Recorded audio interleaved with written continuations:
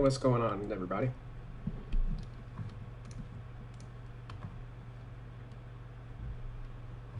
Right now, I am working on my 2K roster. Every team from the Nets prior is updated. I went through and finally got around to just changing James Harden and Kyrie Irving's positions as from their rotations. It now looks like Landry Shamet is backing up Kyrie, and Kyrie is like the backup point guard on the team. Tyler Johnson, he's still like listed as a point guard, but he's kind of like their backup small forward at the moment. I think that's partially because TLC's been out of the lineup the last couple games, but he's been like subbing in for Joe Harris and stuff. So that's something I'm gonna keep an eye on. Maybe I convert Shamet to like a 3 and Tyler Johnson to like a 2 or something like that. But I was just briefly touching on what I tweaked with them. I guess the Nuggets are chronologically up next, but I think I'm going to work a little bit on the Rockets right now, as they've had some. They're mostly in the news compared to a lot of the other teams.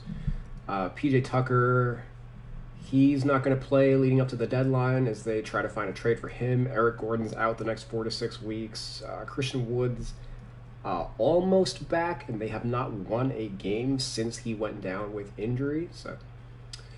And they also signed Mason Jones to a 10-day contract after releasing him from the two-way. I basically look at that as it's their way of converting him, as they went out and signed Anthony Lamb to a two-way contract to replace him. And I kind of looked at it like, why were they? It didn't make sense why they were just like releasing him from the two-way, as like he's been very productive for them. We see he's like at a 74 overall, so he hasn't been like a disappointment. He's more a future of the team than like Ben McLemore or something.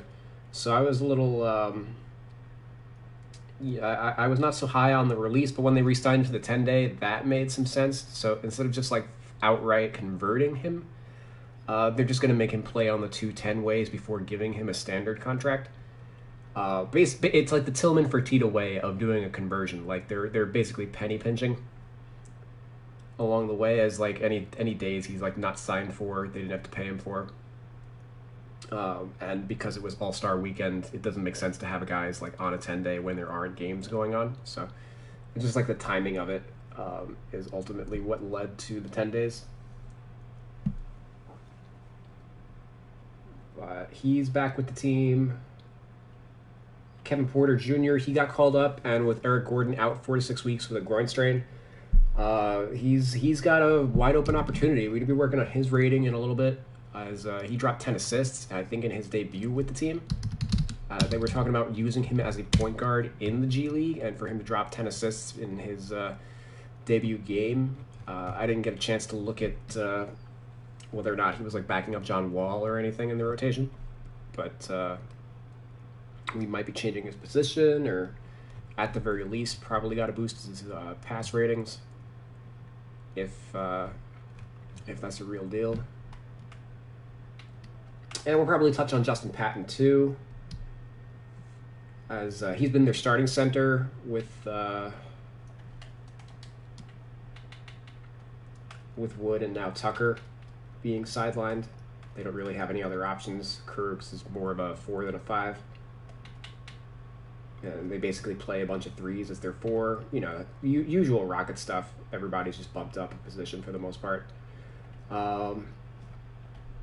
And based on like the timeline for this team, like Oladipo had his contract extension rejected, or at least what he was. I think he was the one who rejected it, what the team offered. So he might be on the move at the deadline, as he does have an expiring contract, and he would be of use to various playoff teams. John Wall's contract is too big to be moved, of course.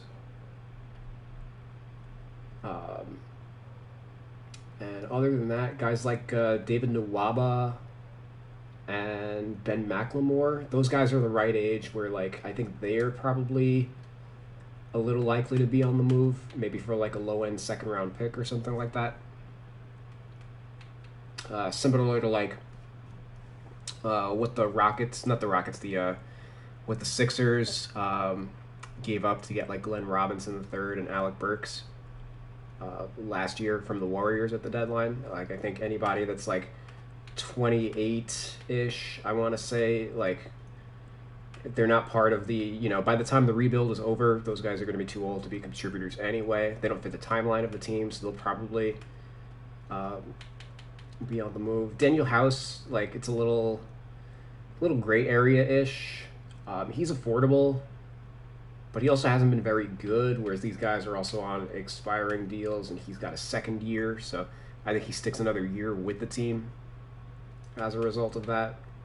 But these two guys will probably be on the move to contenders, and if they aren't, it just means that they don't have very much value in the league, and I wouldn't anticipate them to be around much longer. I think Nwaba has a little more value to contenders than McLemore, just based on his defense. McLemore was a good shooter last year, but hasn't done much else in his career, and like shooting used to be at a premium. Now it's like everybody can basically do what he does, so I don't know. I don't think there are a ton of if anybody just wanted like a shooter, Kyle Korver's been available for the last couple of months, whereas defense is a little harder to replace. Plus Nwaba kind of fits, like he'll probably be a 4 moving forward in his career, similar like Bruce Brown. Bruce Brown right now for the Nets is playing the role that I think they had envisioned for Nwaba prior to his Achilles tear. So I do think that Nwaba's probably got like another 5 years left in his career, I think. But let's see. All right, I'm going to start off with working on consistency ratings. I use RPM to calculate these. Not really calculate, but I just kind of like gauge it. So you can find RPM on ESPN among their various statistics. So I use ORPM for offensive consistency and DRPM for defensive consistency. So this takes about like 10 minutes to cycle through an entire team. So we're going to start with the point guards. And let me just make sure all my ducks are in a row with the various windows on my computer that I've got open.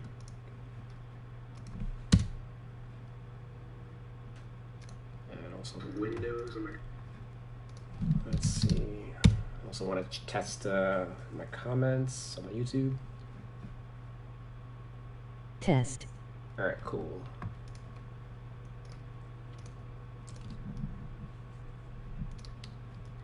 All right, let's load all this up.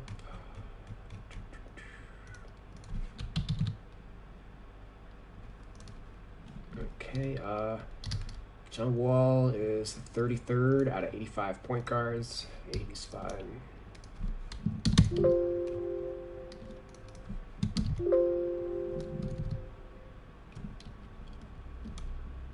And he's the only player that they count as a point guard. Okay, 63rd out of 85. For defense, yeah, 60's fine for that.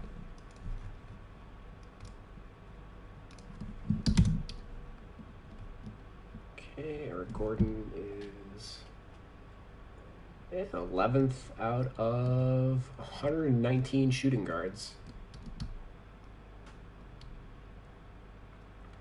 Sandwiched in between Zach LaVine and Terry Rozier. So I think 95 is fine. Like I could drop it to a 90, but it's not.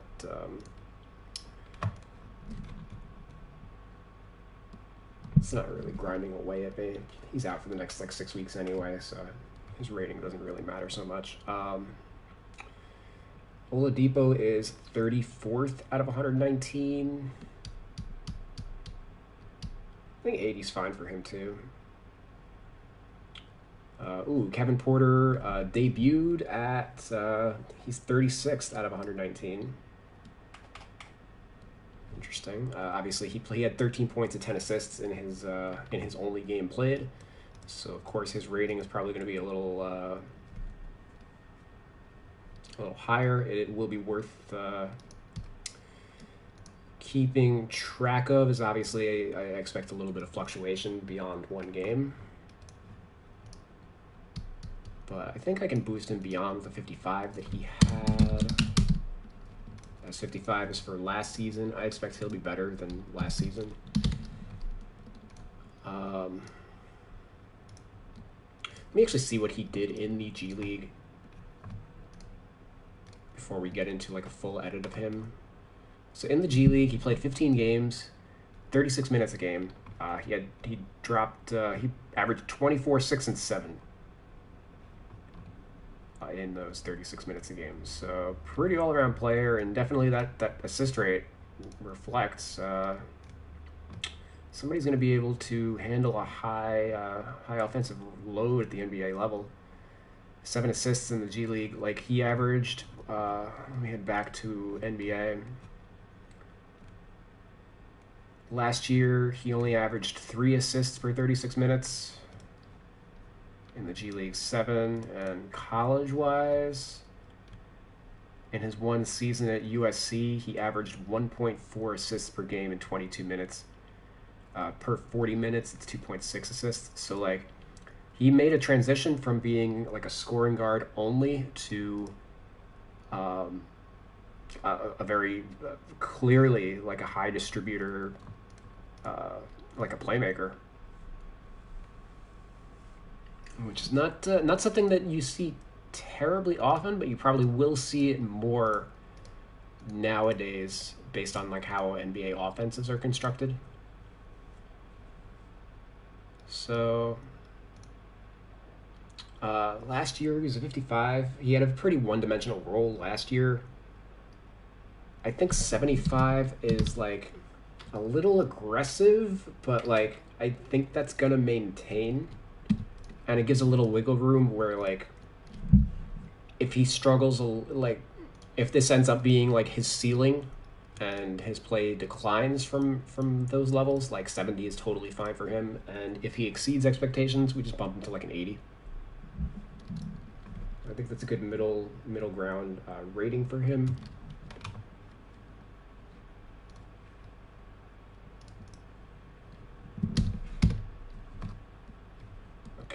Nawaba,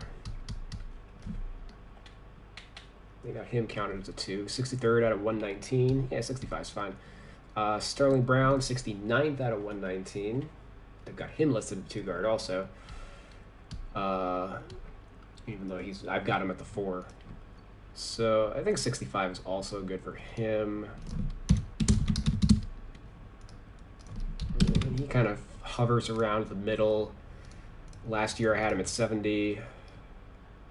This year 65. The year before that he was a 60. So he's basically always going to be in this mid-tier range, I think. Who else? Okay, no more 2 guards. They did not. I guess McLemore is going to show up as a 3. We haven't seen Mason Jones yet. And I guess, okay, Dante Exum was traded to Houston but did not play a game for them as he's hurt. So I'm searching for Houston in my search terms on the RPM list, but technically he would not show up as he didn't register a game, so I just got to search for him manually. Either on the either list. All right, he's just not on either. Maybe he's a 3. Let's see. Oh my god. All right. Also, sometimes players are just missing from the RPM list. Like there have been years where like I couldn't find Tim Hardaway, and for your solution from there is they're not on the they're not on the position breakdown list. Like ESPN, I don't know who runs like their data department or whatever, but sometimes players just don't make it onto the positional lists, but they're on like the all list that has all 500 players or whatever. So I usually just Google the player. Like I'm gonna do Dante Exum RPM, and then to specify the season 2020-21, and it's going to bring me to exactly where he is on the list. He ranks 356th overall for the season. And of course I click that, and why is he not... Why is Google showing me the result but not... Oh, because he's... Alright, Google's not even perfect itself because it's bringing me to... He technically ranks 364th, so he's on like the next page. The internet's a weird tool, man. Alright, so negative 257 RPM, and then his ORPM in 6 games is negative 278, and his DRPM is plus 0.22. So when we break that down by position, he's not going to pop up, but I can just remember those numbers and check out where he would rank if their shit was accurate. So negative 278 for ORPM. It's probably at the bottom. Yeah, that would rank 77th out of 85. Sandwiched in between Markelle Fultz and Jeff Teague. I think that's pretty appropriate. So 50 might be a little, maybe even like a 45. I'm going to leave it at 50. It's not a high sample. Like, I'd rather just stick with whatever it was last year. I think his defense is going to pop up a little bit. There's not a ton of point guards have a positive number. 0.22, yeah, that would rank him 23rd in the NBA, ahead of like Tyler Hero. So 23rd out of 85. Okay, I'm gonna boost that to a 75, which is I have in my notes. That's what I ranked him in 2019.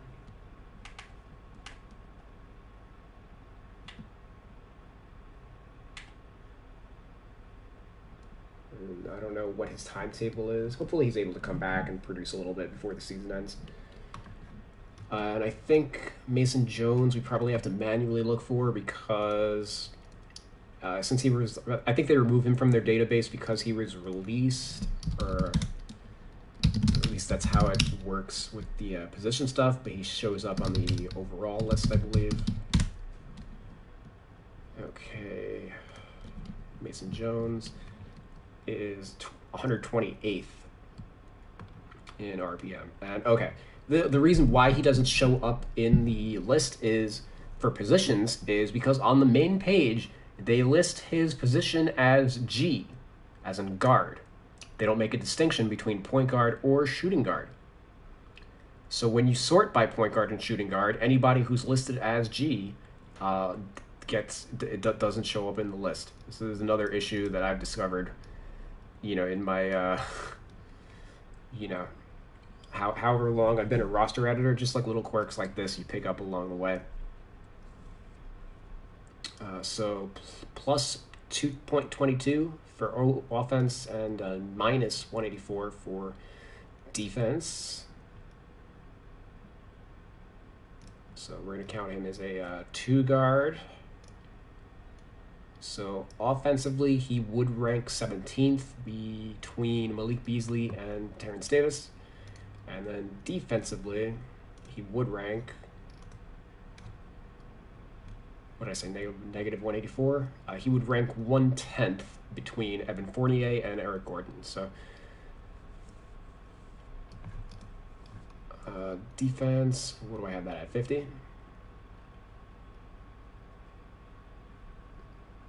Yeah, I have that at 50, and he got added to the team again, so I gotta find him in my dock and re-add him to the Rockets. Give me 1 second.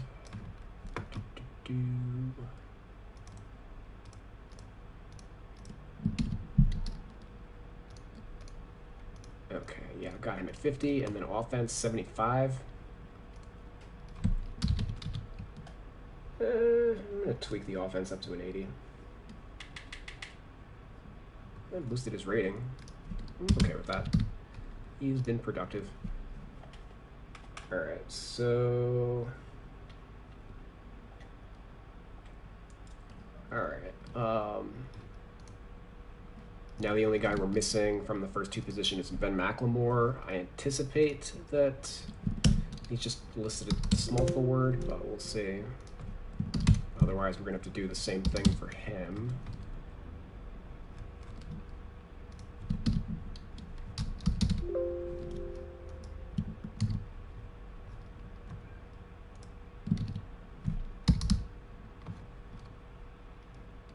Okay, well, they have Jayshawn Tate at the 55th out of 89.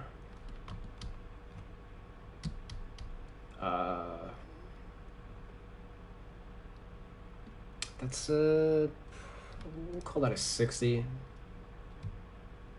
It's like kind of like 60, 65-ish.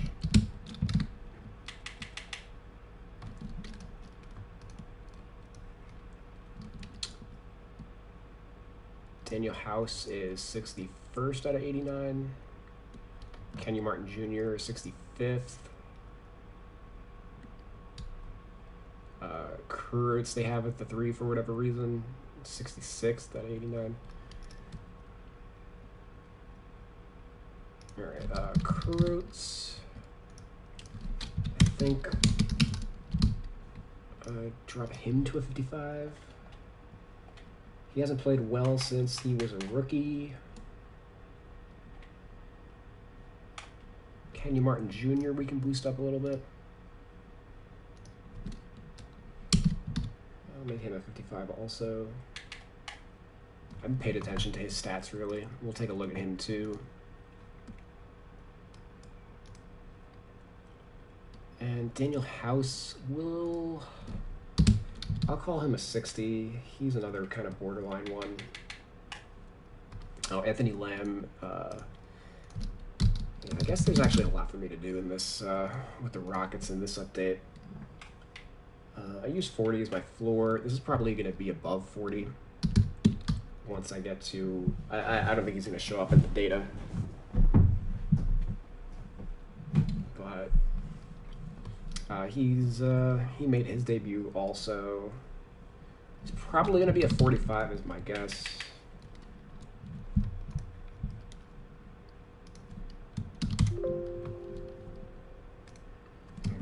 Ben McLemore did not show up, so we're going to have to Google him too. It's probably a similar situation to Mason Jones, where they have him listed as a G or something like that. So, Jayshawn Tate for defense. I have 80. He ranks 35th out of 89. We're going to go 75. Does that drop him down? I didn't realize he was an 80, or 78 rather. Maybe that went up when I boosted his offense. I wasn't really paying attention.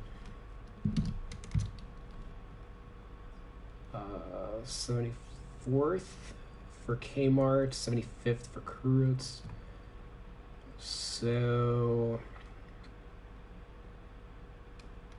yeah, those are like 55, 50 maybe.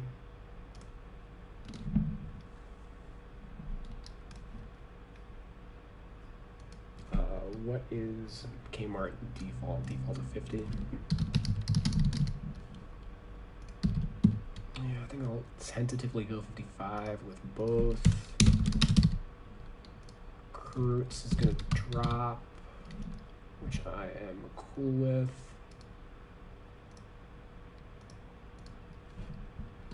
Oh, I didn't do defense for the 2 guards. I just realized, so I got to backtrack.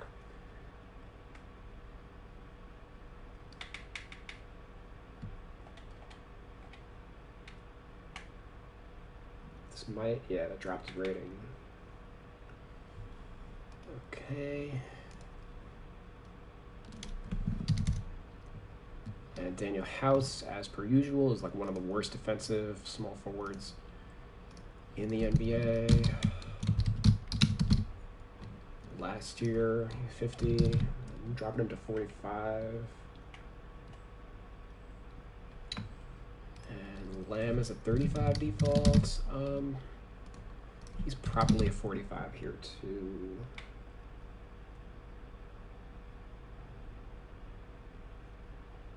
We'll take a look at him later. All right, so Google Ben McLemore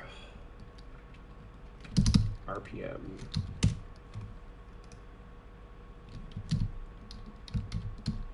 Yeah, he's listed as G, which is why he doesn't show up. So 117 offense, negative 137 defense.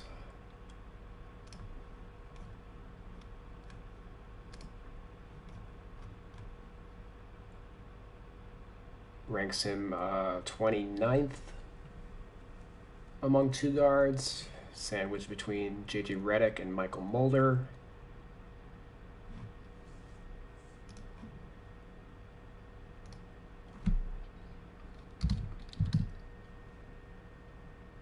I think 80's fine.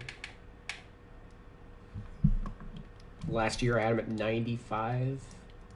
He just started off the year a little slow.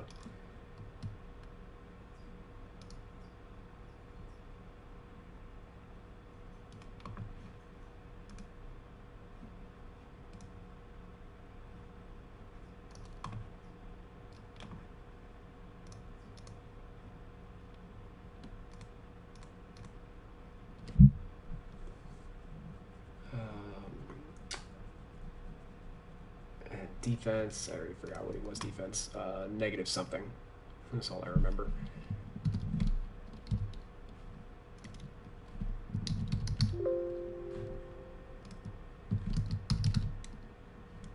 Negative 137.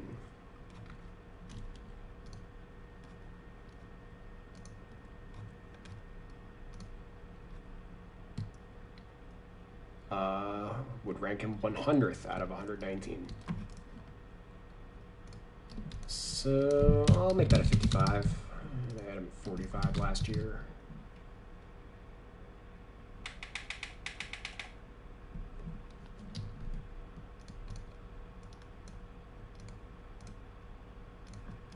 All right, let's backtrack back to the 2 guards.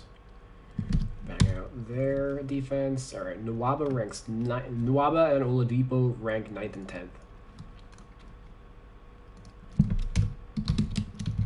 So that's going to be very good for them.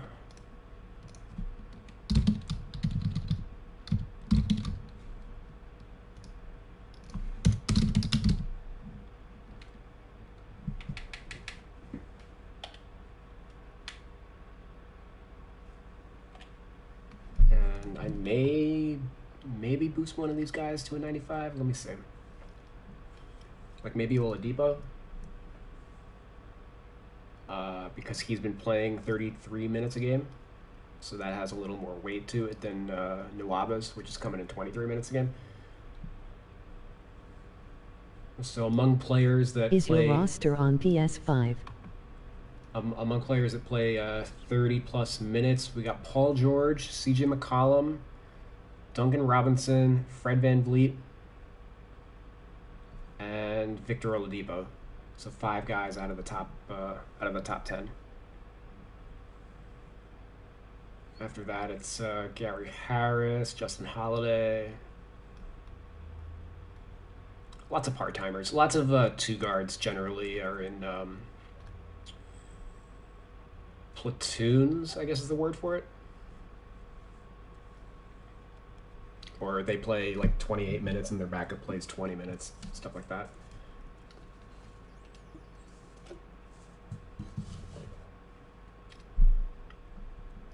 Guys like Dante DiVincenzo and Bogdan Bogdanovic are in the mid-20s with their minutes.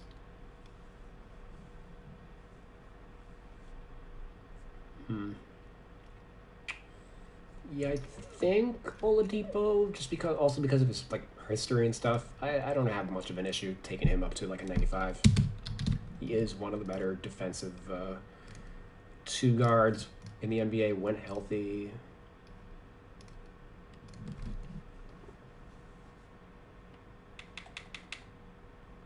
Do you have a roster for Nintendo?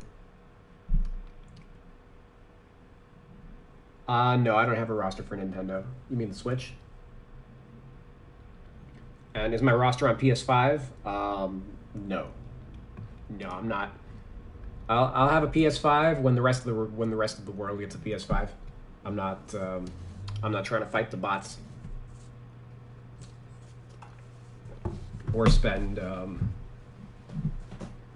exorbitant amount of money for a system that doesn't have any games or anything. All the games right now for PS5 are also available on PS4. They're all offering upgrades to the PS4. If you get the PS4 game, you can just upgrade it later. So like, I'm not. There's just been no incentive to rush. I technically have the free upgrade. I paid the $100 or whatever it was when this game came out to do the free upgrade. And it looks like I'm probably not even going to use that. So 2K owes me $40 right now. Or whatever it was. Maybe it was the $80 package. I don't remember.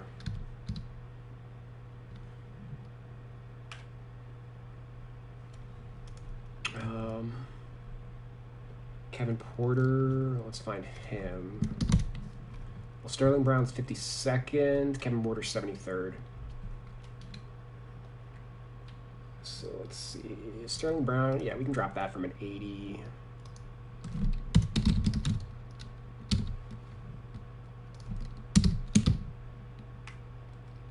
75 is okay. And Kevin Porter was awful defensively last year. Part of that was like just Cleveland.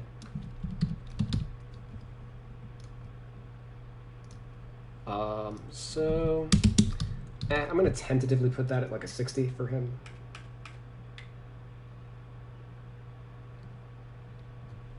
Like, it's just been one game, and statistically you could make an argument for like 60, but I'm not going to be the one to do it. Eric Gordon, we're going to drop him to a 45. He ranks like 110th, I think. So we boosted his, well, I didn't boost his offense, I just left it at a 95. But generally, I notice a lot of times that like if somebody's offense goes up, their defense usually goes down a little bit, and vice versa.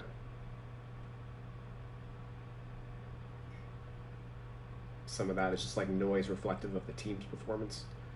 Where is he? Okay.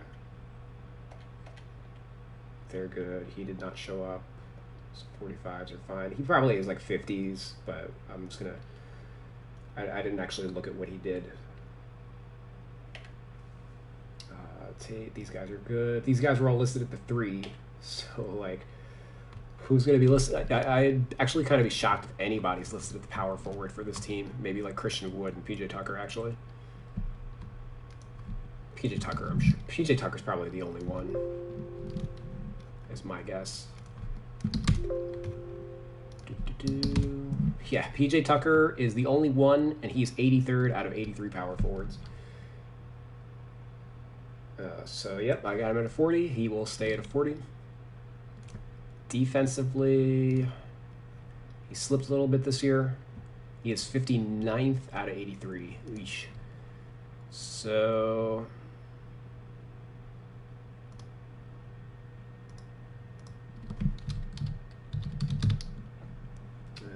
defensively, I think he slips like a 65. It did just drop his rating, but he's old. What can I say? offensively for centers, Christian Wood. Ooh, Christian Wood ranks 4th in offense and 4th in defense.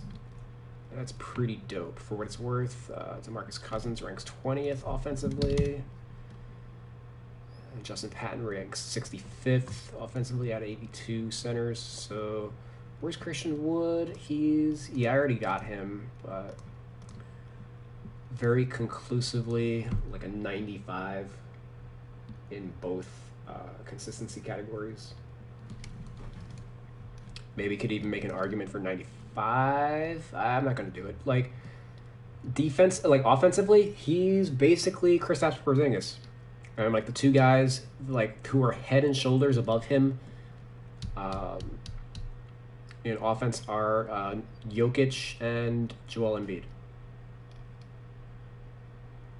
So we got Jokic at 5.4, Embiid at 4.1, Porzingis at 1.5, so sharp drop off. Christian Wood at 1.5, Karl Towns at 1.3. So I think all three of those guys are like, and Nick Vucevic also at 1.3. So those four guys are like very conclusively 95s, and Joker and Embiid I would have at 99, and honestly they would probably break the scale a little bit. In terms of like they are head and shoulders above everybody else offensively, and that would basically just gets reflected in badges. Not something you have to like overthink or anything. And defensively, hold on, what's Justin Patton? Justin Patton's 50th. We can boost that to like a 55. He has been playing well, or well enough.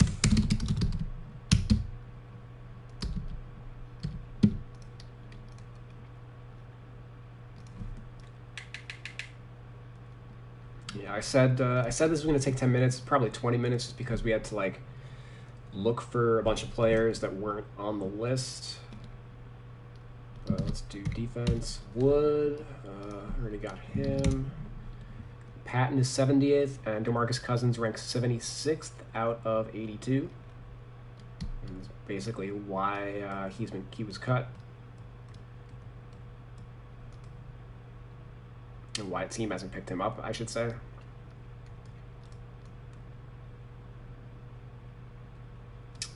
So 70th for Patton. Yeah, we'll leave him as his defense at a 55. Alright, so that is done.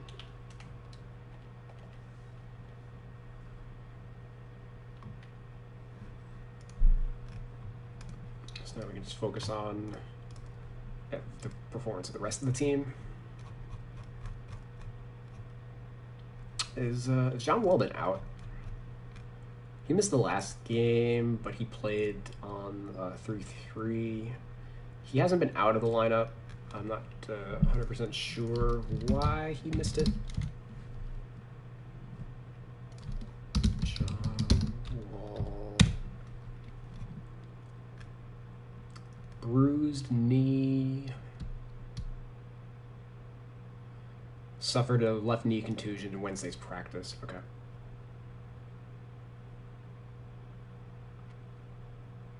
Alright, so he's going to miss the next two games probably, but I'm not going to bother sidelining him. Seems like a day-to-day thing. So we are looking to drop his rating a little bit, probably to like an 85, 84, even like an 84. As statistically, he's just not really holding his weight. He's got a 16.4 PER this year. 2 years ago it was an 18. The year before that 19. The year before that 23. So he has been trending downward. And the 16.4 is the second worst of his career, only ahead of his rookie season, which is 15.8.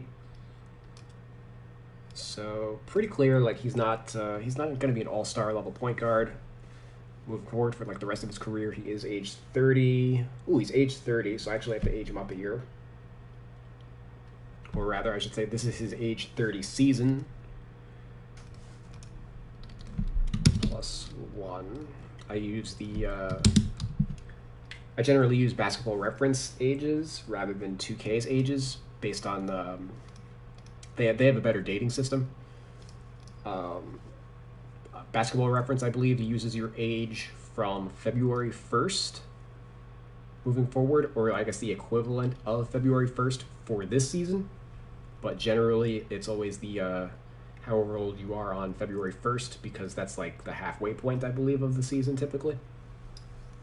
Whereas 2K uses some number in the middle of summer, like I think June something, as their date. So like basically half of the NBA has like the wrong age, at least in terms of how most people look at age as a concept in sports. I don't know.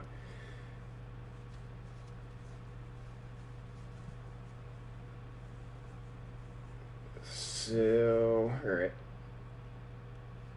What is... All right, statistically, what are we looking at? What stands out? His assist rate is down. His assist rate's actually the lowest it's ever been in his career. Ditto for his steal rate. Steal rate's basically half of what it normally is.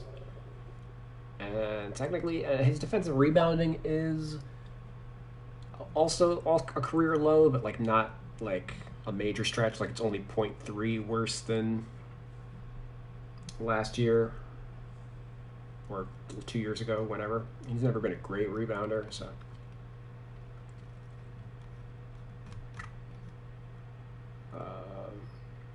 It's 3 balls, 34%, 74% from the line. Only 33% from mid-range.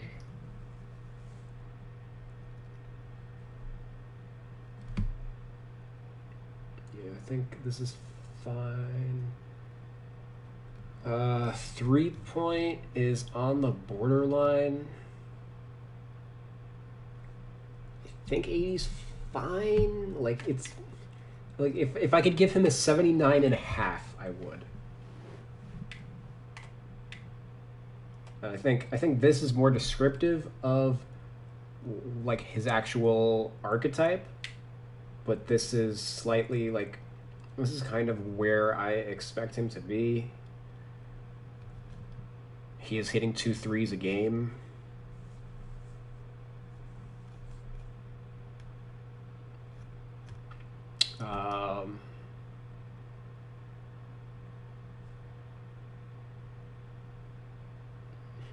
So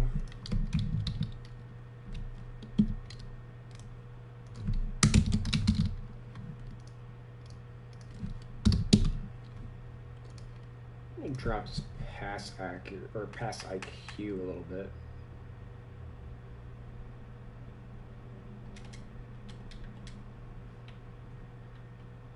And let me actually just hop in over here.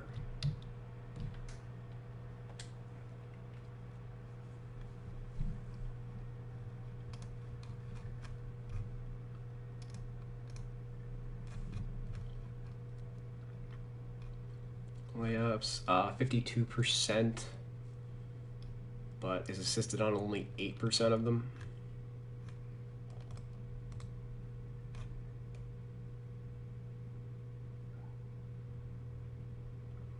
Uh, 2 years ago, 57%, assisted on 10% of them. So his efficiency has dropped a little bit.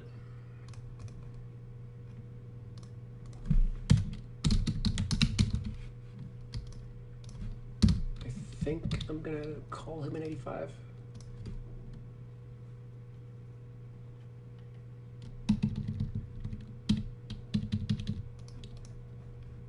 Which is kind of significant.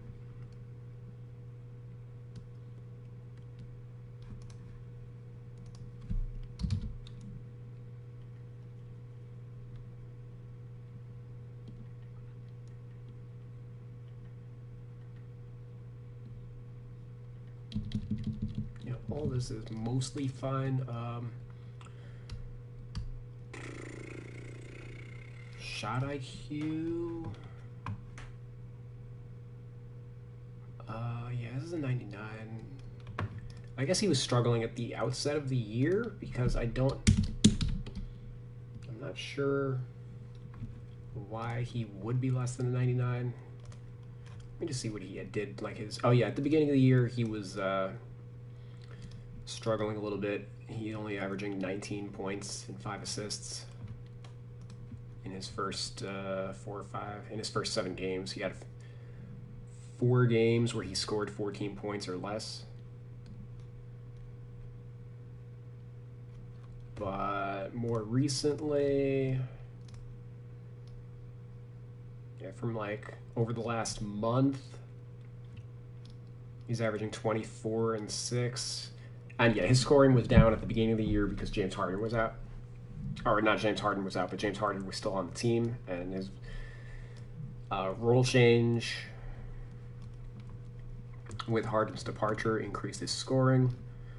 24 and 6. He's only shooting 41% from the field, 31% from 3, 70% from the line. So he's like not a, the numbers aren't as good as they, would seem. 24 and 6 used to be, like only the best point guards had numbers like that. Like those are Steph Marbury numbers practically, but it's basically nowadays it's like dime a dozen kind of production. Okay, so I said that we were gonna be lowering John Wall's rating, but so far we've actually managed to increase it based on how some of these are going.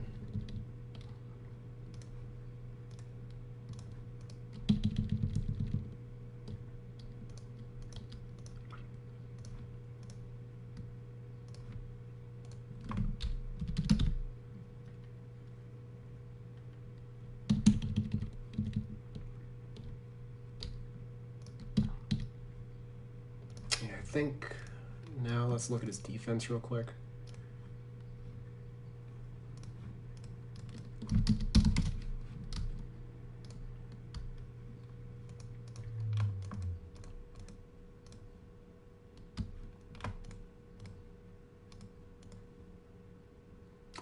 Defense, well, he's 14th percentile this year in isolation, only 22 possessions.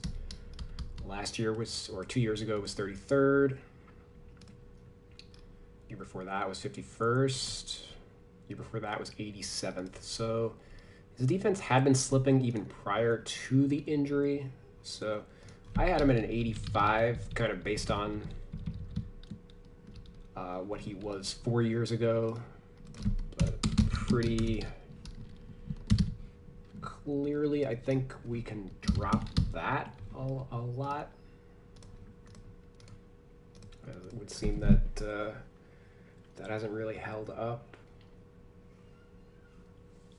Maybe he's even a 65. Let me just look at these numbers again. Because again, 4 years ago, all-star level John Wall, I would have him at an 85 perimeter defense, 85, 90, like no problem. But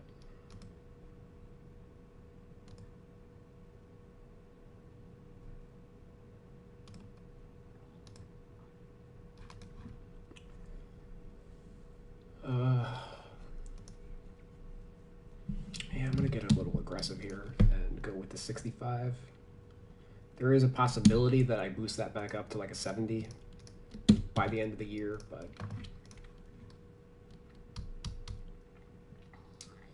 think it's fine. I guess it's actually worth checking out. What are the Rockets? Okay, yeah, they slipped a little bit. They were a top 5 defense when Christian Wood was healthy, but since he's been out, they have been tanking on that end, and John Wall's been playing that whole time, so it would make sense that like his defensive stuff would be slipping if... Alright, so the Rockets are 29th offensively and 12th defensively. 29th offensively is not a great indicator for Wall. Again, he's averaging 24 24 and 6 or whatever he is, but on garbage percentages, so it's yeah, it does confirm that it is pretty empty.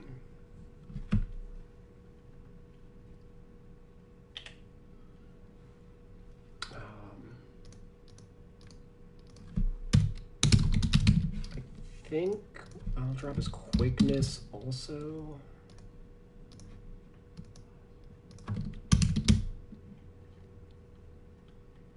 As far as I know, I think this attribute was removed in next gen.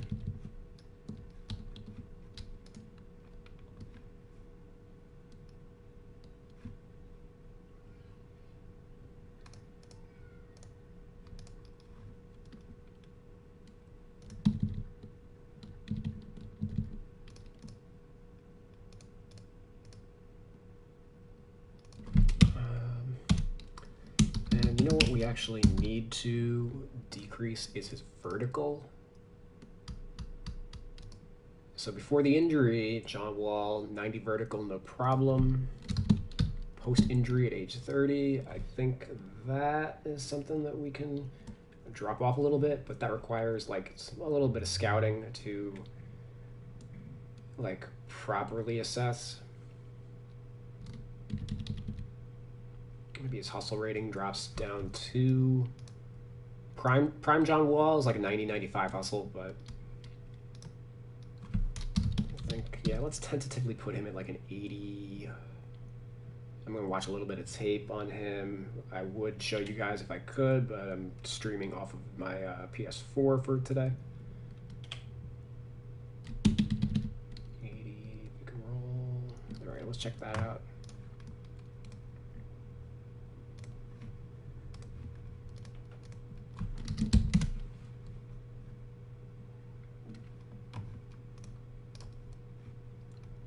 That looks like that's held up. There's a 91st percentile in 112 possessions.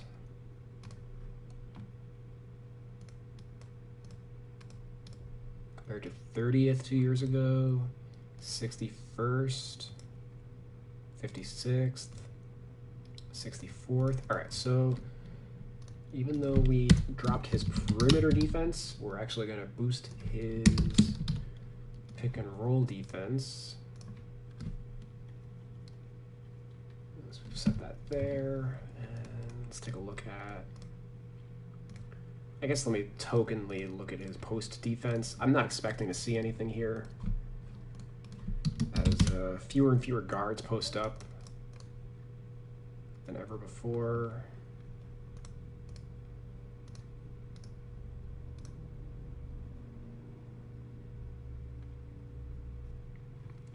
19 possessions, he's 3rd percentile.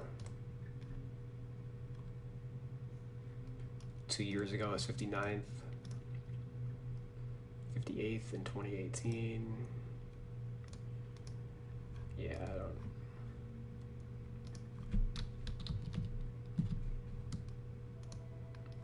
I think he's fine. You know what, actually, I will drop him down a little bit. I think all of his skills should go down just a slight bit post-injury. And that was something that I had not really done so. Like 45 is fine. 45 and 50 doesn't really matter that much. I just want cumulatively all of these changes to lead to like a -1 overall or something like that. Let's go with help defense, which is probably the most important for his rating. Pick and roll defense is the most important for a point guard, but I don't think it affects the overall rating at all. Sad to say.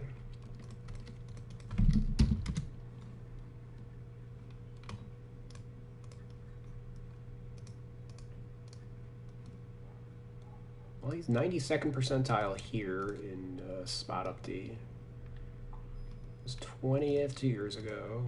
94th 3 years ago. 46th, 50th, yeah, okay.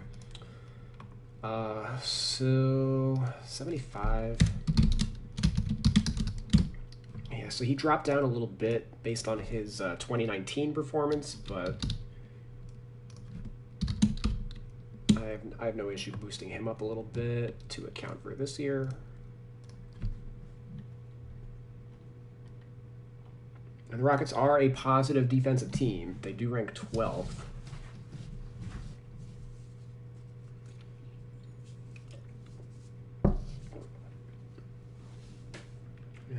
I think we pretty much have John Wall reflected as like a plus defender. Realistically, like, yeah, 85 overall. So that's kind of what I expected to happen when we made some of these changes. I think we can drop him down to an 84. What's keeping him up is that he's got 41 badges. So if we want to drop some of these, we gotta dig a little deeper. Or if we want to drop his rating a point, we gotta dig a little deeper. A lot of these golds gotta become silvers, stuff like that.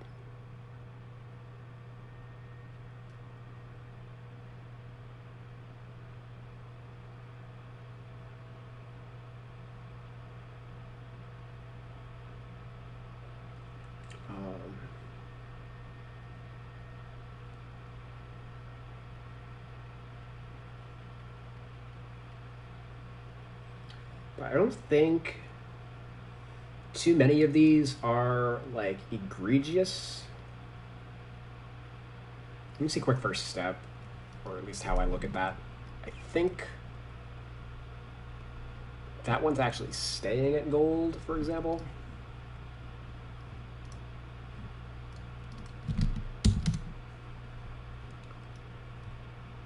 Yeah, he actually gets a lot of his offense in isolation. Maybe something like Needle Threader goes down to like silver. Or Dimer. What's his assist rate rank in the NBA? I think he's still top 10. Even though it's declined a little bit. He is technically out of the top 10. He's 15th. He's 4th among active players. But yeah, obviously his low assist rate relative to what he normally does. Based on like his normal production, like I'm not even running to take gold away from him based on like the rest of his career. I do think that some of his number this year is suppressed by James Harden, the time that he played with James Harden at the start of the year, and that he probably would have a more like over. If we took those games away, similar to like how Kelly Oubre's numbers are totally normal if we ignore his first like 5 games or whatever. His assist rate's probably on par with what it was like in 2019. So I'm not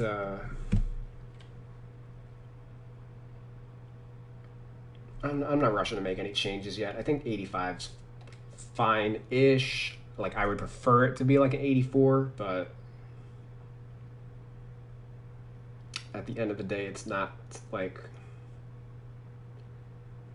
major heartbreaker for me. What we really need to do is like there's no question that like Christian Wood should be the highest rated player on this team, and the only reason he's not is because 2K's overall formula sucks, donkey balls. 84 overall, but if we just change him to like power forward, he probably jumps to like an 84, 87, 86 or something like that. Yeah, 87. Like basically he's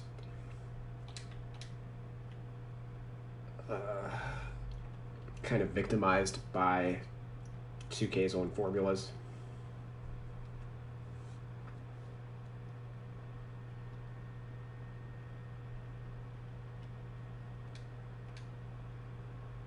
And like realistically, if I really wanted to drop Wall's rating, all I would have to do is just manipulate this number.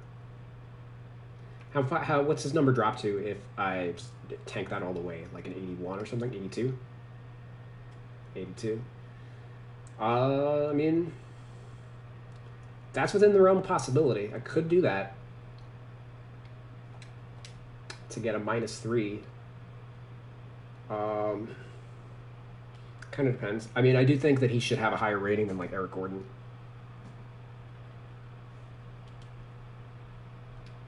And like, I also like point guards are like the quarterback of the team. They're the face of the franchise and stuff. Like I don't.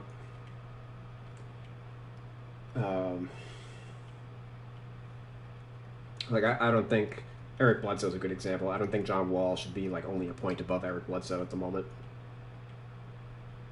I do think that like he's kind of in the same category as like guys like Jamal Murray and Kyle Lowry, etc.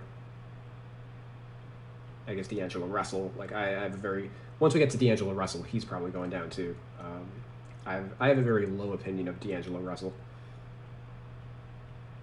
but yeah, generally all starting point guards. What is the average rating for a starting point guard? It's probably 85 in my roster. 84, yeah. So he's only slightly above average, and that's kind of just because it's dragged down by a couple other guys right now. Like technically Dennis Smith Jr., Teo Maladone, Michael Carter Williams, etc. are starting point guards at the moment. So I think if you took away all of the injured players, 85 is probably just like your average. But yeah, I'll do that. Hey, it is worth noting, 2K has John Wall in 82. I have him 3 points higher than they do. I have him in the same category as I have Malcolm Brogdon and De'Aaron Fox in 85. I have LaMelo Ball at an 84. Actually, is my data updated?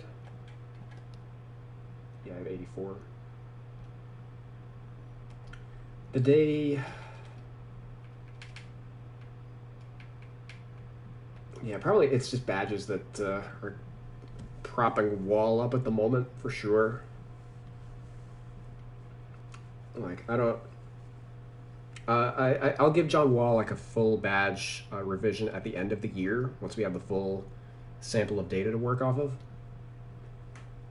Because realistically, like, and I probably should do the same thing for like LaMelo Ball at the end of the year too. That'll be fun. I'm gonna probably dedicate actual streams to working on badges for like maybe I'll do all of like, the starting point guards or something in one video.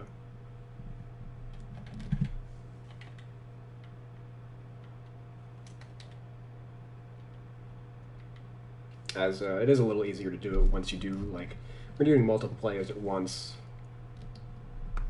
It's a little easier to like focus down each category rather than going through 70 badges or whatever there are one at a time.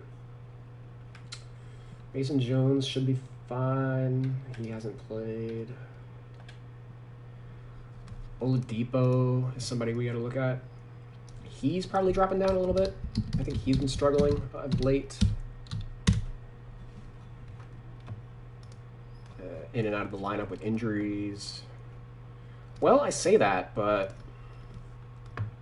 his last 5 games, he's averaging 24, 5, and 5. But similar to Wall, it's a little deceptive because it's on shitty percentages. 38% from the field, 30% from 3. 81% from the line.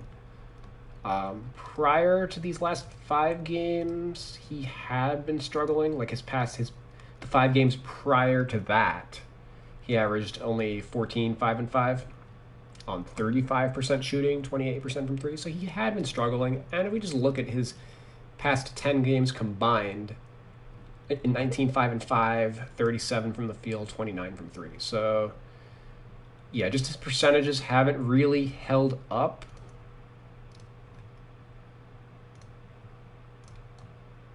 If we look at what he did in his first 6 games with Houston, he was 22, 5, and 5, 41 from the field, 31 from 3. So, yeah, his percentages just kind of like trickled downward throughout the year. What was he in Indiana? Indiana, his first 9 games of the year was 26 and 4, 42% from the field, 36 from 3. Yeah, like... It sucks. He's it's a major injury that he's trying to come back from.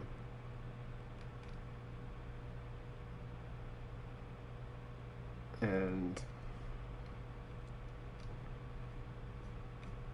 to see his shooting percentages just like steadily bottom out over the course of the year, I kind of feel for him.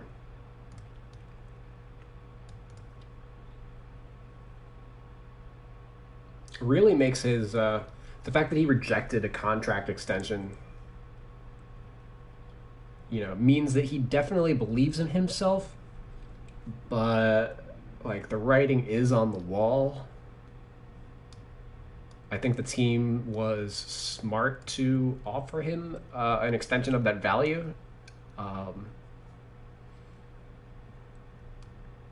think he's you can make an argument for him being worth $12 billion a year for his age 29 to 31 seasons, but I wouldn't go.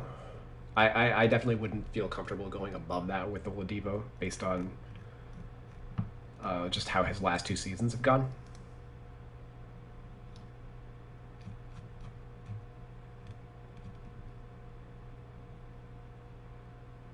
His last 2 seasons, like he's basically back to he transformed himself into an all-star level player in 2018, but the 4 years prior to that, he'd really struggled to put much of anything together. And these last 2 years have been more of like that level of player, the player that he was with like Orlando and stuff.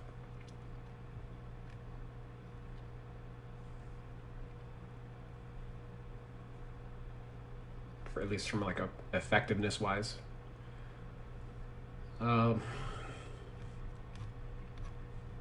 So yeah, all that said, why is he struggling? Well, career low 49.9 true shooting.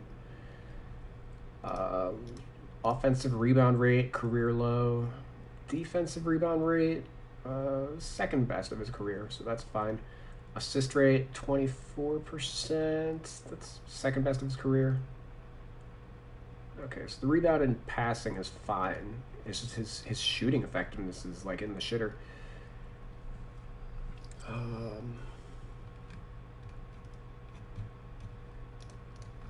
So shooting wise, only EGAD. Yeah, only 27% from mid range.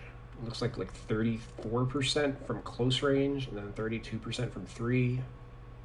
63% at the rim. So yeah, the close and mid. These are the ratings that define how effective you are as a scorer.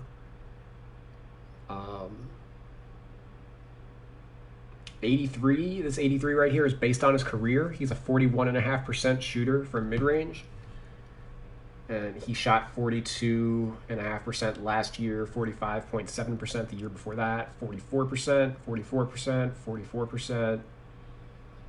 44%. Yeah, he's been 44% before this season. He was 44% for the last 5 years.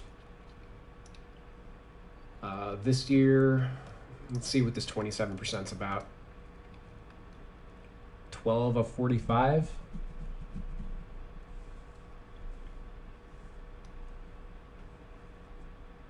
Yeah, so it's pretty sizable volume for a modern two guard. Like most two guards don't even have that shot in their repertoire anymore. They're all just 3-point gunners, not really scoring off the dribble at all.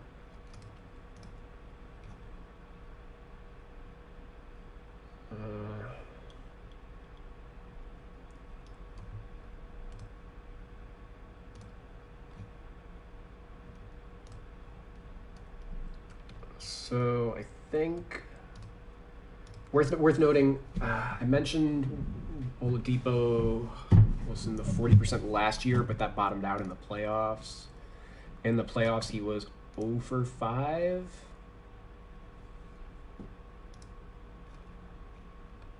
So the 42% from last year was a little deceptive. He was actually like 37%.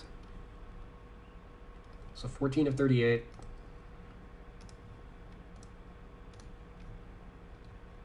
Plus 12 of 45.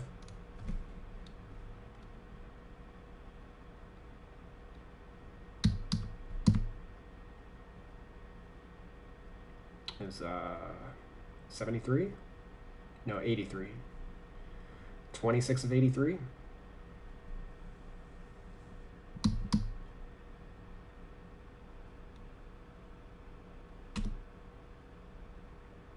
So 31% over the last 2 years. Let me just make sure I did my mental math right. Yeah, 14 of 38.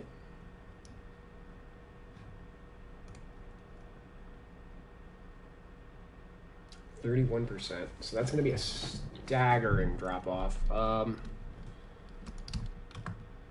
But definitely, I can't have it at an 83.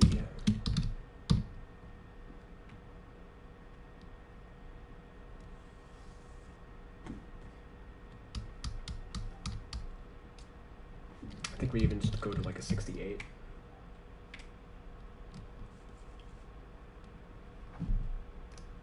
I think that's fair. I don't want to go to like a 63. Or do I? Maybe I do. It's kind of like where do I anticipate his production to go? How much of a believer am I in? I don't think I'm a believer. I think we go here. And worth noting, like again, like attributes, you got to remember, are not the end all be all like they used to be. He still has a number of shooting badges that these help counteract a low rating. It's not the same as like Daniel House having a 57. Even he's got a number of badges anyway, but or I guess like Anthony Lamb with a 69 and no badges versus Oladipo with a 63 and a ton of badges.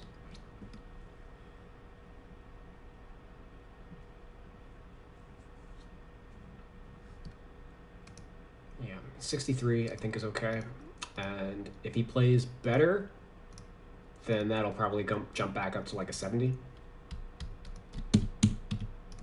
I think that's how I want to handle that dilemma. His 3-ball looks like that's going to have to drop. He's basically been 32% for the last 2 years.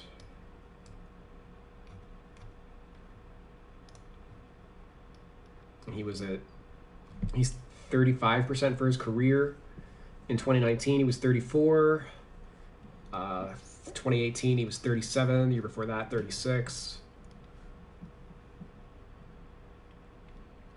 So he kind of is just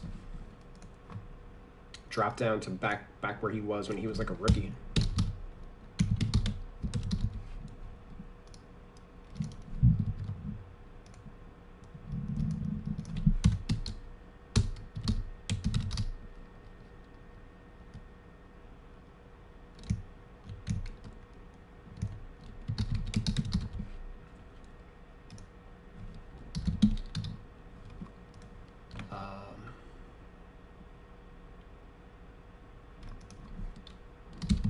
Yeah, I'm going to 78 him. This is going to change his archetype also to a tempo pusher.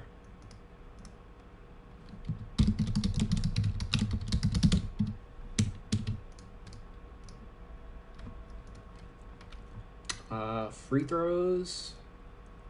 Yeah, we're going to drop that too. He was 80. He's always been kind of mediocre as a free throw shooter. Last year was like a small sample aberration.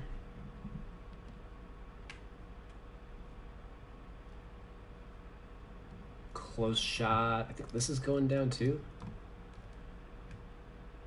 This year he is 38 of 111.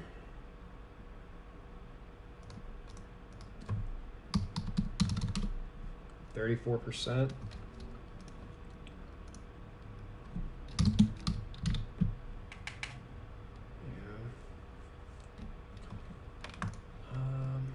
Oh, you know, I didn't look at his dunk rating. I didn't look at John Wall's dunk rating either, for that matter.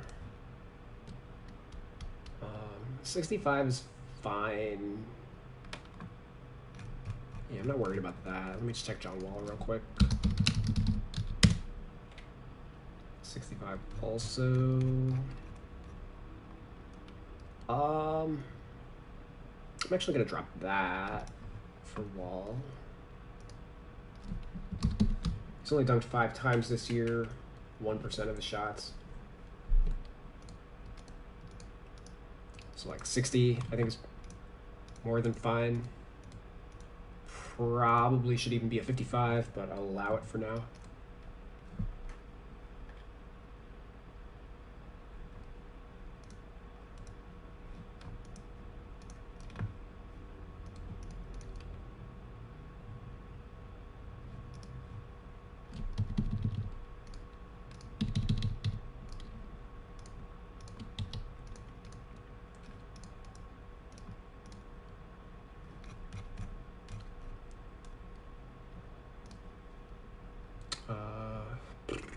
Draw foul. Let me drop this to 55. Every little bit.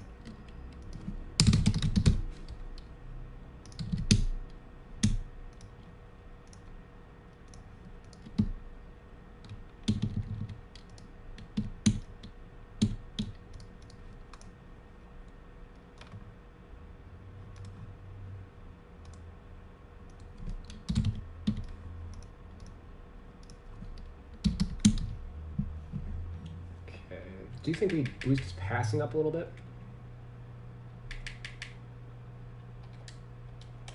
Let me jump into full edit mode. Layups.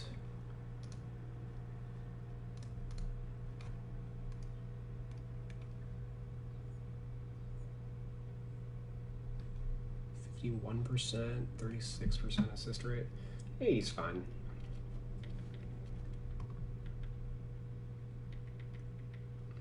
Let's just check shot IQ. I think this should maintain. Actually, this probably goes up a little bit. 2.7, 24.7. Yeah, it's actually going to jump up.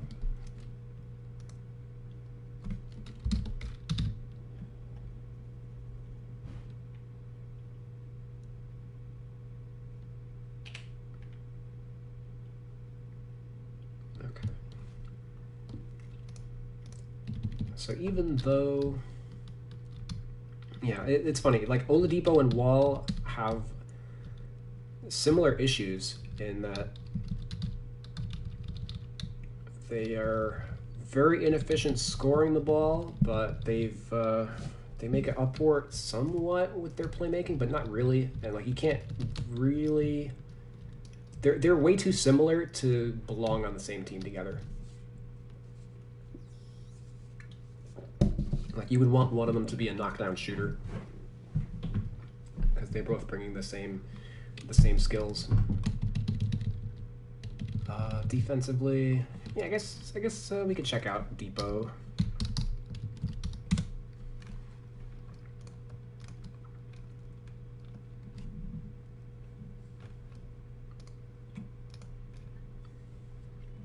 '77th percentile this year. Last year, 93rd, granted only 10 possessions.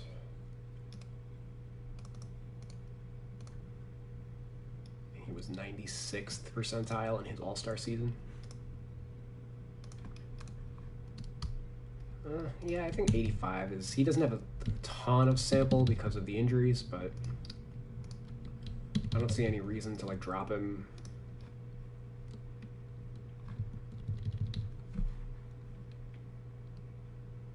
Blocks and steals. What's the steal rate?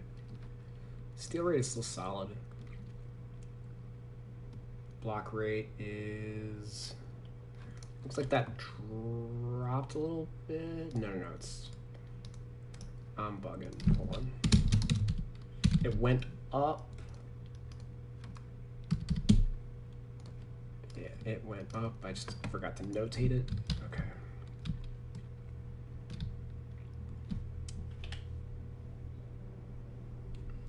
Vertical.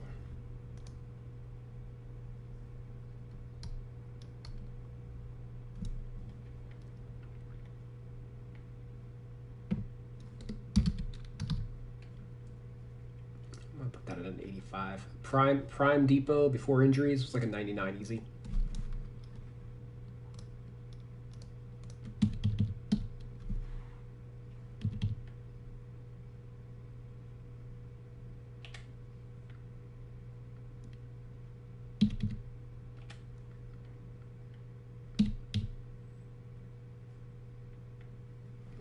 Yeah, we'll check out his spot up.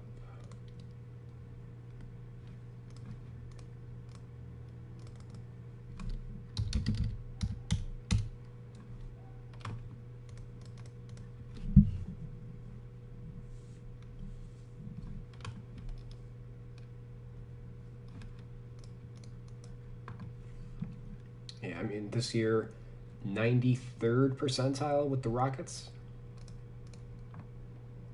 70th last year, 65th the year before that. Yeah, I'm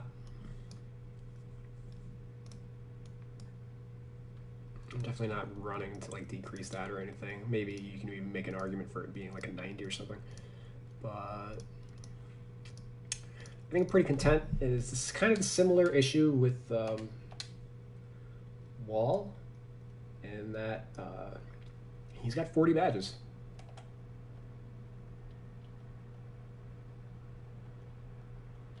And a bunch of these silvers probably need to just become bronzes. Not so much for the playmaking and the defense, but more for, like, I think the finishing and the shooting. The silver pick and popper, I'm just going to take away now. You know what? Let's actually... I've gone through and adjusted John Wall's badges this year, but I have not done that for Oladipo at all. So let me just properly record what some of these guys have. Like, I can see off the bat they boosted consistent finisher. Used to be a bronze, now it's a silver. I think we are dropping that back down to bronze.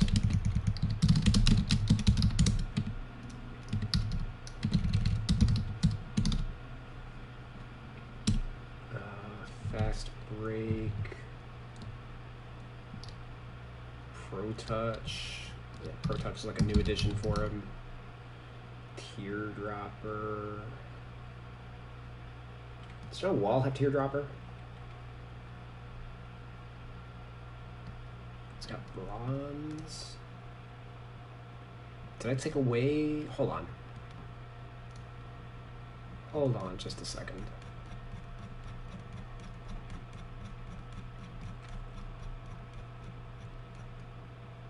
How do you calculate non-quantifiable stats like speed and strength?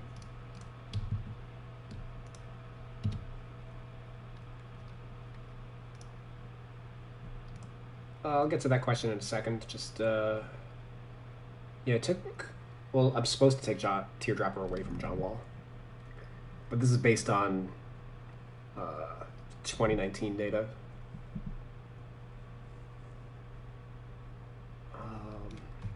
Did I do Oladipo?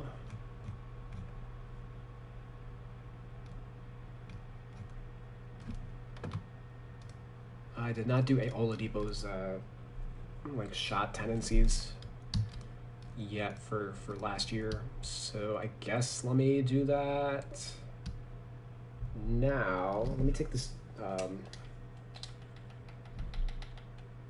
Where the heck is he? Let me take Teardropper off John Wall. Who asked that question? YJPA production. How do you calculate non-quantifiable stats like speed and strength? Technically, strength is somewhat quantifiable. And speed's kind of like eyeball. They used to, there actually used to be a speed scale based on there used to be scales for both of those attributes based on draft combine data. Like they used to do for strength. Strength was easy, believe it or not. They based on a player's bench press. It used to be in like multiples of 3. So like if you only bench press 2, like I think Kevin Durant was like 2 bench press or something like that, his default strength would have been 31 because 25 plus 6 equals 31. So it would turn out that like a 15 bench press was like a 70 strength. And I think a 25 was 99, something like that. But then they went away from using that was back when like Draft Express was a thing, because they were pretty good at publishing that data. And I think teams just in general got away from using bench press to as soon as Kevin Durant like took off as a player.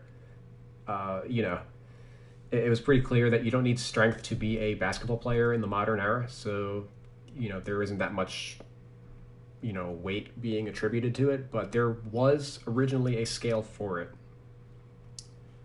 And 2K kind of moved away from that also as a result, as the data has become like less and less available, so they just can't use it. And speed was, they do like the three-quarter sprint, and that was like anybody who was like a 3.2, I believe, was like an 80. I'm trying to remember exactly how it's scaled, but like if you were a 3.0, I think that was a 95. Yeah, 3.0, 95. So like a 3.1 was like a 90. 3.2 is 85. I think I'm misremembering some of it. Also don't remember exactly what players recorded. Like I think a 3.1 was 90s-ish, so like Derrick Rose fell into that category.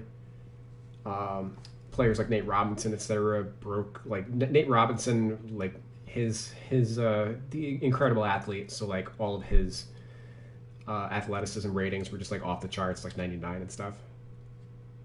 Obviously to compensate for him being a 5'8" player or whatever. But like the slow lumbering guys were all like 3.4s, 3.5s. So that's basically how they were doing it years ago, like 10 years ago, I would say. And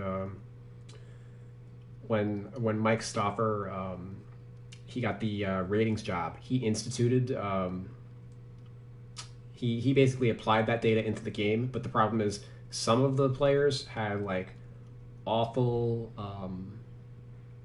combine results just because like they weren't really trying hard for it, or it's not like a science or anything. They might have like had a lingering injury, or how your speed rating on one day shouldn't define you for like the rest of your career.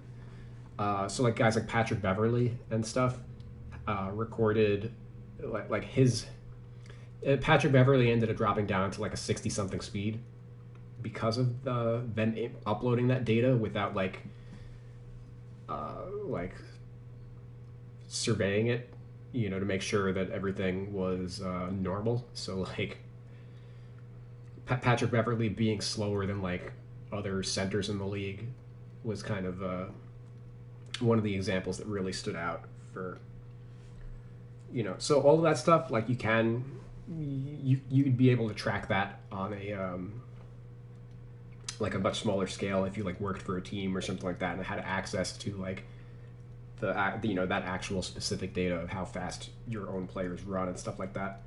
But for us normal people, the 99.9% of us who work on 2K rosters and stuff like that, who don't have access to high level NBA data, it's really just eyeball. There aren't a ton of players nowadays who are like cracking the 90 plus speed anyway. It's kind of like a different era. Like in the in like the 90s and like 2000s, your speed rating mattered a lot more as a pro, because like you couldn't get to where you wanted to on the court without having a crazy like speed burst. Like players needed to sprint down court in order to because otherwise it wouldn't have been a fast break. But nowadays, like players kind of like jog around the court. They aren't really going like they aren't looking to hit top speed necessarily. Like I look at speed as like your speed in the open court, like on fast breaks and stuff. And generally, players aren't like look like it isn't a mad dash towards the rim anymore so much as like everybody's looking for their right spot. Like guys are making sure that they're getting to the 3-point line in motion, and you can't really do that if you're like sprinting towards the 3-point line. You can't like catch the ball and then collect yourself and be able to efficiently hit a corner three with any type of consistency. So generally, most guards nowadays just kind of like range between like anywhere between 80 and 90, and nobody really goes above 90 anymore. And that kind of goes the same. It's the same kind of conversation with like 3s, 4s, and 5s. Nobody's really there are no real examples of like speed demons like there were, in like the Allen Iverson, I think, is like the prototypical speed demon that I think a lot of players would think of. And prior to that, it would have been like a Kevin Johnson and stuff. But there aren't really any like modern Iverson level players. The closest would be like guys like John Wall or Derrick Rose, who were more speed burst rather than like full out kind of Westbrook, like relentlessly like relentless fast break speed. Those like it there was actually a study a couple of years ago where John Wall, the NBA's camera tracking data, they were measuring players' speed among other things on the court, and John Wall, long perceived as like the fastest player in the NBA, actually had the lowest average like miles per hour on the court of any other guard or player in the league. Like he's just chilling out there, but yet he's perceived as a fast player, and it's because he's really just walking around until he picks his spots for when he blows by guys. But for the most part, he's just kind of like loafing around a little bit or walking, and that's saving his energy for those moments, which makes things a little different, So this is how players behave in real life. Translating that to a video game is a little more complicated than that, because the video game, the video game's a video game. It's processing the game at a different scale than real life. So you can't necessarily you can't take that data and apply it into the game cleanly and say like John Wall's like only a 60 speed based on his real life production, because that's not actually reflective of like how the game that's played in real life and the game that's played in the video game are basically two different things. Yeah, so that's my long-winded answer to that question. It's a great question. Who am I working on? Haha. This is Victor Oladipo, right? Or is this John Wall? This is John Wall. Oh, yeah, okay, I remember. I was going to take a badge away from him, because it looks like I really did interesting. Last year. Thanks, man. I did it last year, but not this year. Anytime. Where the fuck is Teardropper? God forbid they alphabetize these or anything like that. Alright, let's take that off him. Let me just also just see, how far away are you from an 84? Alright. basically an 85.5.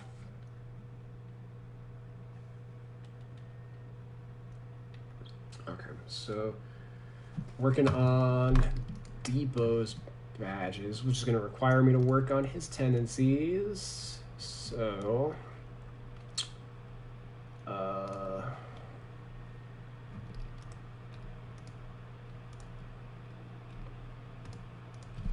Oladipo. Just loading up his shooting splits on NBA.com.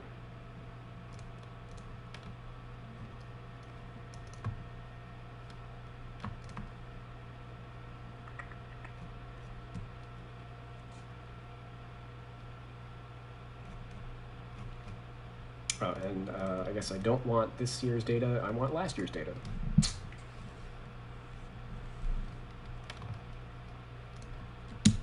Okay, 1 alley-oop last year.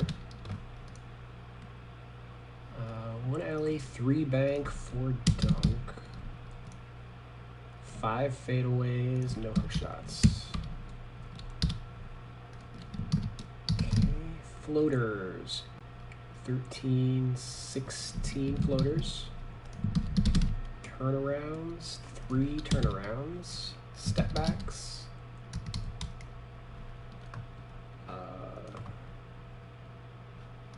7 threes and 10 twos. Pull-ups is 52 3 and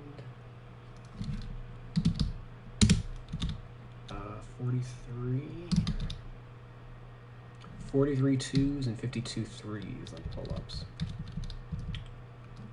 Okay, all that was in 651 minutes. Well, 528 regular season minutes, 123 playoffs. So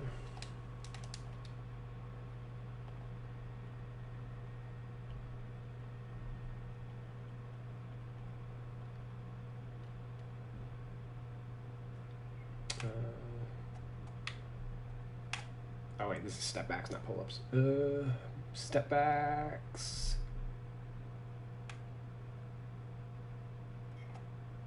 Yeah. Not really taking that many for mid. Spin.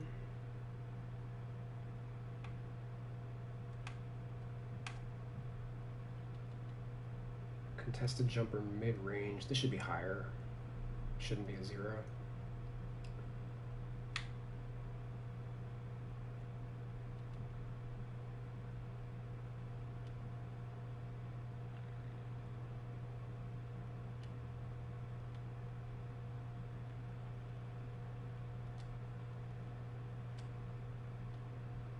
Pull up 0, pull up 3.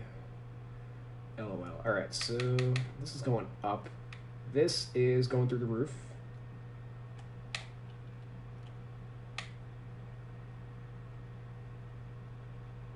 Okay, that's pretty substantial. Not too often that we see a player go from like 0 to like a. It's one of the higher numbers for a. Might even be the highest 2-guard in the league after James Harden.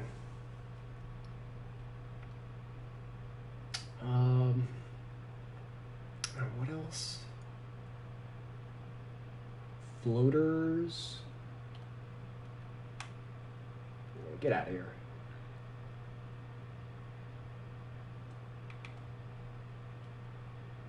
Driving dunk. Yeah, that's fine. Alley-oop. Nope. Nope. Okay, I think that's everything I just recorded.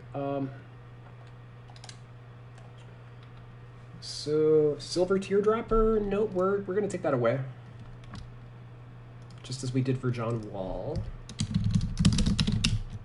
Equals silver.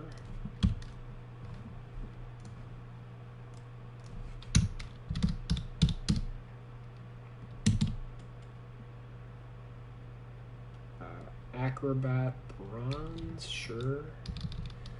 Like Acrobat bronze and then John Wall's out of gold. That's something to consider.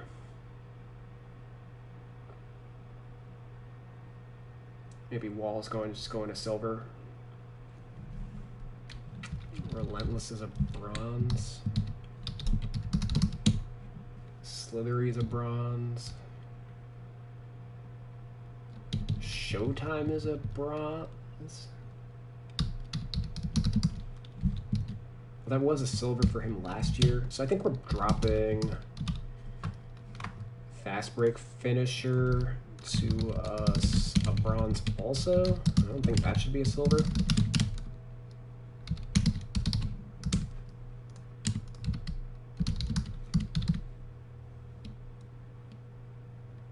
Lob City Finisher we can take away.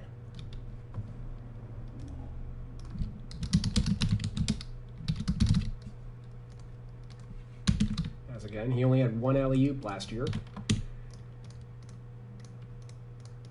And translated across, like, if he played a full season, he would have had like 5 alley-oops.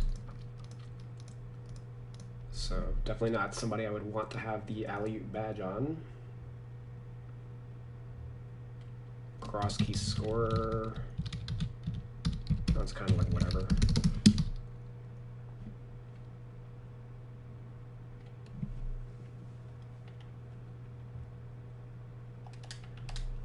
Okay.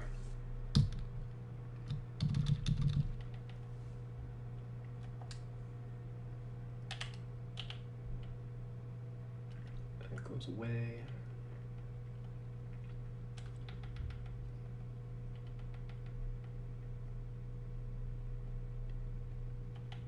Goes down.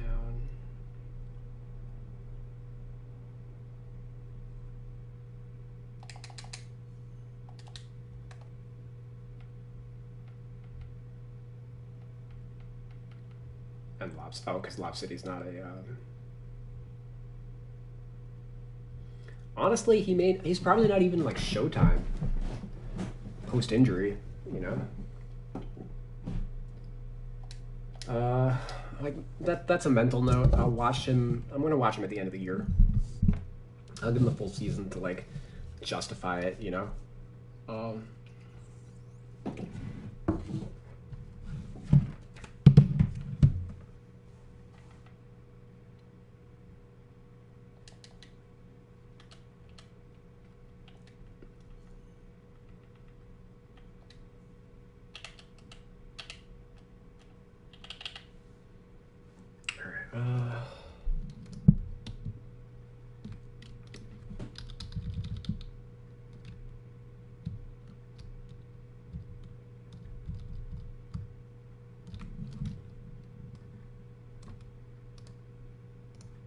Bronze, silver, bronze, bronze, bronze. Okay.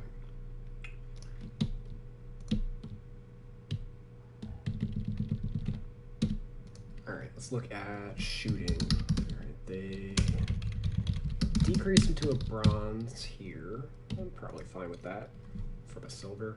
Corner specialist, I don't think he qualifies.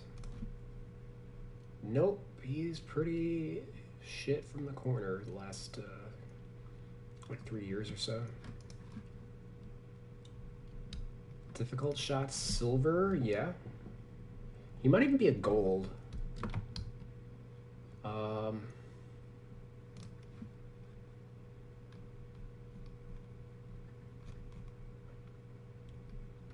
Cause yeah, he's basically taking like 6 pull-ups a game.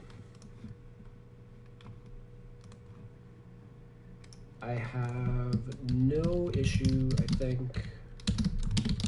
And that was 6 pull-ups last year, not even this year, where I think he's increased his offensive load a little bit. Yeah, gold is fine. Gold is essentially what he.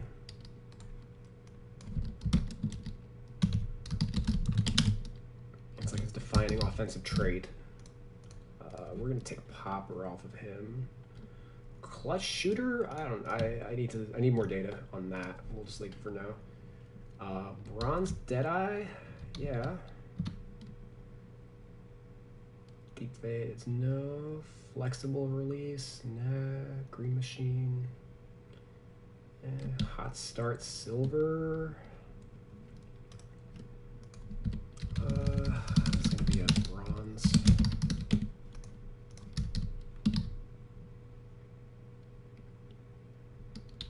Pump. Tireless and Volume.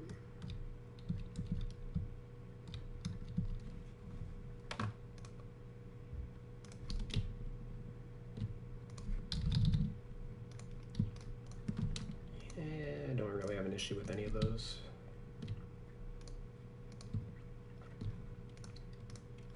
Although I see John Wall's got silvers, so maybe those need to become bronzes.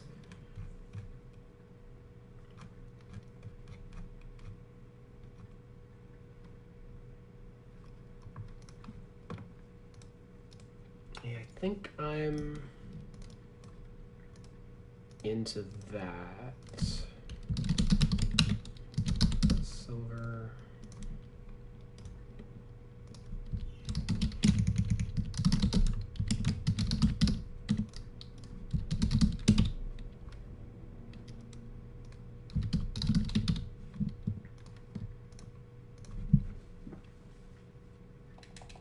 Okay. Oh, and he's got Slippery. Did I see that correctly? He does have Slippery, which I think is fine.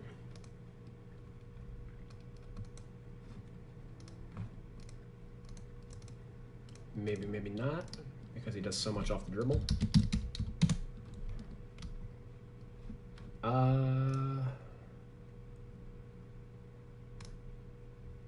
Yeah, it's totally cool.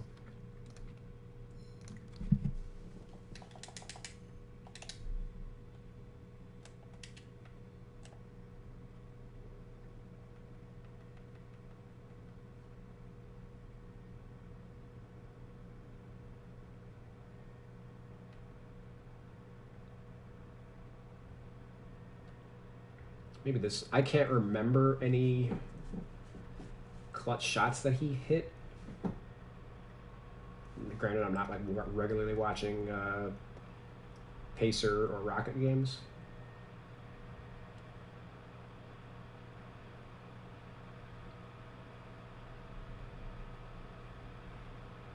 So maybe this just goes down a notch, but let's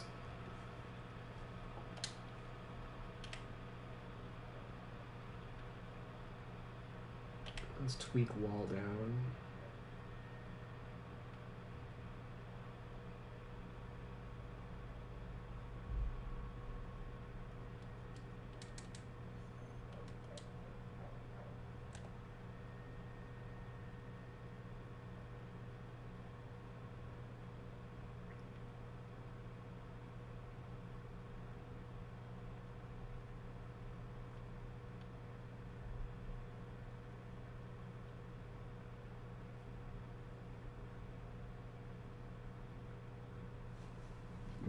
Yeah, I'm sure I will be convinced to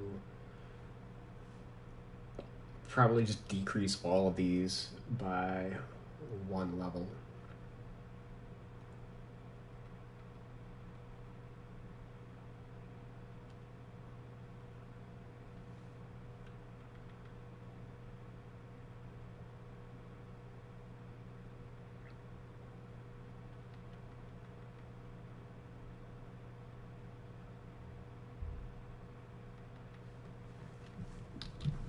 Yeah, all right.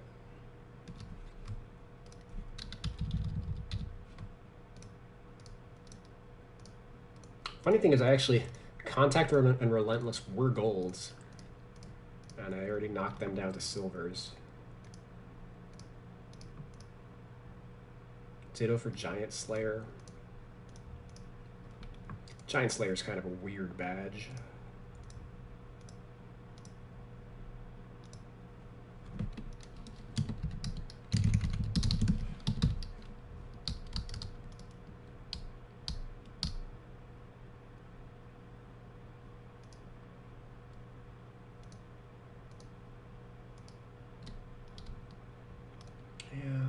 him down to bronze and Giant Slayer, but I think I want to leave Acrobat and Fancy Finisher at gold.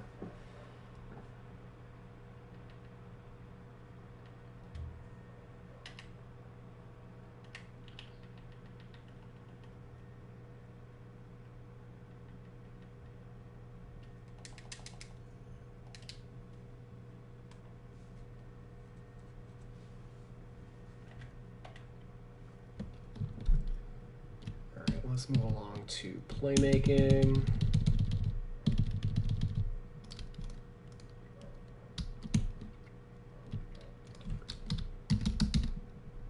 Silver.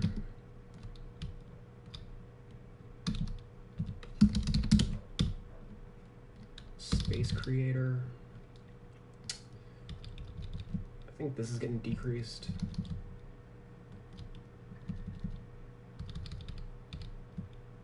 If I can even find it in my list. Oh, here we go. Silver, silver, silver. Ooh, he's only got 4 playmaking badges. And only 2 of them relate to passing. Only 2 relate to creating his own shot too.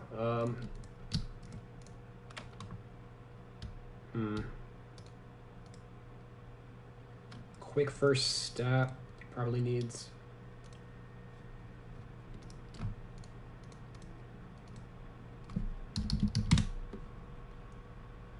Yeah, how deep are we going on that? Bronze is okay, I think.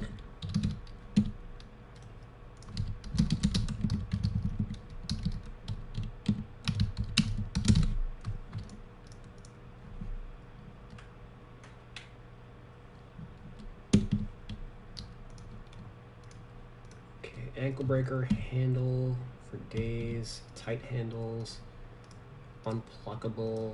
Nah, he's not really that kind of guy. Downhill, nah. None of the post stuff. Yeah, just quick first steps probably fine. And then for passing, I think we're doing like bronze dimer, I want to say.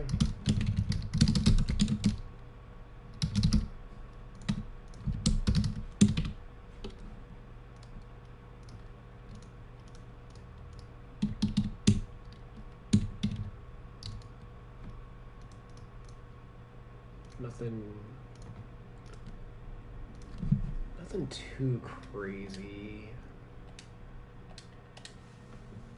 Just enough to like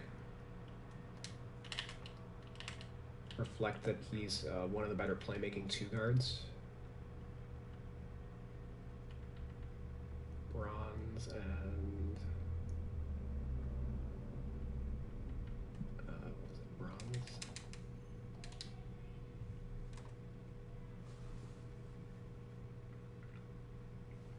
And Space Creator is probably just becoming a bronze.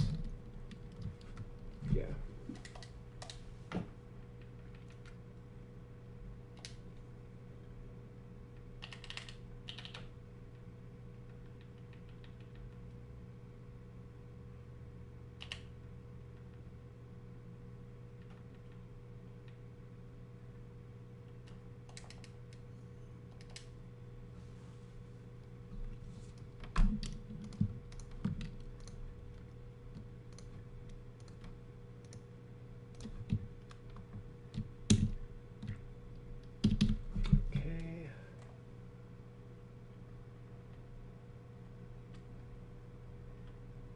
Let's just see how this compares to like John Wall.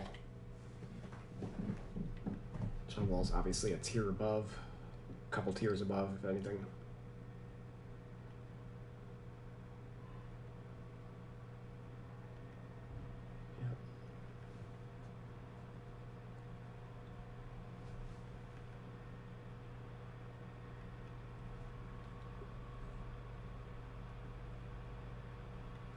Needle threader. I didn't actually look at like his assist to turnover rate. I mean, it's not great this year. We're gonna drop that.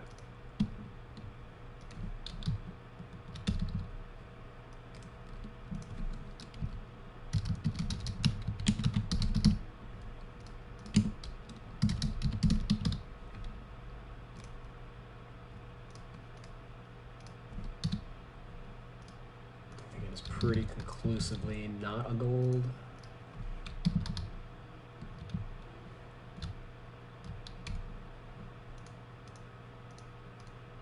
Dimer,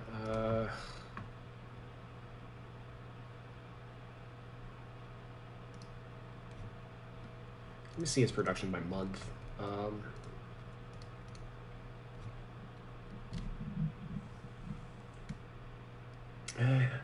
Like, his assists didn't really go up after the Harden trade, like, only marginally.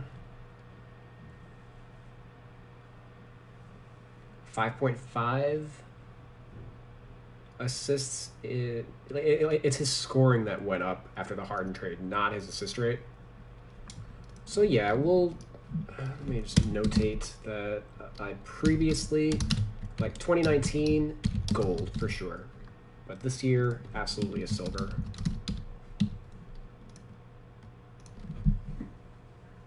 So yeah, I think I'm okay with him having golds in most of these other things. Oops.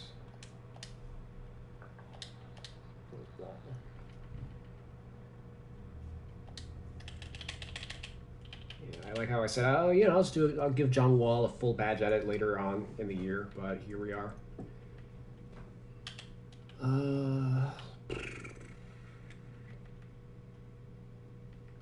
fine. Silver here. Silver here.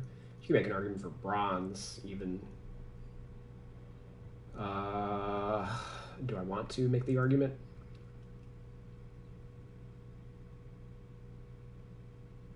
Yeah, I think I'm not against making the argument.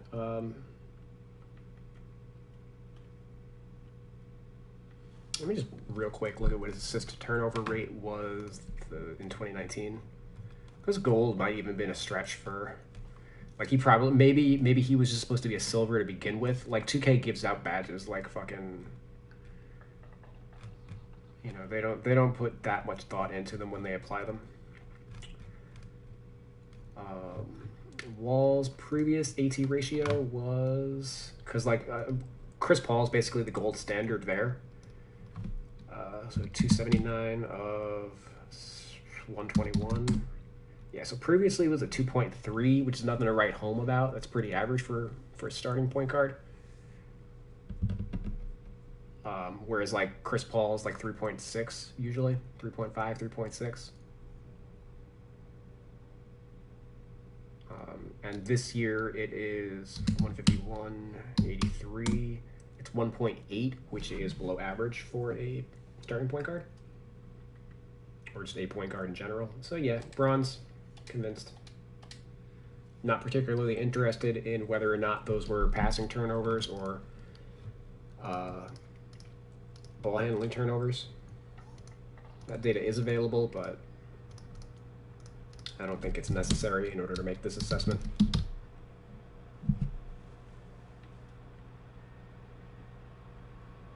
I'm OCD when I want to be. That was who? John Wall? Yeah, let's decrease his threader.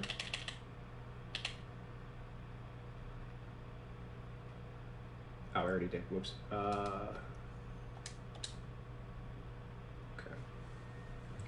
Well, hey, we got both of these guys. Ooh, that changed John Wall's rating. All right. Great. We got all these guys at an 84. So Christian Wood is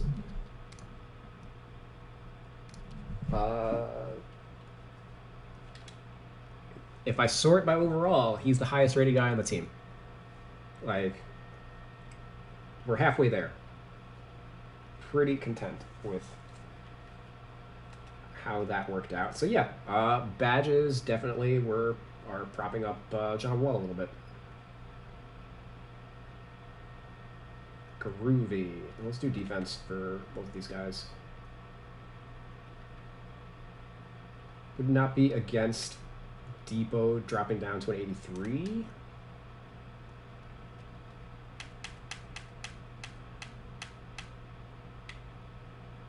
Okay. Looks like he's not terribly close to doing that. I don't anticipate anything I don't anticipate many of his defensive badges really going anywhere, but I do need to notate them. Silver chase down. Maybe that drops a little bit. Crusher. Pest. Tireless is a gold. I'm fine with that. Oops. Pick Dodger. Silver. Trapper. Yep. Clamps. Interceptor. Intimidator.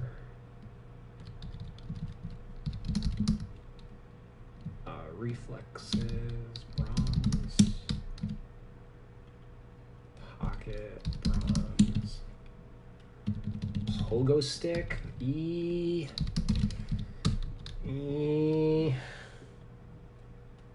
Again, he had a leg injury, so that's going to be the one that we take away from him.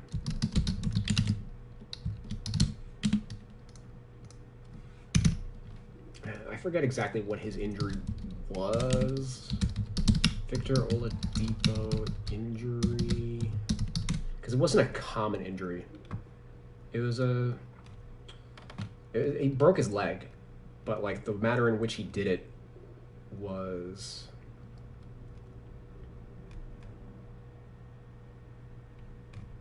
a ruptured quad tendon.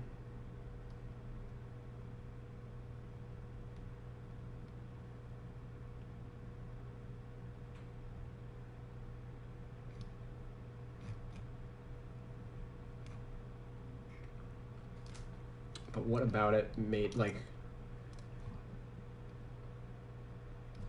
what I can't remember what exactly it was, but like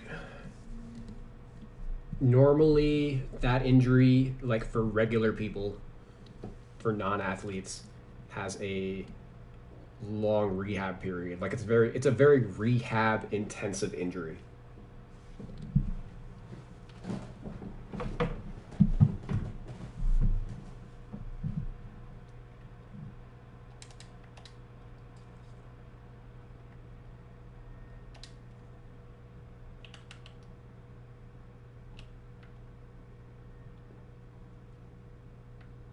Yeah, so we'll take that off of him, and this chase down artist probably can go away.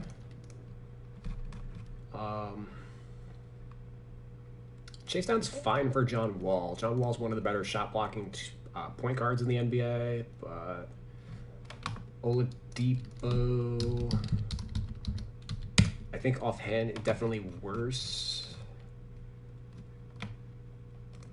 Even if he is solid this year. Yeah, Oladipo, only during his All-Star 2018 season did he have a block rate comparable to John Wall. This year is basically the third best year of his career for blocks, but like that's not like I'm going to leave him at bronze, but he's a candidate to one day lose the badge, I think. He definitely doesn't need a silver.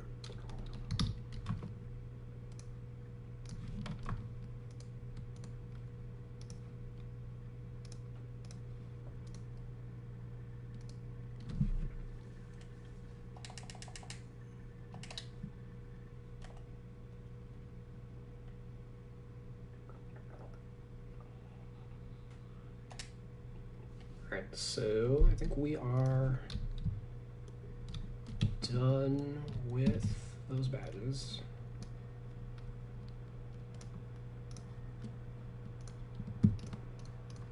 Let's quickly review, make sure I didn't miss anything.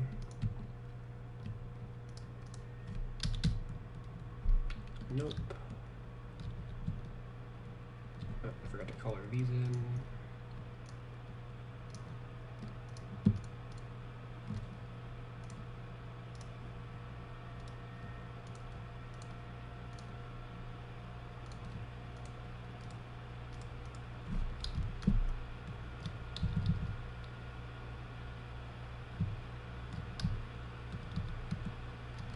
Okay. 38. What do we take away from Wall? Anything? Yeah, 40. Okay. So net-wise, I took away 2 badges from both players.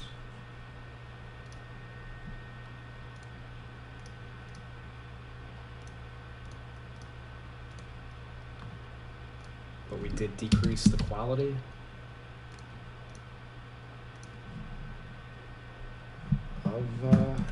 Of a bunch of those badges. Let me just see how far away Depot is. Yeah, it's like 84.3, 84 and a third.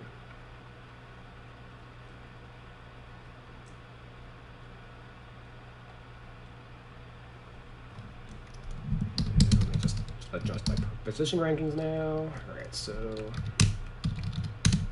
I now have Wall 2 points better than 2K. That's pretty standard. And I have him at the same rating as LaMelo Ball, Kyle Lowry, Jamal Murray, and John Wall. 1 point above Kemba Walker. Kemba Walker might be going up next time I evaluate him, as he's been playing well. So, yeah, I'm okay with that.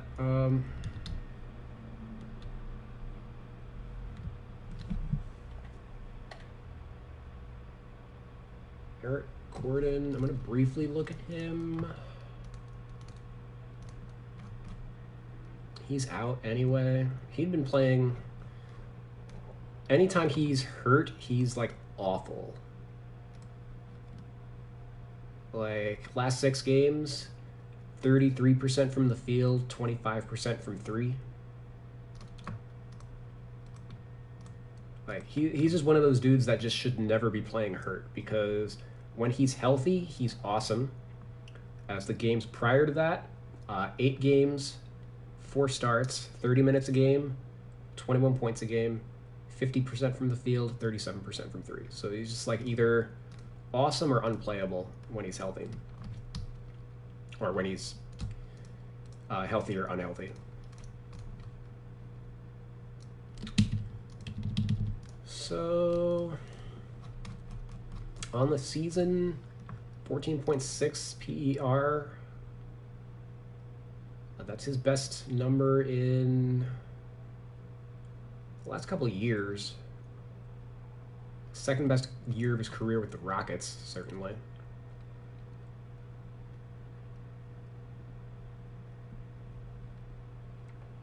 Assist rate's up. Foul draw rate is up.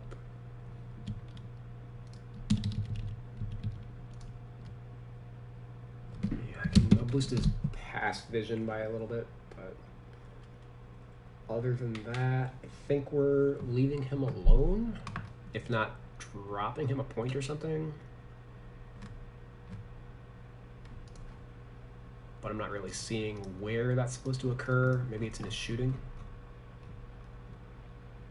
It's a weird... Alright, so Eric Gordon's a 38% shooter from mid-range, but he's also 0% for the last 2 years. As he's basically a 3-point gunner. I guess 33% from 3 this year. His 3-ball's been a little inconsistent. Maybe he goes to like a 79. He's another player that, like, he does so much off the dribble that, like,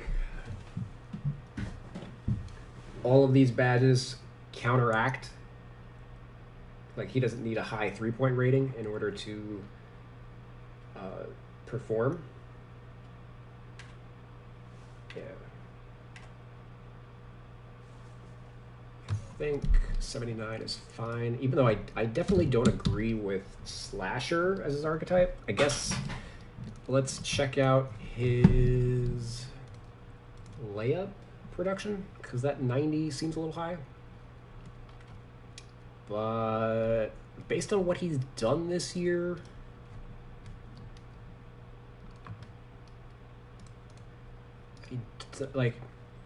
yeah, I guess all of his scoring is coming on drives right now rather than shooting. as he's 10% better at the rim this year than he was last year, when again he was hurting a little bit last year.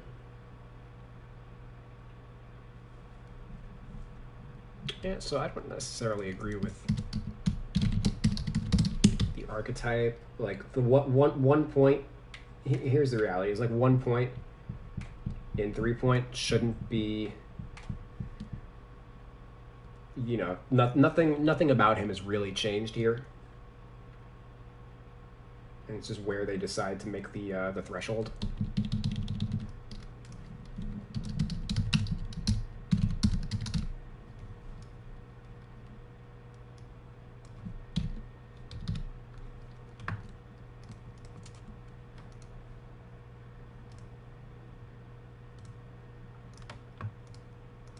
Also, it would make sense for his layup rating to be high because he's been playing more point guard than he has like the past couple of years combined. So he's probably getting in the rim more. He has a good score off the dribble, etc. Like, I'm not against it. And the fact that he's 10 points better than Oladipo is, I think, a little more reflective of Oladipo. And this is deceptive. You know, this is the most deceptive part. Is Oladipo is the better mid-range scorer, or Oladipo actually takes shots from mid-range, and Eric Gordon doesn't. But there's a 14-point gap here because let me load him up. Eric Gordon is 0 for 2 from mid-range this year, and 0 for 7 last year. But again, that like pales in comparison to the sample of his rest of his career. Well,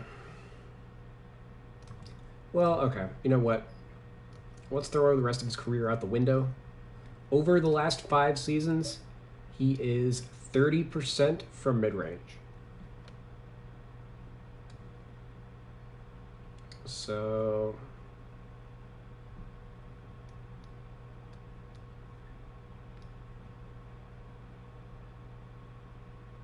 oh, and also, you know what? I got to drop his close rating too. Looks like this started out hot and then bottomed out a little bit. So that also might take away his slasher archetype. I think if this drops below a 76, it's going to change his archetype. So, all right, we got a number of things to do.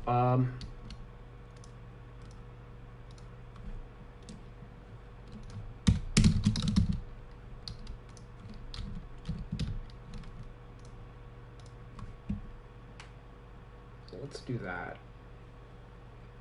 Drops his rating. And let me see what he's doing from close this year. 22 of 64. It was like 34%. Yep, 34%. So, yeah, we'll drop this. It drops his point rating again. Okay. Still a slasher. Is there any point? Okay, that's the threshold for that.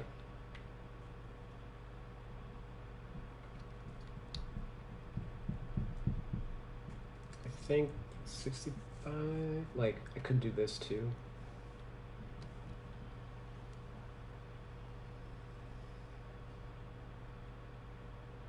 It's so annoying how, like, heavily weighted this attribute is for a player's rating.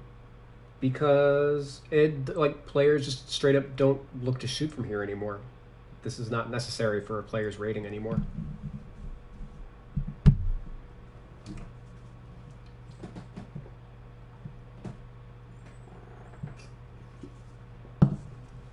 At least at the 2 guard. Like, let's look at the shooting tendency real quick.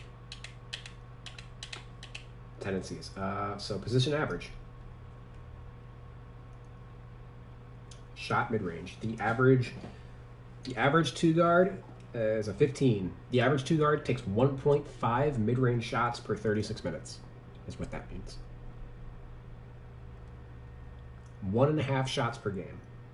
Conversely, from 3, they're taking 7 shots a game.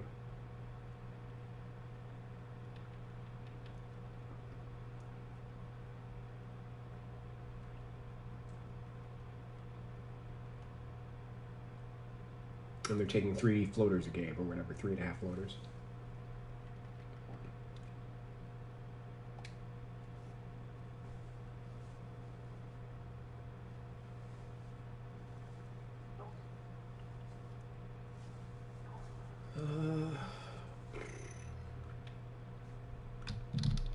Yeah, 60.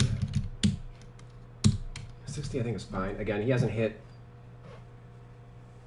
a mid-range shot in 3 years. And the day that he ever does start hitting them again, that's an easy boost back up to the 70s. I think it looks a little suspect next to Ben McLemore. Maybe Ben McLemore's mid-range rating gets dropped too, just so everybody on the team is a fucking 60. Yeah, there's so many. Who on this team is scoring from mid-range? Basically nobody. PJ Tucker. John Wall, realistically, at 71 as the best mid-range scorer on the team. This is effectively why they're the number 29 offensive team in the league. Is because they don't have anybody that can score efficiently from mid-range. Sup, bro?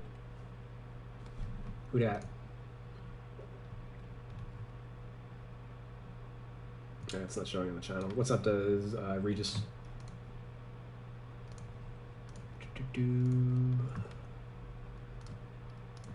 Yeah, I think 80 is fine for Eric Gordon at the end of the day. He is a sixth man. He's not a defensive player at all. And I could make an argument for bumping him back up to 81 if I wanted to, but I don't think I want to at present.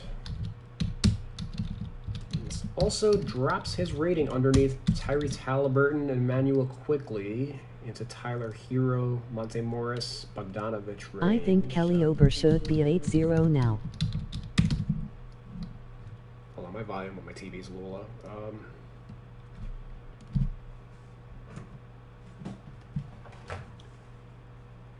You think Kelly Oubre should be a shooting guard now? I'll take a look at it once I get around to the Warriors.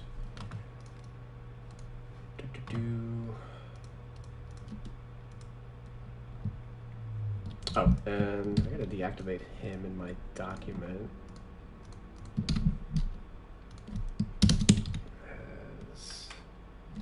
He's out 4 to 6 weeks anyways, so none of this really matters. So ETA April. When did the playoffs start? I know the trade deadline is in 2 weeks. NBA. I guess I could actually just look at this. Did they release the schedule for the second half of the year?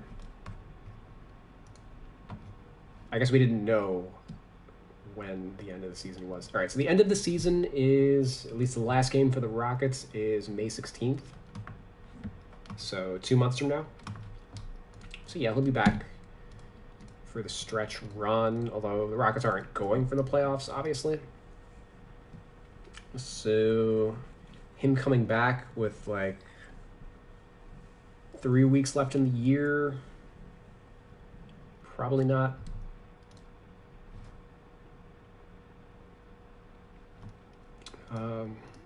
Probably means he's like kind of done. I don't anticipate they're not going to rush him back based on where they're going to be.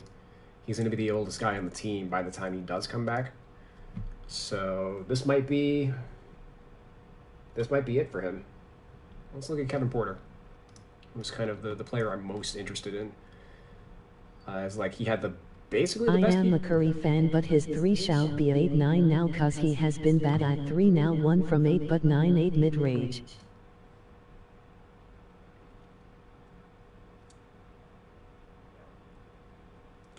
He's now 1 for 8 but 98 mid-range. But it should be an 89 now because he has been bad at 3. Is he 1 for 8 in like a game that's being played right now? Or Curry is 41% from 3 this year. He was 44% his last healthy season. This is the second lowest.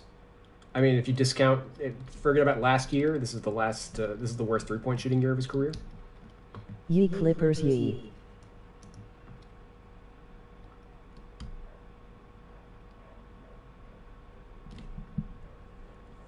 So let him be a 9-2 overall.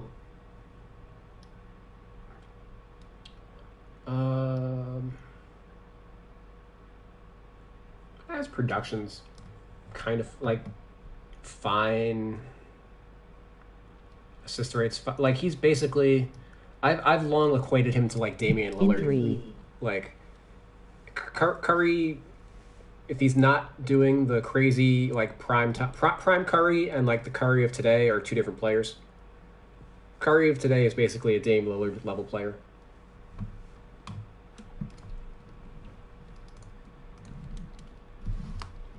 You know, I don't think, especially because they don't. Neither player impacts the game very much defensively. That's what holds their overall rating back, or at least should be holding their rating back.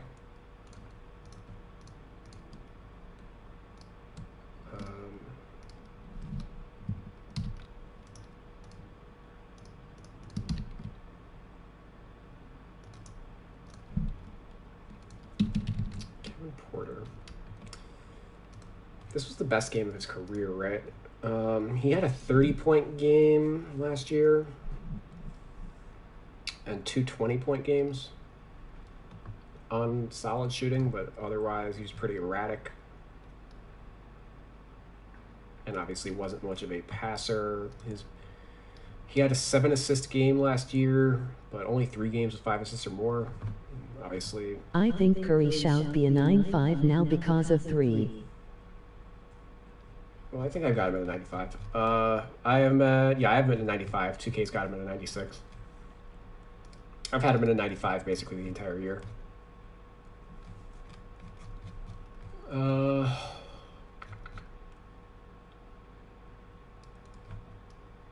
Porter.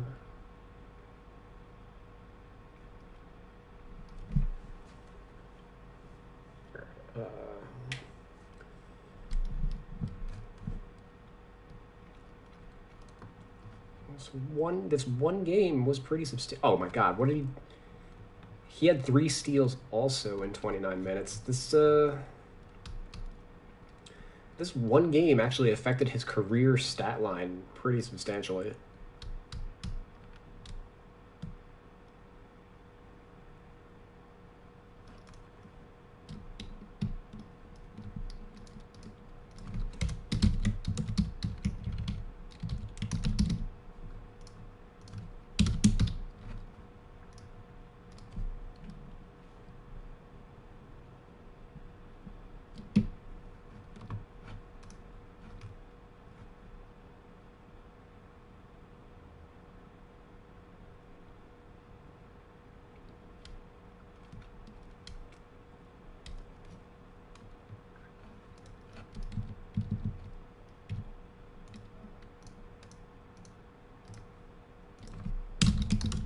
Well, not really substantially, but like pretty much all of his attributes, you could just do like a +1 or +2 or whatever. 82 ball handle. That is incorrect. That's supposed to be an 85. Okay.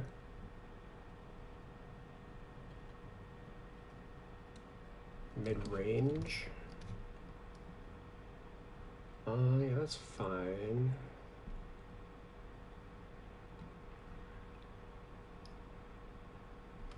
Close. Do all +3 for Curry. Let's do +3 over here.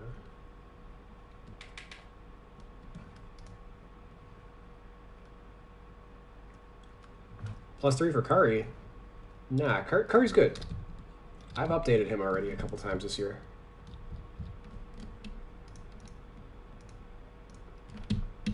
If you missed it, Kevin Porter was playing point guard in the G League and made his debut the other day or last night and had 13 points and 10 assists.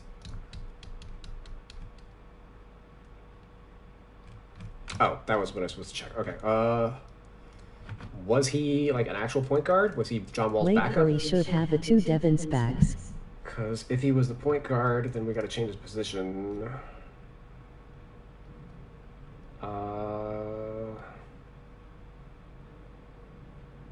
Of course, John Wall didn't even play oh my god, this is difficult to evaluate because Wall didn't even play. Eric Gordon or Oladipo was like your quote-unquote point guard.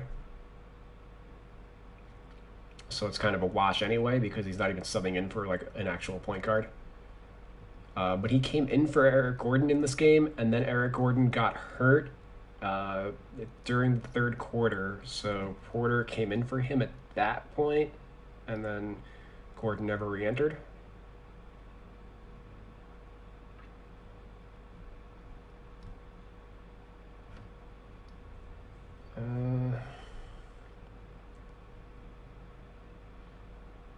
I guess worth seeing who was subbing with Depot. Ben McLemore was subbing for Oladipo, so I think I'm gonna classify Gordon as the point guard for this game, especially given that Porter was effectively the point guard, I guess, with Oladipo on the court in any time that they shared. Given how that worked out.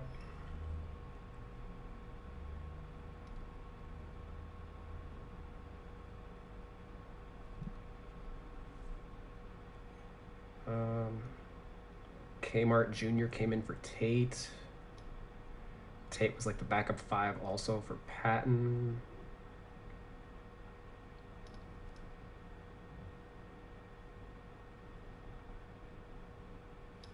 Five, four.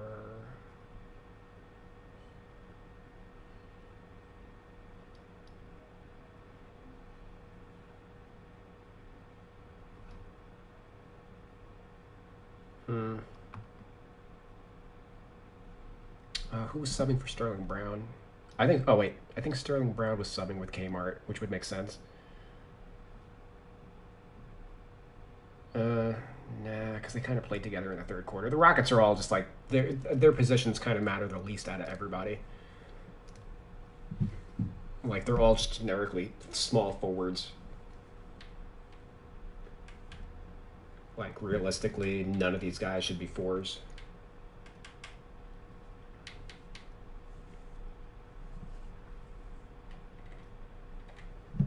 But I think we, at the very least, are changing his second position, especially with Eric Gordon out, because if he was getting so much backup point guard minutes, like that's Depot. Like I don't know. I do think that Kevin Porter is going to play over Mason Jones going down the stretch.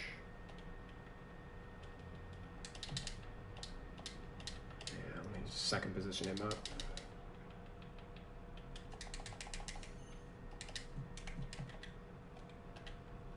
That could be a little subject to change.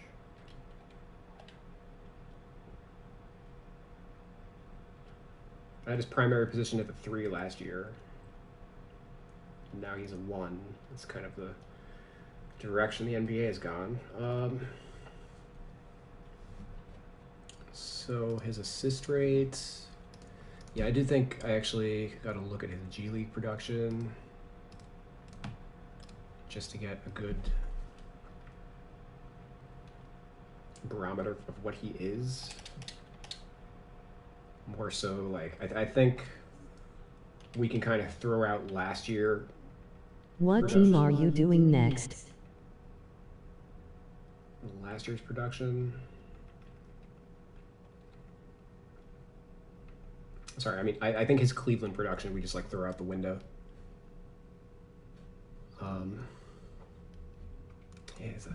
In the G League, 32 assist percentage, which led the G League. Is that true?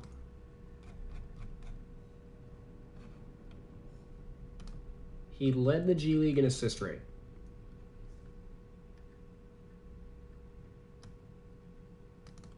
That is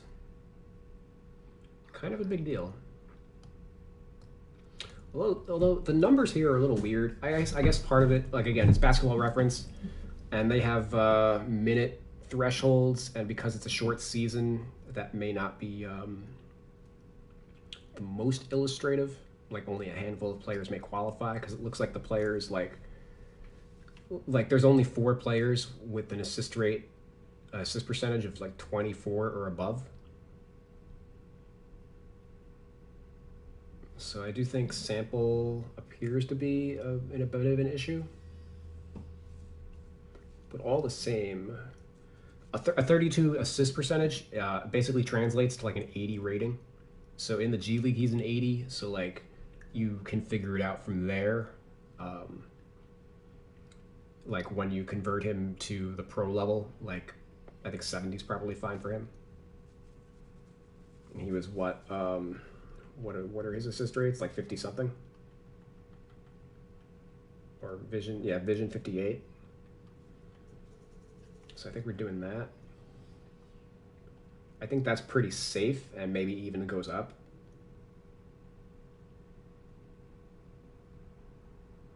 Then we do that. Then we do that.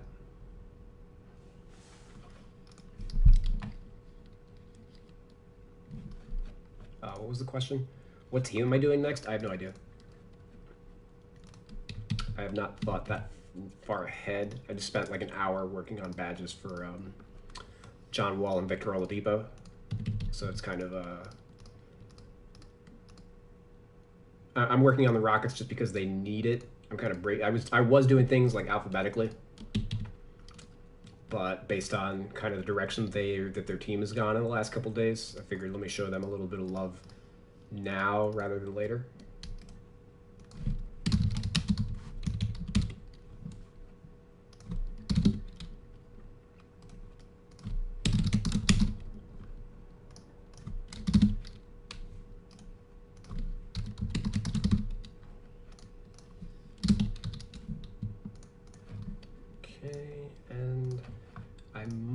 Maybe these all go to 75.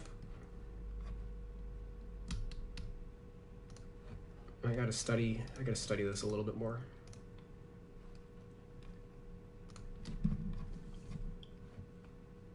He did have 4 turnovers.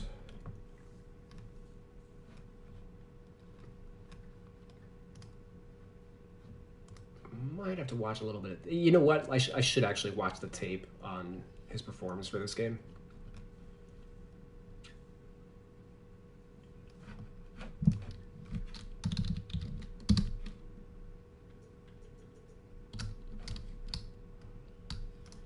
I think these ratings are safe, but yeah, let's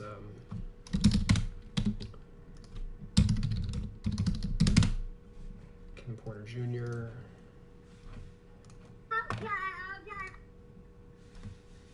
What the fuck?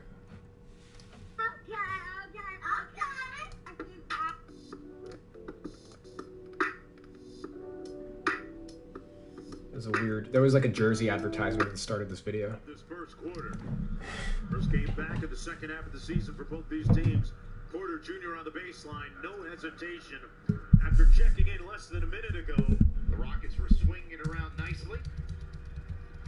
Porter with the strip. Finds Tate. And Kevin Porter Jr. is doing a little bit of everything. And amongst the top 10 in pretty much every rookie category as McLemore knocks down the long jump shot. Tate is the Rockets' best on-ball defender. Really? And good help right there at the end of the period by Kevin Porter Jr. Right before the break to the Brooklyn Nets and James Harden's homecoming to Houston, and Eric Gordon with the sound effects and the bucket. You talk about the Rockets being small, but Eric Gordon pretty stout and strong with the basketball on cue. Gets the layup, and Eric Gordon filling his hat right now. He's got 15. Halliburton turns it over, and back comes Porter Jr. Room service at the other end. All from one table. Reserve your table today at tocosacramento.com. Threw a lob on that one. A lob to Oladipo. A blur to the bucket. That was rude. An impressive finish. Daring. Gonna finish it off here. Tate inside, got it off glass. Wow. So he played 21 seconds of great defense, and they still get a bucket. Show them how it's done. Perfect pro. That was the first turnover for the Rockets in the third quarter. Porter Jr. splashes one at the other end. Yeah, Porter's definitely running point. Porter Jr. on top, guarded by Buddy Hield. Lamb with the three, and he drills it. Anthony Lamb, third in the NBA in threes made this year, behind Steph Curry and Damian Lillard. So he's in great company. Martin knocks down the wing. Worth noting, they are playing Sacramento, who's the worst defensive team in the league, so like he's not getting any resistance on any of these. But former Sacramento King punching it home on the baseline off a good ball fake. 7 and 9. With 6.5 minutes to go, Porter Jr. spins it. NBL Defensive Player to Sacramento Kings legend. Appreciate it. Oladipo got all the way to the basket. All right.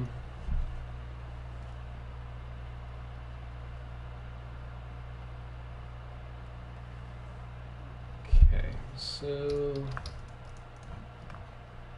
I think I'm okay to leave.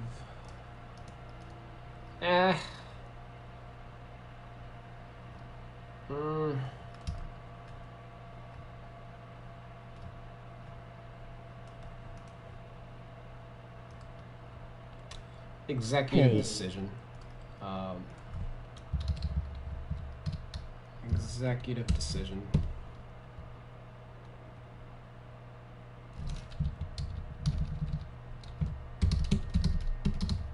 We're gonna push.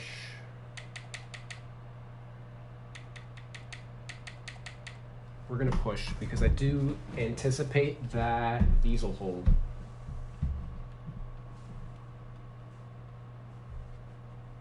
Based on the little we saw from that one game.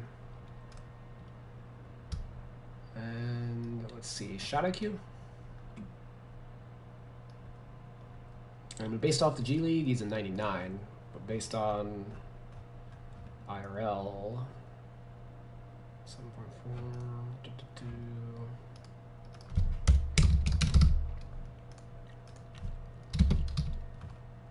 Yeah, let's. I will passively go here. This could very easily go up, for sure.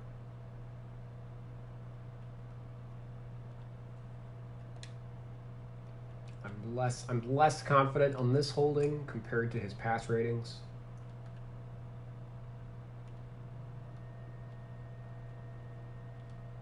But I do expect it would trickle up a little bit.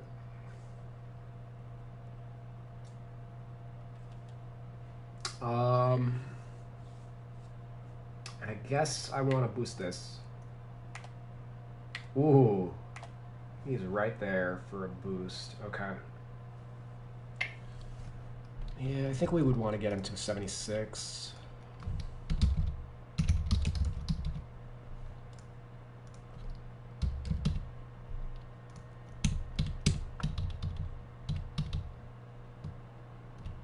Anywhere that stands out. Could just go back to the shot IQ, give him an extra point there.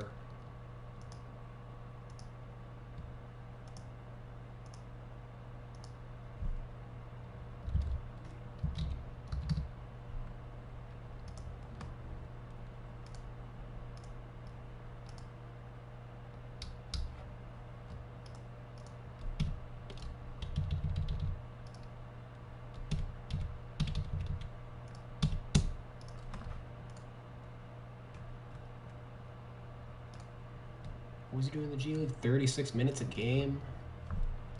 Okay.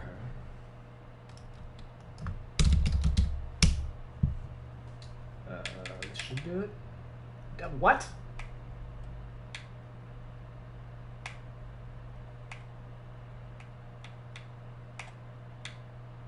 Oh my god, I hate you. Hey, what's up, Jeremiah?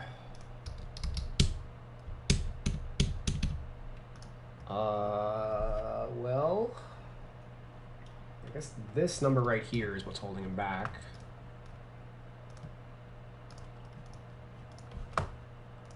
He was awful defensively with Cleveland last year. He hasn't played enough with the Rockets for him to show up here. We're going to have to revisit Porter in like 2 weeks, I think. But last year, he was 3rd percentile with the Cavs. But the Rockets are a better defensive team than the Cavs. The Cavs were historically bad last year, and the Rockets are 12th. They're competent. So let's boost them by 5. I think it's pretty safe. It's like a safe assumption that that rating will go up. And that gets him to a 76. He played 29 minutes last night. Honestly, I think we're classifying him as the team's 6th man, with especially with Eric Gordon out. I don't think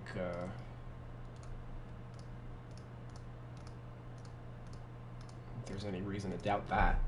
He's basically... Let's just sort... And the highest rated backup that they got after Nwaba.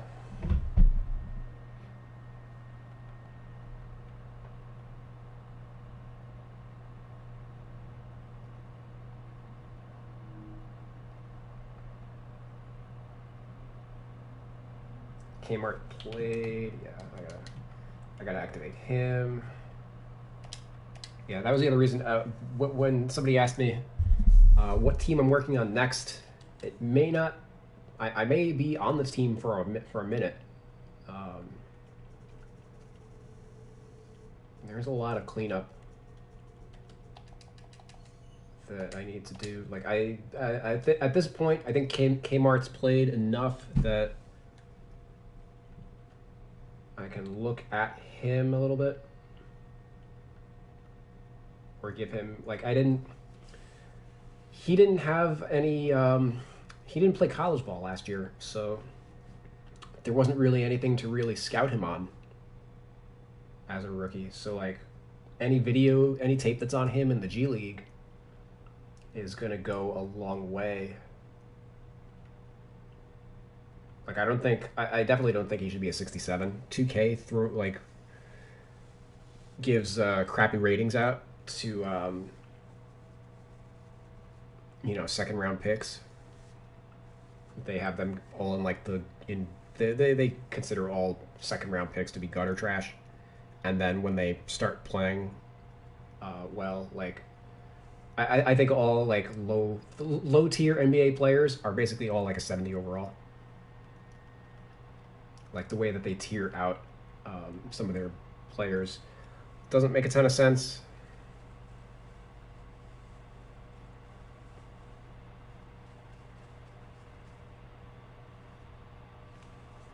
So, yeah. Who's next? We worked on all the 2 guards. I don't know if we have to touch Ben McLemore. Let me just check him real quick. He's played 392 minutes. His production, 8.2 PER, 49 true shooting. Yeah, he's not playing well this year. Kind of in and out of the rotation, it looks like. Depending on... He's mostly been in the rotation since he made his debut because there have been a ton of guards out in and out of the lineup the entire year. So at least he's been stable, but his production on the year is only 36% from the field, 31% from 3. It's nothing to write home about. He's just a serviceable option. And the fact that his 3-ball kind of fell apart at 31% for the year compared to 40% last year. Last year, 40% with 181 makes. This year, 31% with only 34 makes. Says I should at least be dropping his 3-point rating. Let's make that just an 80. It drops his rating, of course. Anything else? worth noting on him.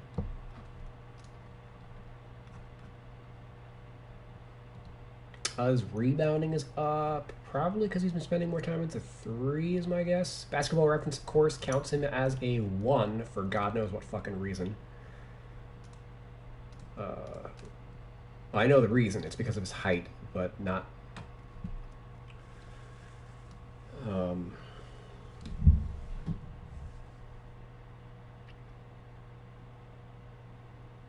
it's not indicative of who he's subbing for. I think he's a 2 still. I'll just boost his rebounding.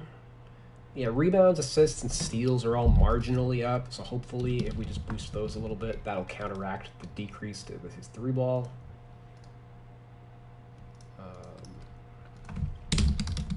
48, so let's do 53.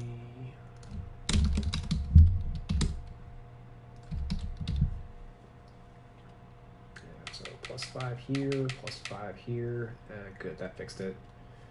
And let's do it like a +3 here.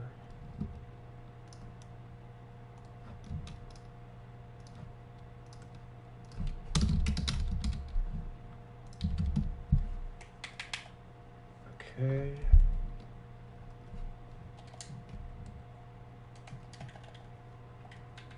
Small forwards. Oh, and let me go get my boy, Kevin Porter. Kevin Porter, 2K's got him at 75. I've got him at a 76, so I'm ahead of the curve. Force spacing slasher, yep.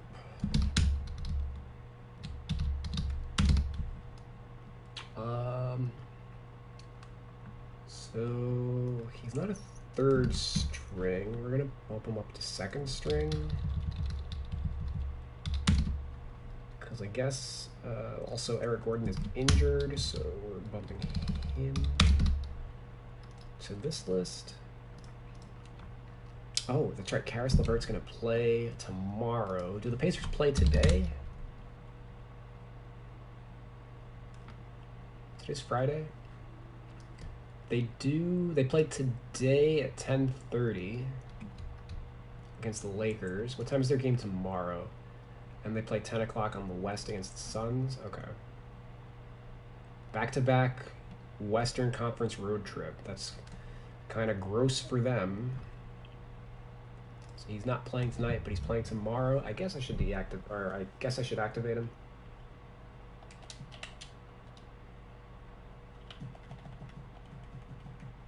I'll wait until tomorrow. Nah, me. I'll just do it now.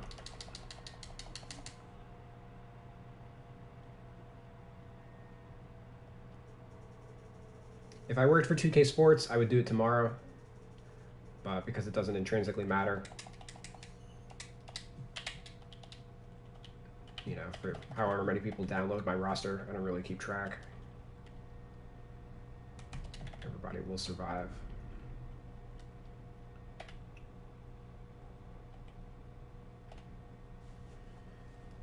All right, Rockets. Daniel House is the starter, right?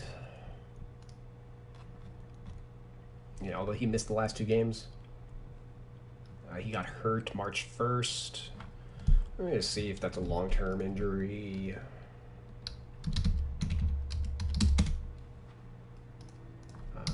Daniel House. Right knee contusion. Same injury for Wall.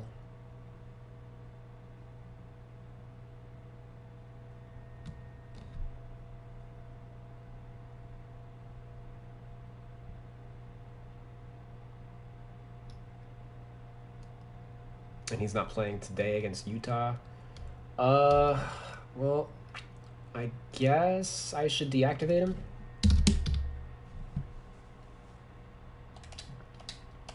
Because if it wasn't for All-Star Weekend, he would have missed like 5 games in a row or something like that.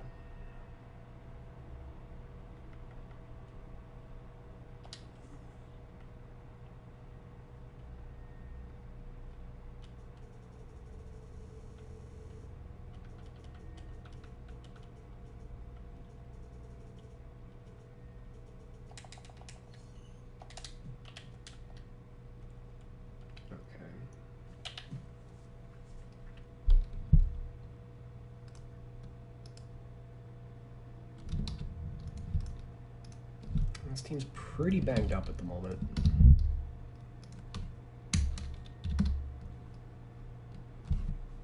Did I activate Kenyon Martin?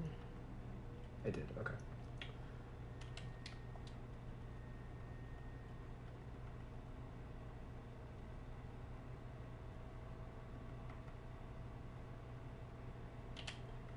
I think let's increase the bench depth. And then I think when I bring up Kenyon Martin Jr., he's going to end up taking Krug's rotation spot.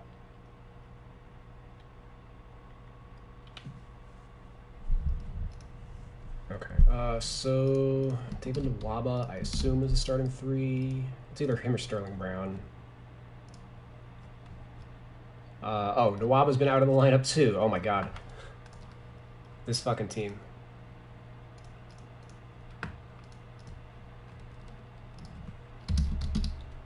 Nwaba. Wait, what? Oh, okay. David Nwaba underwent right wrist surgery on Wednesday and will miss at least 6 weeks. But then also announced that Nwaba is listed as questionable for Friday's game.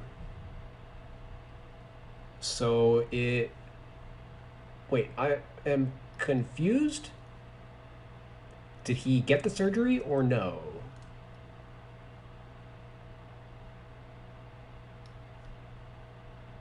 He may have opted not to get the surgery. It doesn't seem like this is conclusive reporting.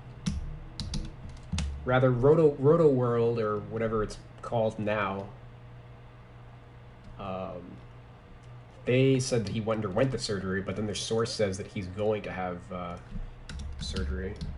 So let me just do a little research there. All right, he...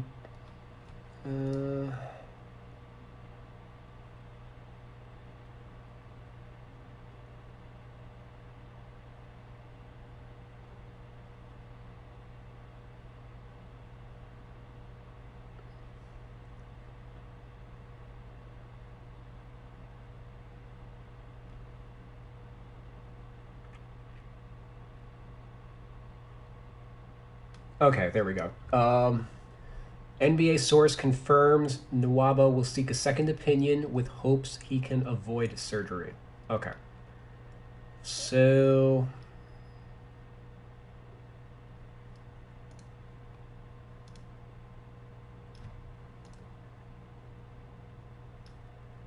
currently...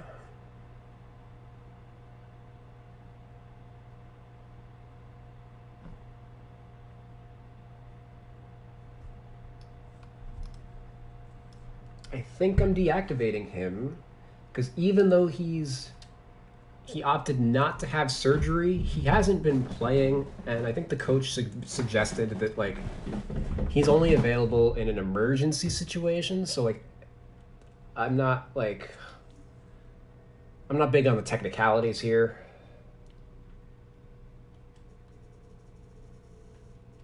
I think we are still deactivating him.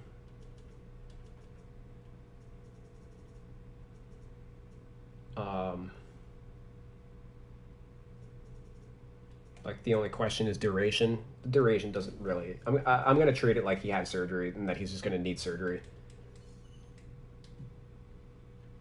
What a weird... that doesn't happen terribly often. And of course... Jesus. Who started for them last night? Like...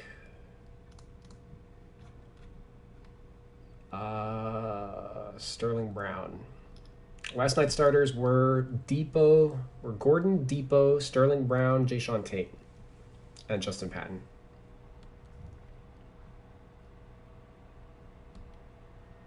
Brown had 10 rebounds, which has me more inclined to treat him as like the 4. Depot had 9 assists. So like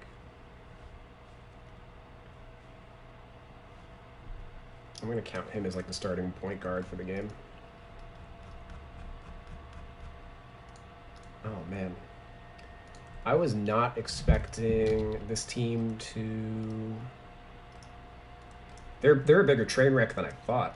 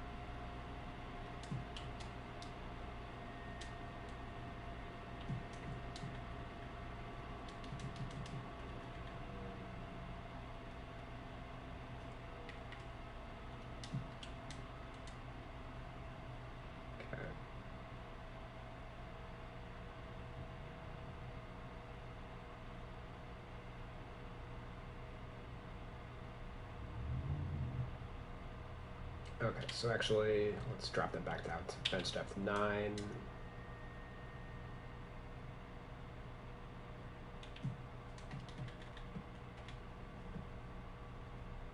Yeah, and that explains why they signed Lamb.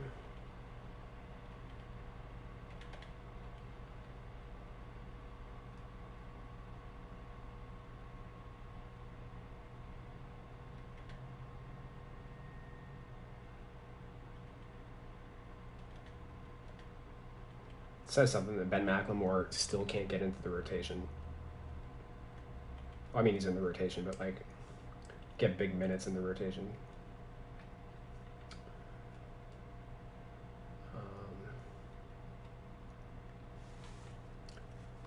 Man, okay.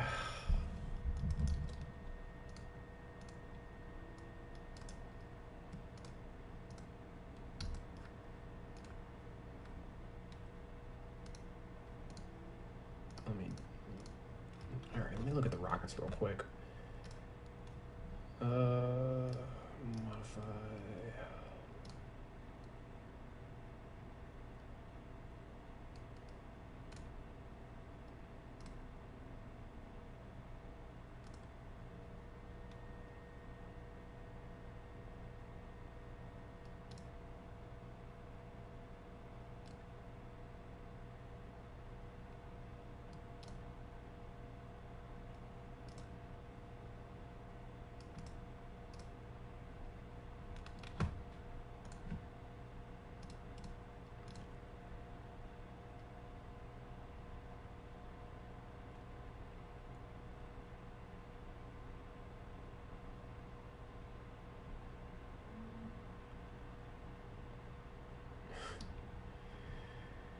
Jeez. All right, so I say I just because I say Ben McLemore is not in the rotation, but he's actually like their 7th man at the moment. Like,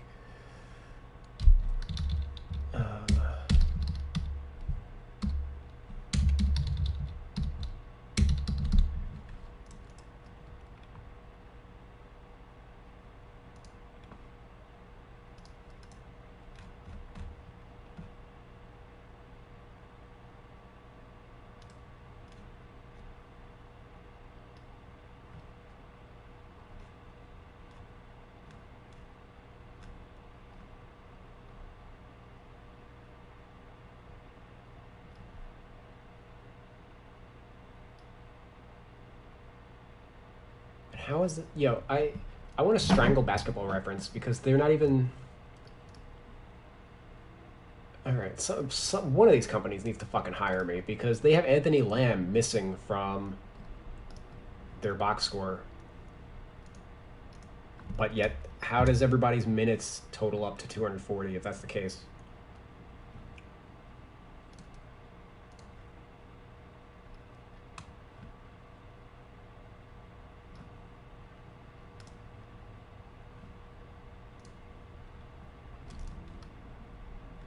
Yeah, Anthony Lamb played 13 and a half minutes last night, but this is not like he doesn't exist on Basketball Reference. how does everybody's minutes equal fucking 240 unless they're just writing it in and not like actually tabulating it?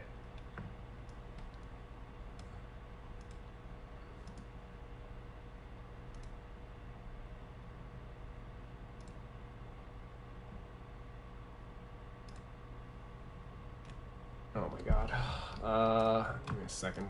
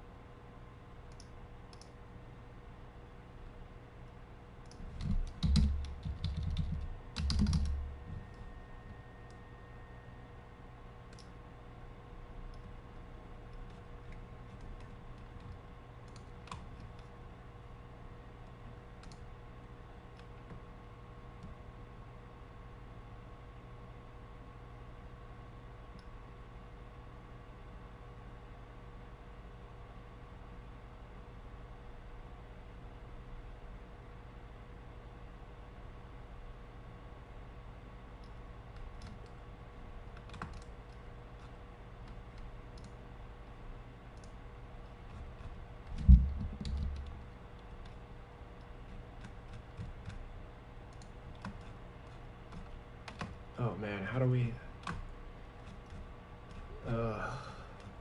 Sorry, I was just I sent the tweet to Basketball Reference, and now I'm just looking for how you submit a ticket. Do, do, do.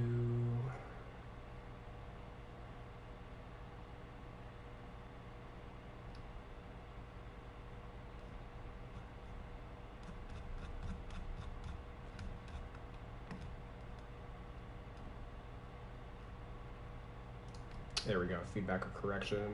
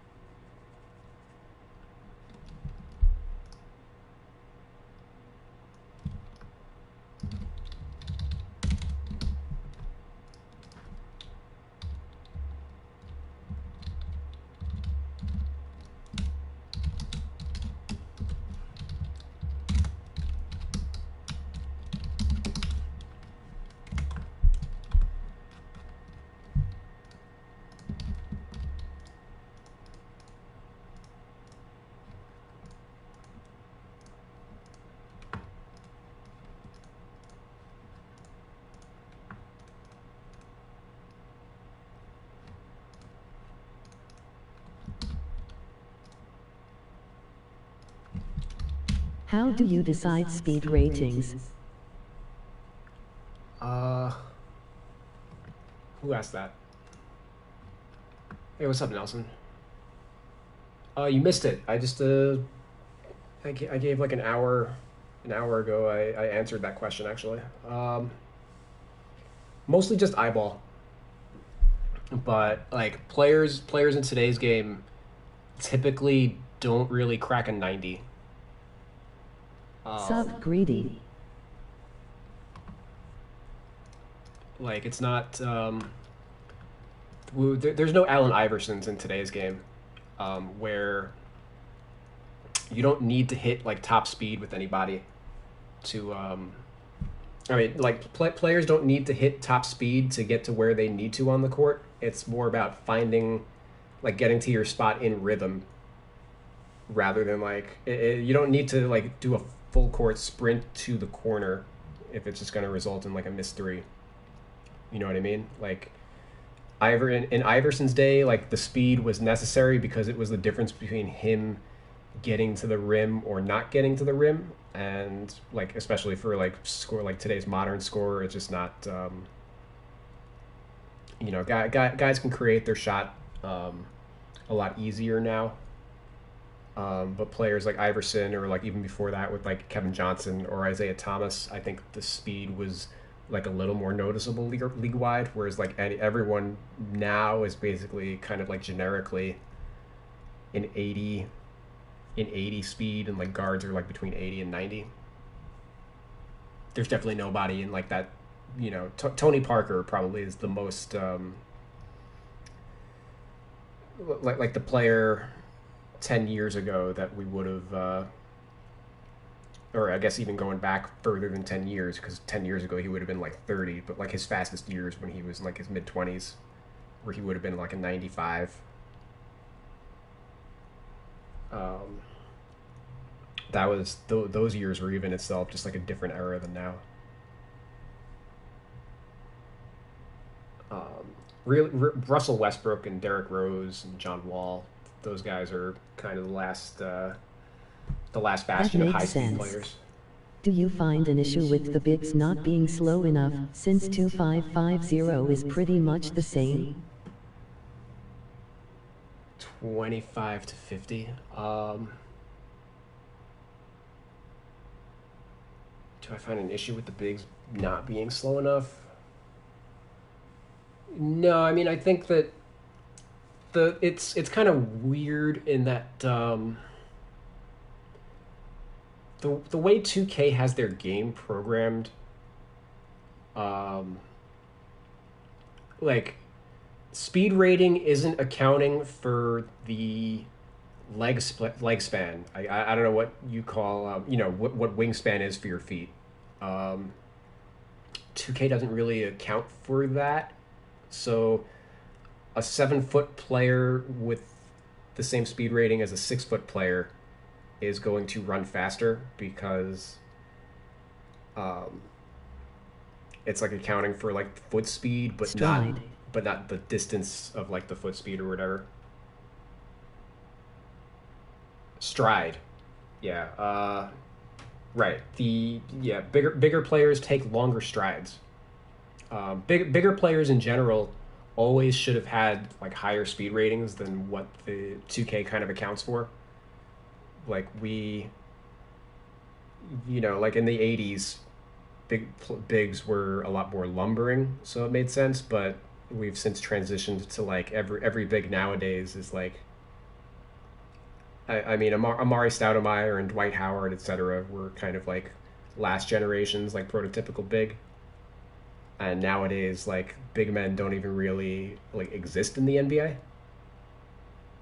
It's all about their ability to make rotations and stuff.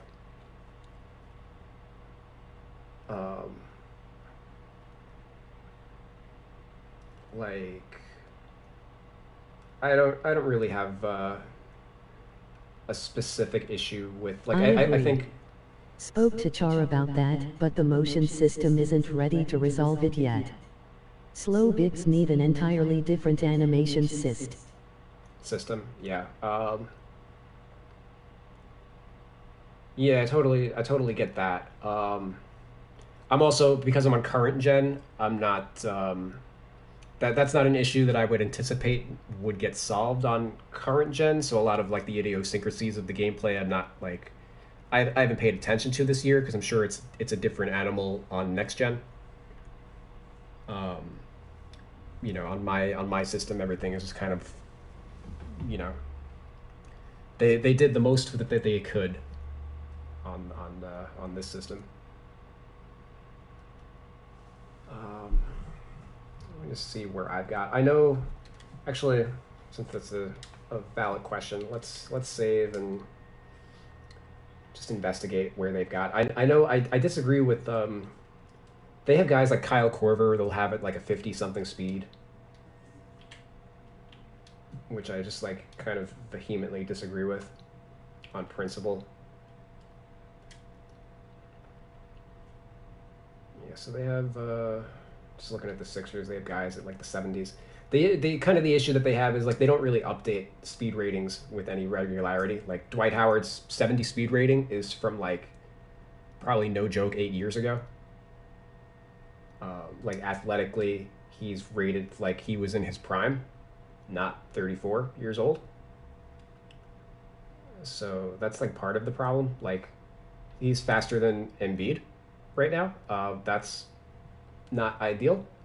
But like when you look at Dwight Howard's speed rating here relative to like Danny Green kind of falls into that like Kyle Korver conversation. I look at the speed rating as like your speed rate, like how fast you are in transition. And I think a lot of players kind of look at it like, and how 2K kind of treats it is like your overall speed in the half court. And I think acceleration is more indicative of that. Although I'm not 100% sure why Danny Green has a 77 here. This is that is a very odd split. Um, ex- I've never seen a split like this before, especially for like a player of his. That definitely means that they updated his speed rating recently, but then they didn't bother to like update this. So like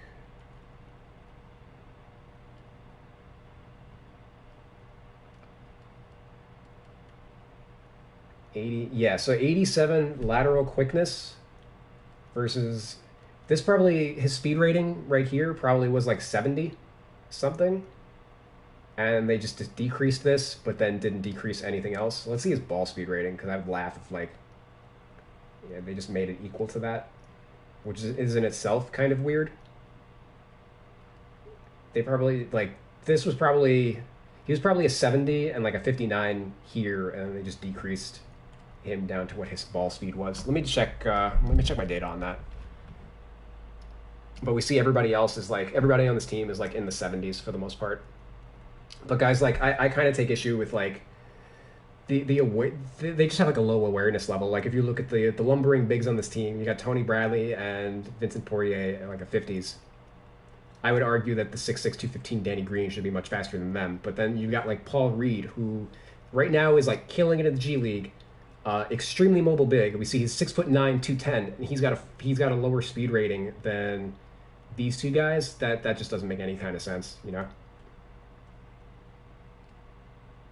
So they're not like the motion system sucks and needs to be upgraded, but also the way that they assess player types also sucks, and they need better. They need a better template system to classify these guys coming in, because now they need to diagnose that this is an issue right here, and this could unfortunately take years to get updated. Even after Paul Reed starts playing regular minutes for the NBA for the big club, you know. Let me see I again. agree. It's a bad system that is tuned badly. Let me see. Danny Green. Oh no, he was just always a 59 speed. Okay. Most animations aren't regulated by athletic ratings. Danny Green was just a 59 speed to begin with, which is kind of like an aberration.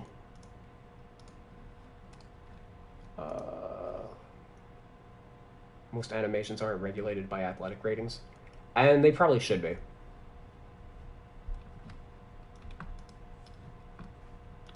Although in general, like, the league itself has kind of transitioned, and 2K like was asleep for it. Athleticism doesn't really matter in today's game. Like, players, you know, it reflects in like the way that we target players in the draft. Like, we used to be targeting guys like Tyrus Thomas with lottery picks, you know, like these super athletic guys that couldn't play basketball. And we've since moved away from that, and we're looking at guys with a high skill level, and if they happen to have a 40-inch vertical, it's gravy. But we The generally, easy solution is to have less athletic steal and block animations that cover less ground. the easy solution is to have less athletic steal and block animations that cover less ground. Yeah. I know that. Yeah, I mean, back in the day, I remember 20 years ago or whatever, when like Sean Bradley was 7'6" and diving. You know, he might as well have been. He's the best defensive player in like 2K history because he would dive literally cross court. For like those backcourt steals, because his animations were the same as like a guard. You know, there was a pretty poor distinction animation wise for like bigs and smalls. You know, obviously the game has changed substantially since the dark ages of 2K, but yeah, I'm sure that the game in general, like the game's always a game, and like steals in real life don't really occur the same way that they do in 2K. Like, players in real life aren't really spamming the steal button. It's mostly just pass interceptions. Like, there's very few players that get on ball steals in real life. And I would tend to agree that. Right, and when you have a big character model, you can't be allowed to move it around the map with the same speed as a small character mode. As a small character model, yeah. Yeah, I mean, and that. A lot of that is also their balance issues with. I'm sure that comes up more in like My Player and stuff like that. And all those associated modes, like they kind of make decisions in this game without really playtesting them very much. Like I know that they tweak like the attributes and stuff like that for the builds on a year-to-year basis, but I don't know how much actual like testing goes into it to like, you know, I don't think they're giving a ton of thought to it. And certainly people are throwing money at them, regardless of the quality level of it. So I can't speak to how much of a priority they believe it to be. But I think all of those issues have combined over the last 5 years, I would say, to you know, I generally think the level of the gameplay, or at least how people perceive it, has declined over the last 5 years. Which means that they're not making advancements at the rate that they need to. Whether in terms of like balance or the AI, or, you know, there's like a number of factors that are bringing things down at the moment. You can't really like pinpoint it on one particularly, and I don't spend a ton of time playing the game itself, so I'm not really able to make those precise diagnoses, but just from like working with like their data. The gameplay definitely took a dip after 2K16. I think next gen is much more pleasant and really promising for the future. I'm looking forward to seeing you get your hands on next gen.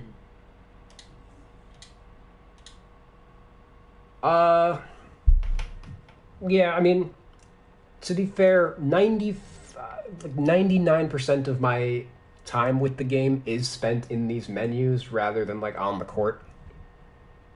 But certainly, I haven't dissected I haven't. If I ran a test sim, like I haven't really worried about the gameplay at all this year because I know that whatever I'm seeing in current gen, like there's no reason for me to fix the gameplay on current gen because whatever those changes are going to carry over moving forward.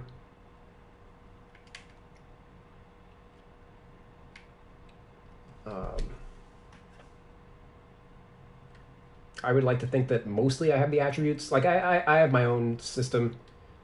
It's slightly tweaked from what 2K does. Where was I working on the Rockets? Like I basically have all of my athletic ratings on like a 5-point scale because I personally don't like see the points in arguing like, oh, player should be an 88 speed because so and so is an 87. Like that's just not how I grade these things.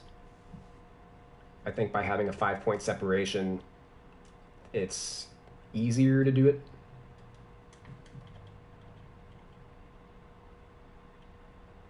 So generally, this is where I got all my various guards.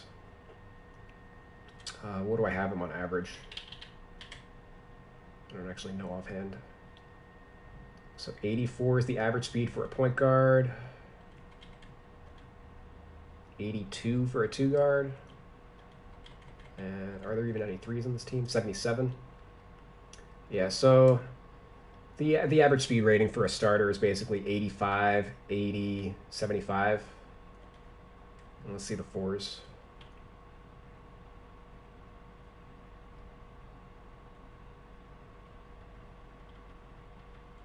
Uh, 70. And then the 5s are a 60. So like a 10-point drop between the 5s and the 4s, which makes sense because the 4s are... There's more small forwards at the 4 than ever before. But 5s, for the most part, are still 5s, like except in extreme circumstances, like the PJ Tuckers and whatnot.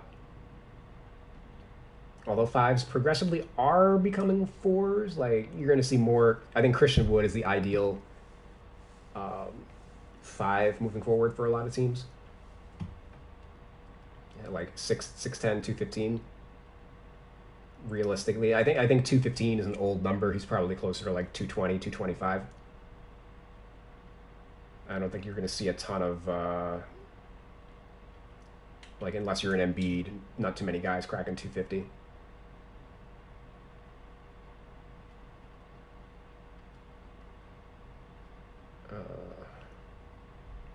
Let's see where 2K's got him at. Like, I'm gonna laugh at like theirs are like.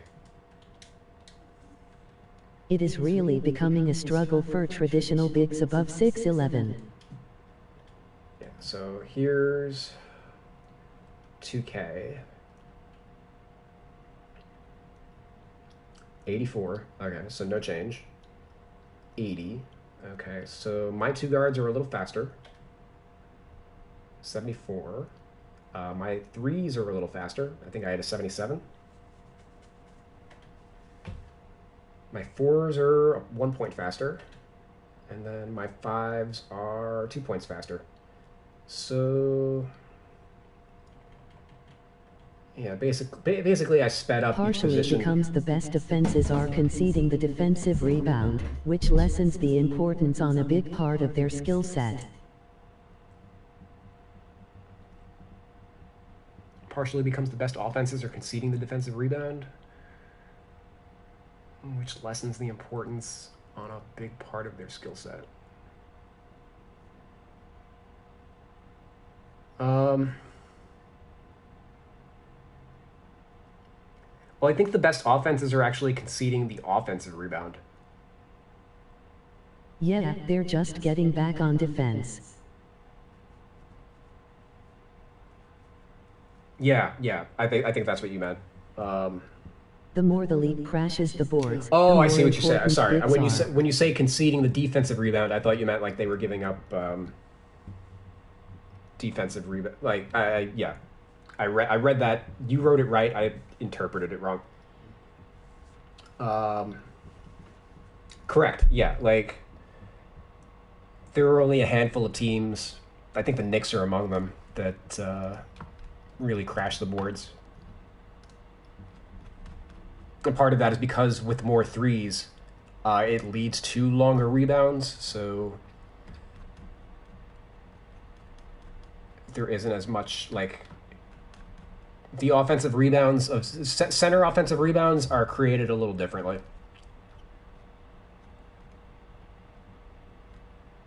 You know, like a lot of Shaq's offensive rebounds were collecting his own misses. And you could probably make the case, like Andre Drummond probably falls into that category as well. Whereas, like, they're not actually tracking the ball compared to, like, if we looked at, what are the badges? I can't stand, also worth noting, like, the attributes have mattered less and less in this generation because, like, they kept expanding on the badge system. And these overrule a lot of stuff, but like rebound chaser, I look at that as like the Dennis Rodman badge, you know, like ability to chase down rebounds. Big men should not have a high rebound chaser badge, but a lot of them do.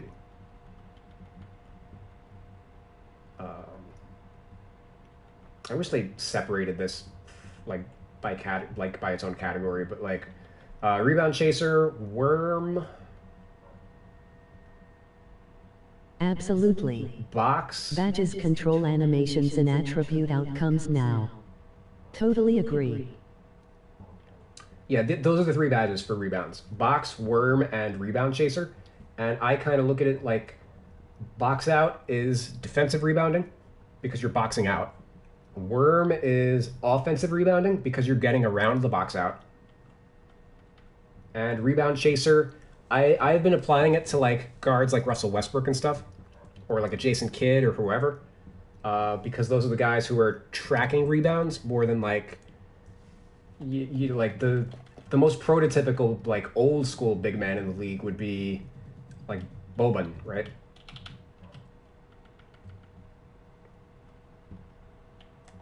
Which hopefully he doesn't have any of these. He's got worm and box out. Yeah, if he had rebound chaser, I would be very upset right now.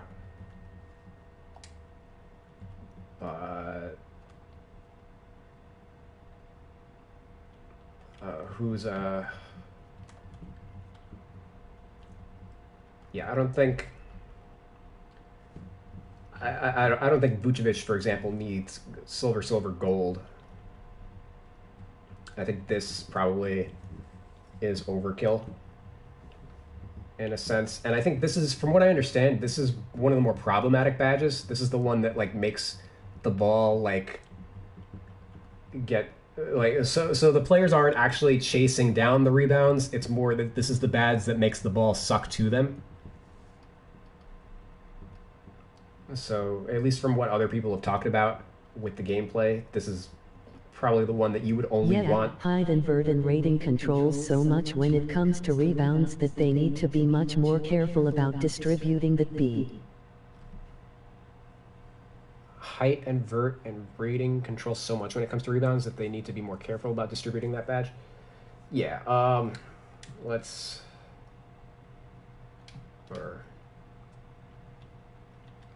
Again, and like these are things. Totally a magnetism badge that gives you ugly animations.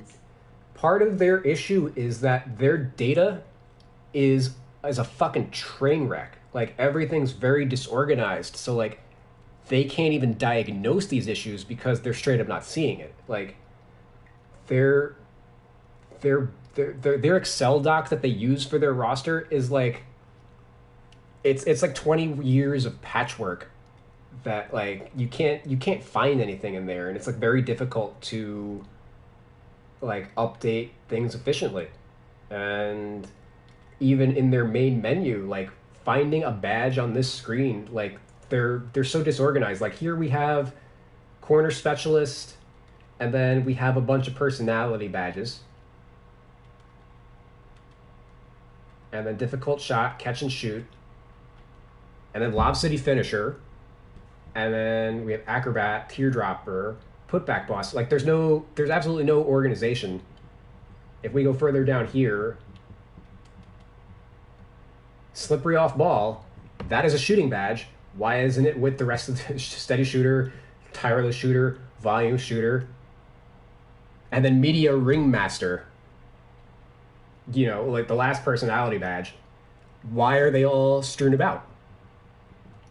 And the reason is because they add these badges, like they're just, whenever they add a badge, they're just letting it occupy the next slot rather than like reorganizing or LOL. moving anything around. You know, like whatever badges are at the end are whatever the most recent additions are. Tight handles, unpluckable. Oh, and then clutch shooter, dead eye, deep fades. Like, so they can't even diagnose this shit because things are all over the place in their document as well as in the game. Like, we'll head into my roster real quick so that I can go to the edit screen, because even it doesn't make sense for, this is where these badges are, right? They're not even in order in the main screen.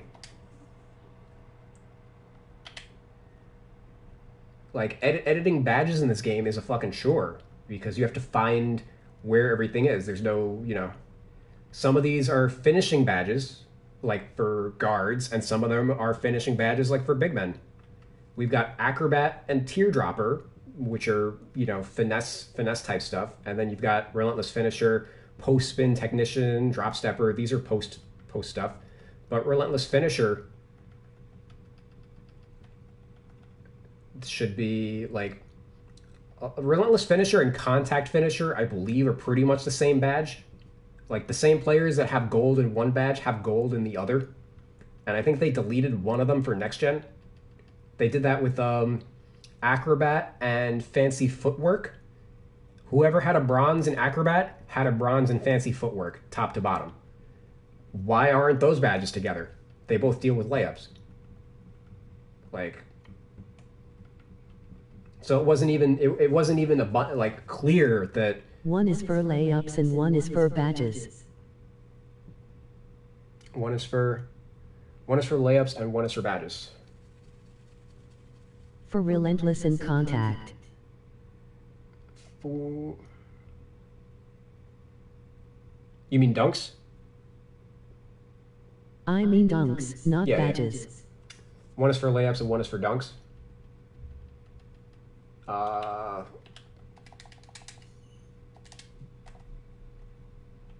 Yeah, because relentless finisher, it reduces the fatigue effects from continually finishing at the rim with contact, and then contact is improves the ability to convert contact layups and dunks in traffic. So like, if that's the case, the description doesn't even match like the functionality. But generally, I look at like I look at these like hand in hand. Like, if a player is relentless, then they're also probably good at taking contact. And I just read this as this, whatever it does in the game versus the description. I rate based on the description. Whatever it does in the game, that's up to 2K to figure out. Like, I'm not a gameplay designer, you know? I don't get paid enough to like sit there and like fine tune the game. That like some of the guys who work on tendencies and stuff do that.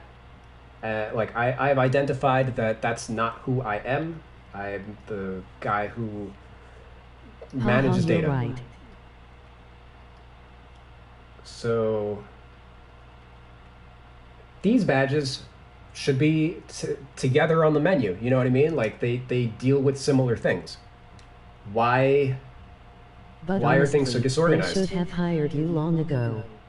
Damn the politics. Yep. Politics. I mean, it is what it is. It's not what you know, but who you know. You know.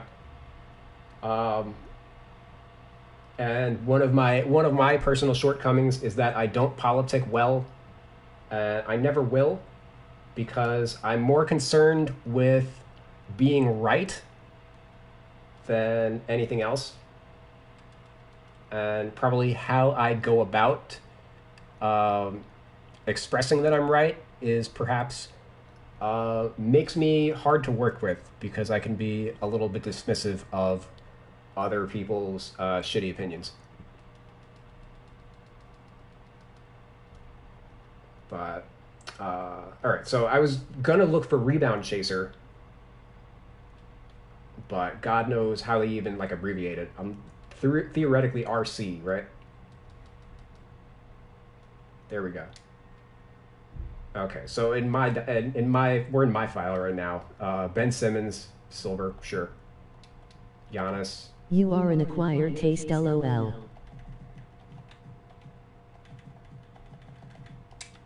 Okay. So like, really, I only have like a handful of guys on, like one guy on each team. Like Luka, I think Luka's a good candidate for that.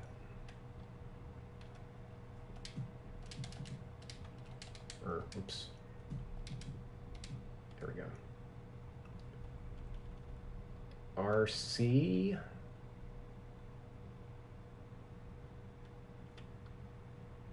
RC, there we go. In between Pogo Stick and Off-Ball Pest. Yeah, that, you know, that makes a ton of sense. Or there's Worm, in between Trapper and Back Down Punisher. Where's, what was the other one? Worm, Box Out. Where's Box?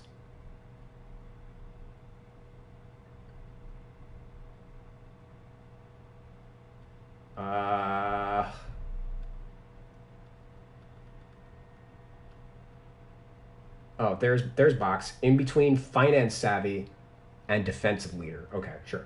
Like,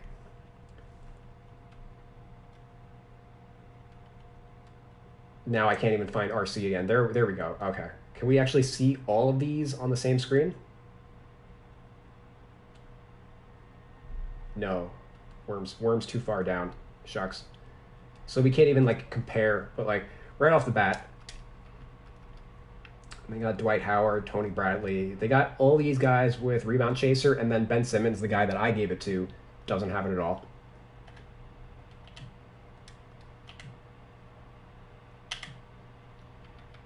Four guys on the Cavs with it.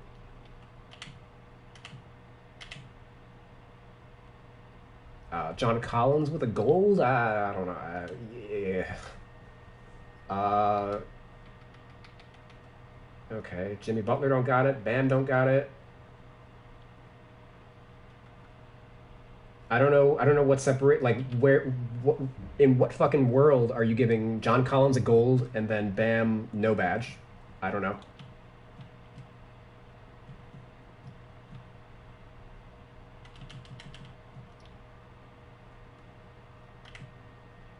That's like the most correct. Bingo, you got it. You got it right. Although I think they watched there one of my... my... There is no consistency.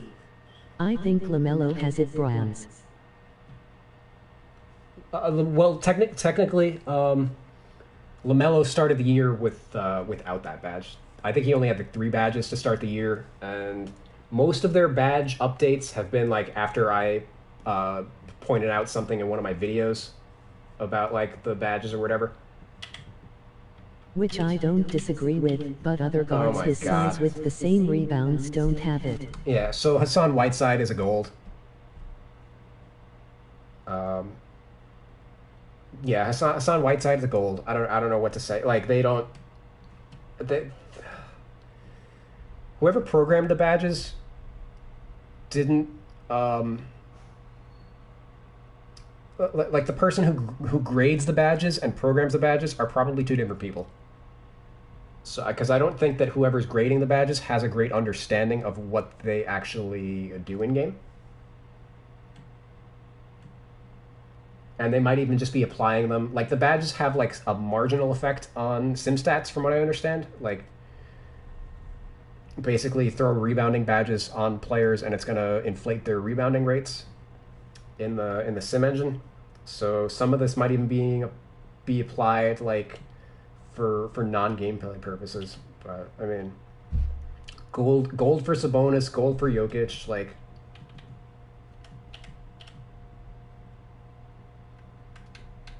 Silver for fucking Willie Hernan-Gomez. Okay.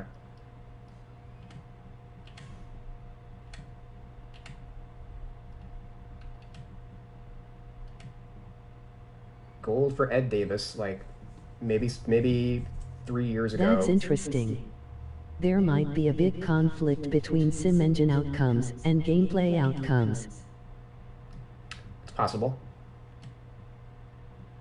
Part of it is, at the end of the day, part of it is like they, as lazy as they are with like the ratings, they're even lazier with the badges, because the badges take a ton of work to maintain. Like they're adding all these additional systems, but they're not they don't have anybody managing them.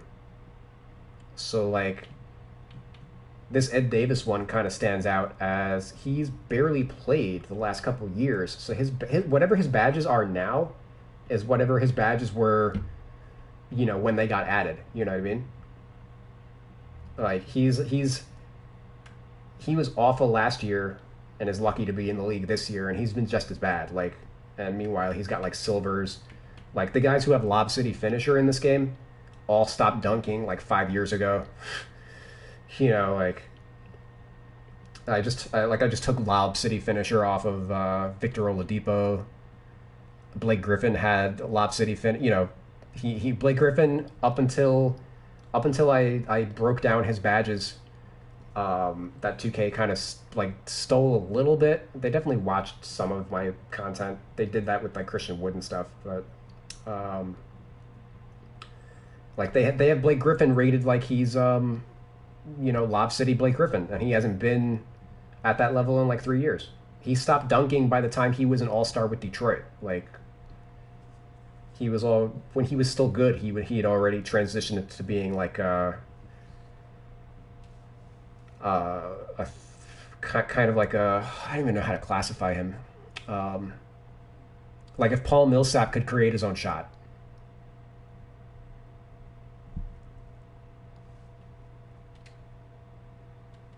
Yeah, I guess a hybrid between like Paul Millsap and LeBron James is basically what Blake Griffin was in his All-Star season with Detroit. But as far as they're concerned, he might as well have been the same old like rim rolling Blake Griffin that he was when he played with Chris Paul.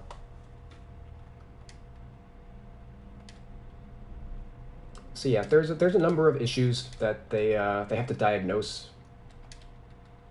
I don't know if they're willing to diagnose it or if they have. He turned into Boris Diaw, LOL. Boris Diaw, yeah, that's a great.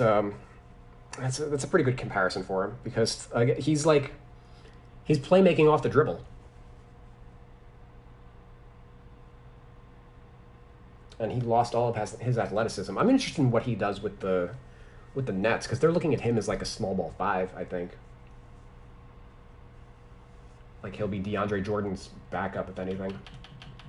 And I'm pretty high on, like, their 2K's attribute system is like getting wildly out of date, because like the player skills and like what they actually do on the court, or I should say like the way that they weight their attributes doesn't apply to like the modern NBA. Like a guy like Bruce Brown right now is the starting 4 on the fucking Nets right now. You know, meanwhile he was like the starting point guard for the Pistons last year, but which just shows like how rapidly things are changing right now. But he's basically like, he's their version of PJ Tucker.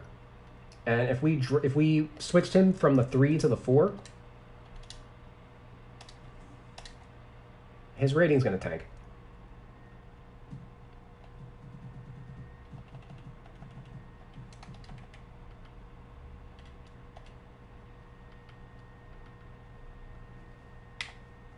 All right, not that much at least, but yeah, his primary was the 1. Okay, even though it's 76 though, that's a little low. Its better example would be Blake Griffin. He's about to play the 5. Boom.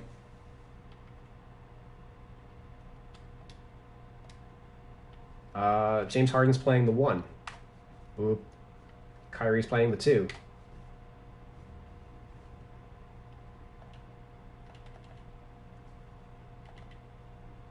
Kevin Durant was a 3. Now he's a 4. Yeah, that's not consistent with the modern league. And they're not even like the craziest example. Like, the place it hurt the most was like Christian Wood, his rating going into the year. Like, he's most power forwards rate 3 points lower at center, because the way that they calculate center overall is still like conducive with your traditional like 1990s lumbering big. There's like a heavy emphasis on post offense and defense. So if you're a skinny ass center with a low post defense rating, you get penalized a lot more than like a Shaq level player or whatever.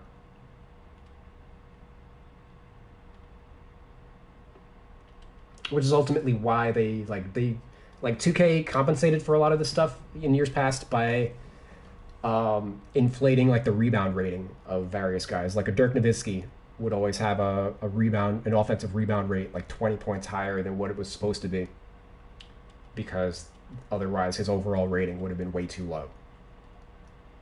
That was just like always the mandate, right? And they have been able to get away from that a little bit with the introduction of the intangibles rating, because which they kind of use as a crutch, because That's rather than one thing I hope to get Char to look at. The game has an early 2000s philosophy in many areas. Yeah, I mean, you got to remember the game was programmed when they were designing 2K in the beginning. The first 2K game was in 2000, so a lot of the gameplay itself, like, it's all 90s ball principles. The way that we play defense in the game is, it's basically 90s hand checking. Like, you get up in the guy and it prevents them from moving around, whereas like defensively, the rules changed quite a bit. There's a lot more freedom of movement now, and there's so much more focus on rotations and stuff like that that the game just haven't been able to like effectively implement. But like kind of the crutch that the game has right now is, rather than like they like John Wall, for example, 40 intangibles, 50 intangibles for Oladipo, like rather than adjusting any attributes for these guys, like it's very easy for them to just walk in and like tank this by like 20 points, and you'll have a guy drop 2 points,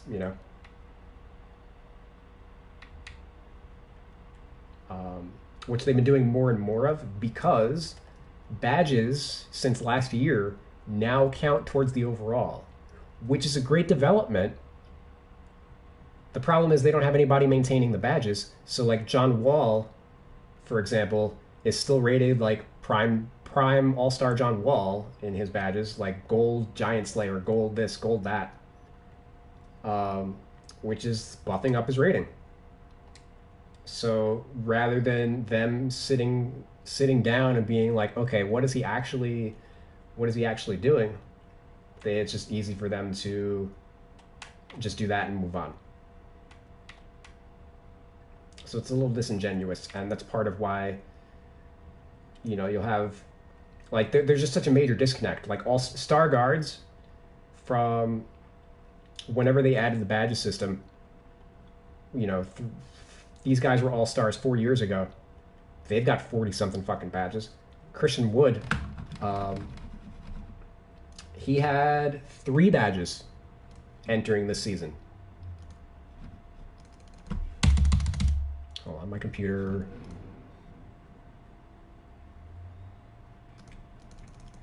decided to go into sleep mode.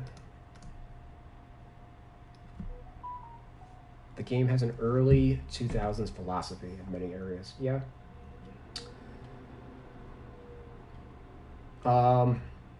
Another example would be something I had worked on. Let me head back onto my roster.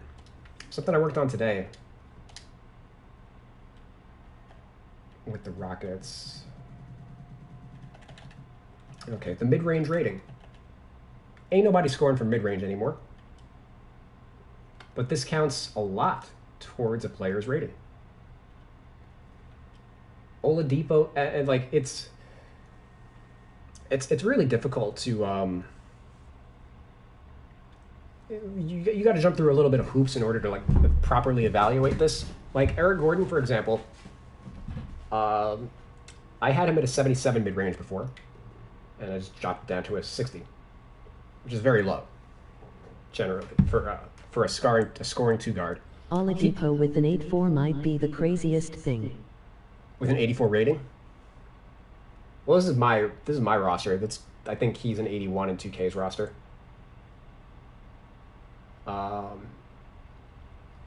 Which I can break down, but like just using Eric Gordon as an example, I had him at a 77 mid-range before. He has not hit a mid-range shot in 3 years. So I had him rated as 77 based on his career. But like if we're going to be evaluating him based on like what he's done of late, you know, he's 0 for 9 in the last 2 years. So like, does he even need to have a high mid-range rating in order to be considered like an effective player? If he's taking, where's his tendencies? I see. Yeah, Since you're accurately using mids, it tanks the overall. In a sense. There's a number of things I do that kind of compensate for it, but like his shot mid-range tendency for Eric Gordon is a 2. He takes 0.2 mid-range shots per 36 minutes. So basically 1 every 5 games. Conversely, he takes a lot of threes. Like, so his mid-range shot should be basically irrelevant to who he is as a player, whereas his three-point shot should be very indicative of who he is as a player. And just looking at, you know, his tendency, forget his tendency, look at position average. Position average, 2 guards are taking 7 threes a game. Whereas conversely, they are taking 1.5 mid-range shots a game. Only like the elite of the elite are taking mid-range shots now. So like, while I do agree that like the mid-range shot should have some weight, that like if we moved over to like Kawhi Leonard, his whatever his mid-range rating, you know, that's where there should be separation created there, because he's, you know, whoever. But basically, the majority of NBA players are going to be in like this 60 to 70 range, and like your Kawhis and stuff are going to be like the handful of guys in the 90s, and the players in the 60, 70 range have correctly deduced finally that they should not be taking that shot. But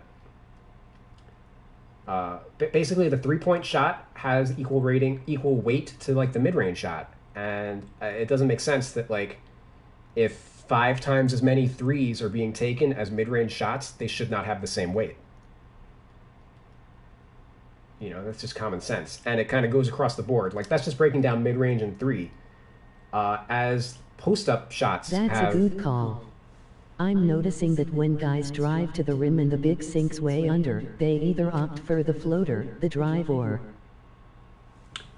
where highly skilled mid-range players take that shot only. Yeah. Also, the way that 2K also the close shot is essentially also the mid-range shot. It's just like badly named.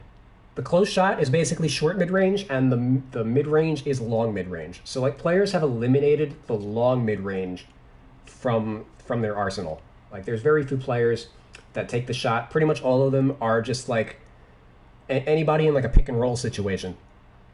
You know what I mean? So like John Wall takes the most mid-range shots on the Rockets, but he's also not good at floaters. Like this is the Rockets. This is why they're 29th offensively, because their top 2 scorers are are inefficient scorers. They have low. They're creating shots, but they're not converting them, and that kind of reflects in their ratings a little bit. But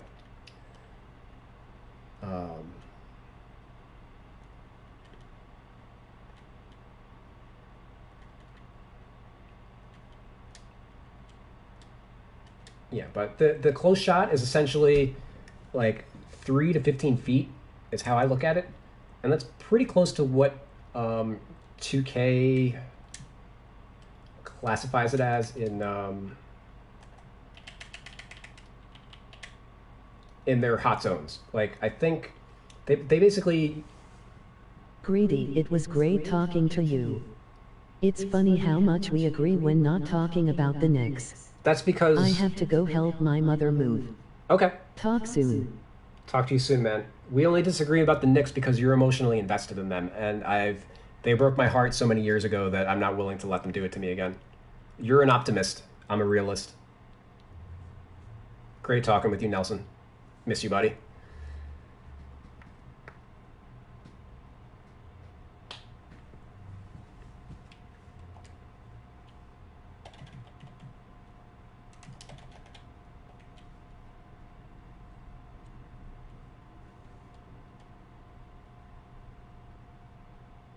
Oh, man, that Same was to fun. you, man. Have a great night.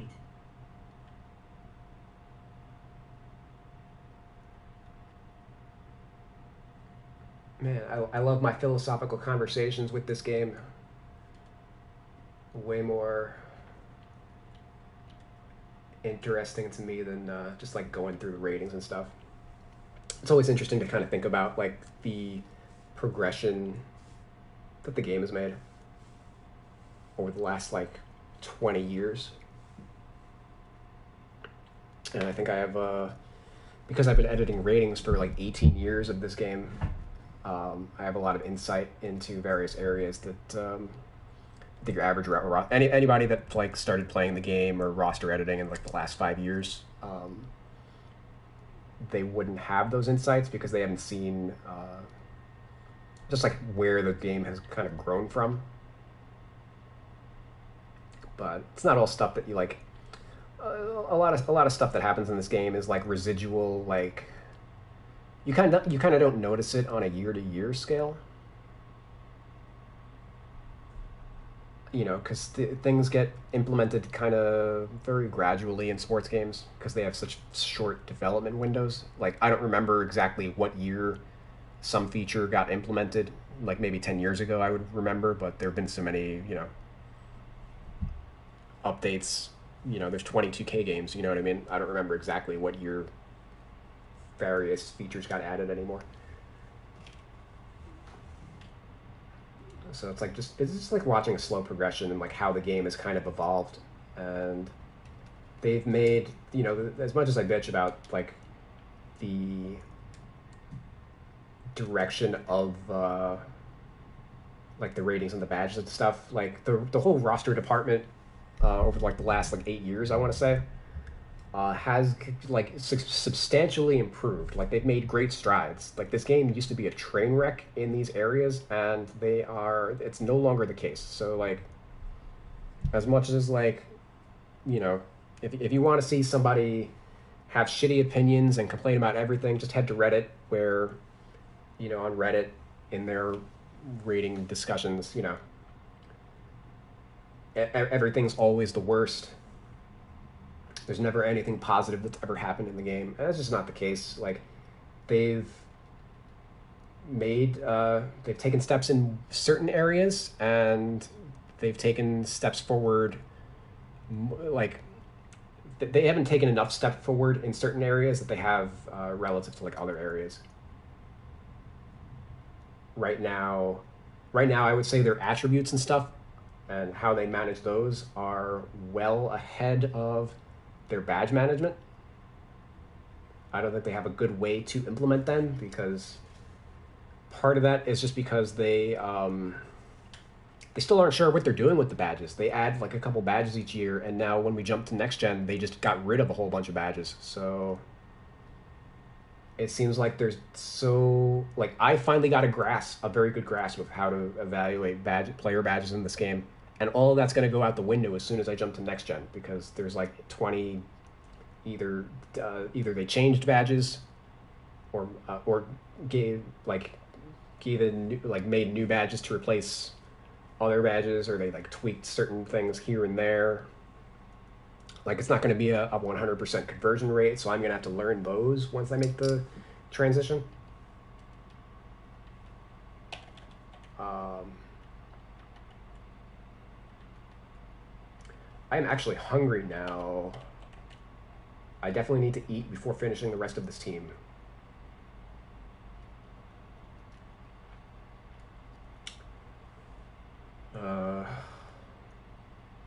And man, I only got 2 positions in.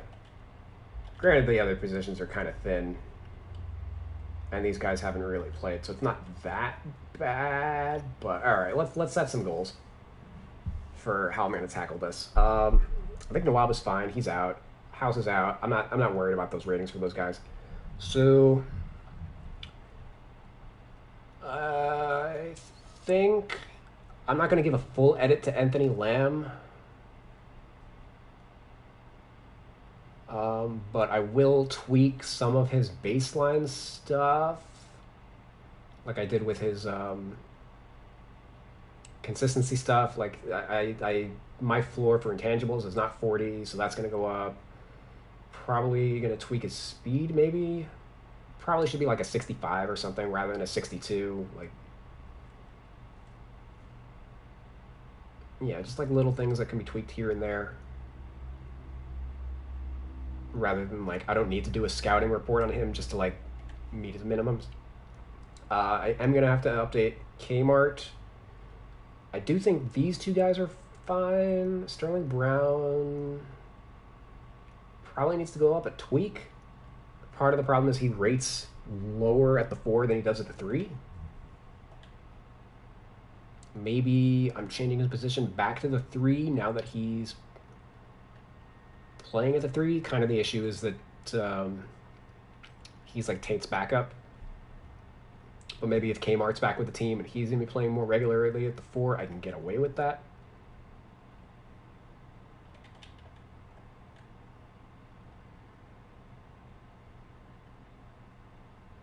Yeah, in like I think in a perfect world, I'd be able to move Curbs back to the 4 and Sterling Brown back to the 3, but that's just not what the hand we've been dealt at the moment. So, all right, so tweaking Lamb, tweaking Brown, full edit to Martin, and checking in on Justin Patton are going to be the goals. So let me head out, grab some food, and then I'm going to come back and work on that. I'm going to leave the stream running.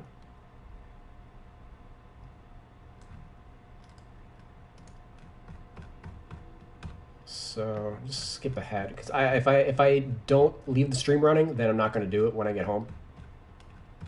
I'll get sucked into something else.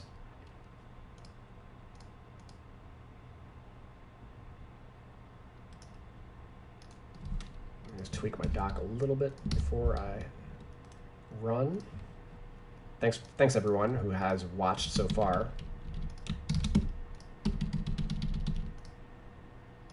Just make sure all of this is up to snuff before I head out.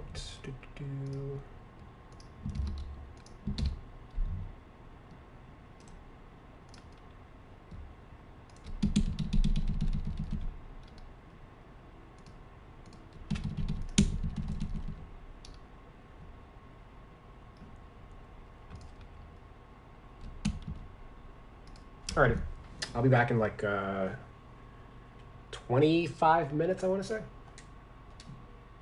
So if you're watching this, the replay, just skip ahead.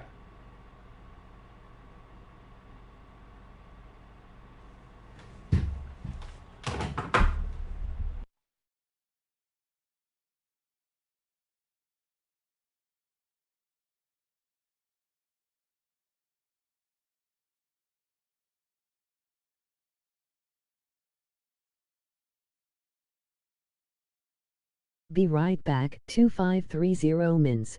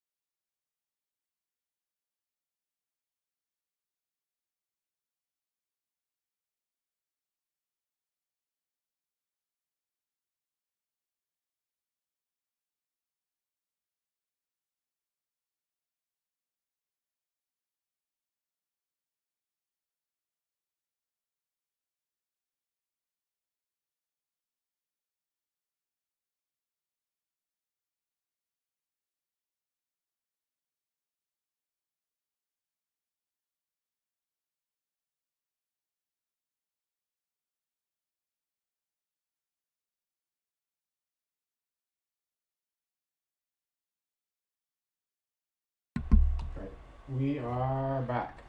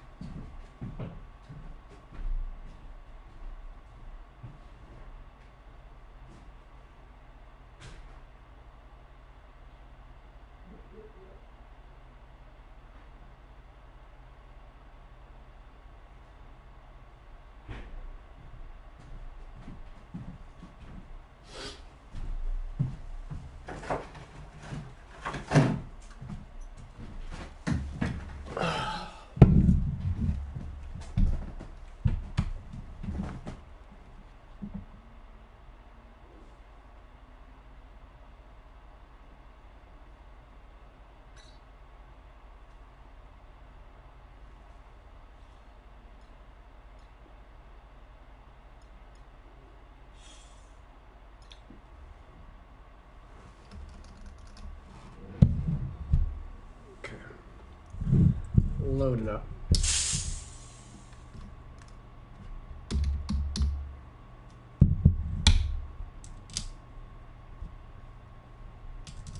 Okay, didn't miss anything. No comments. No problem. Let's get back in the groove.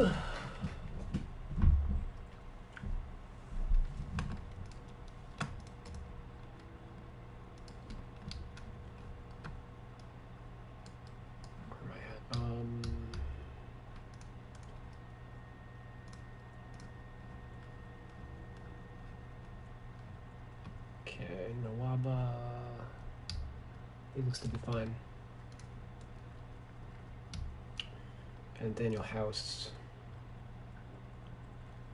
also looks to be fine. Yeah, okay. So Anthony Lamb, we're gonna log some of his default info.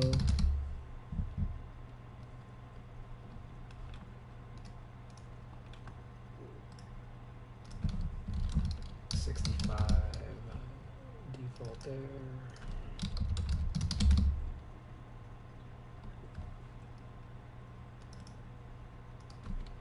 71 close, 69 mid. The reason I log default information is just so I can keep track of how much things have changed on like a year-to-year basis. That's how you pick up on whether or not 2K changes any of like their philosophies.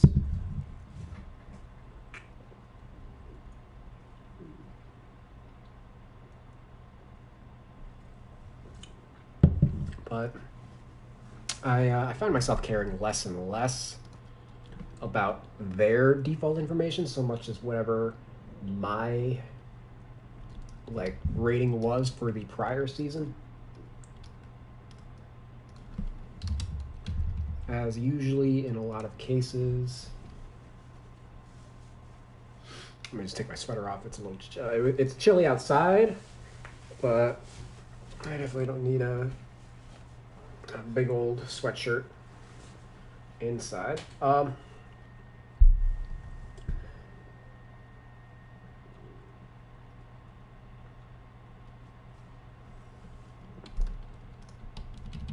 Yeah, I don't need their information so much as I like to have mine, because that's where the actual like year-to-year progression is being reflected, as 2K has a lot of players that they don't touch on a year-to-year basis.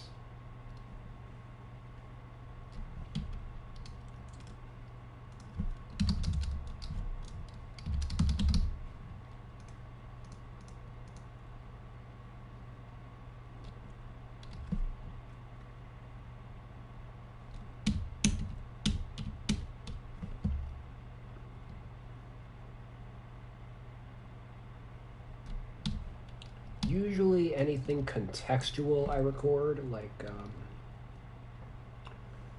interior defense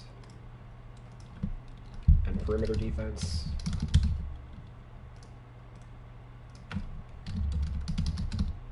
Because it is important to know to keep track of when 2K boosts somebody. Like, they only boost somebody usually like once or twice a year in one of these attributes because it's not tied to a stat. They have to manually do it.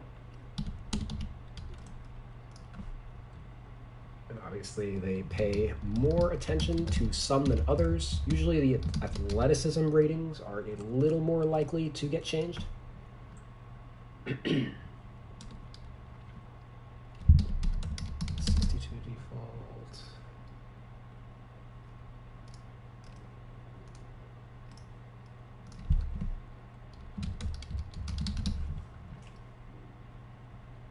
Where's his ball speed? 61, okay. Yeah, basically I'm making like my own little framework in my spreadsheet.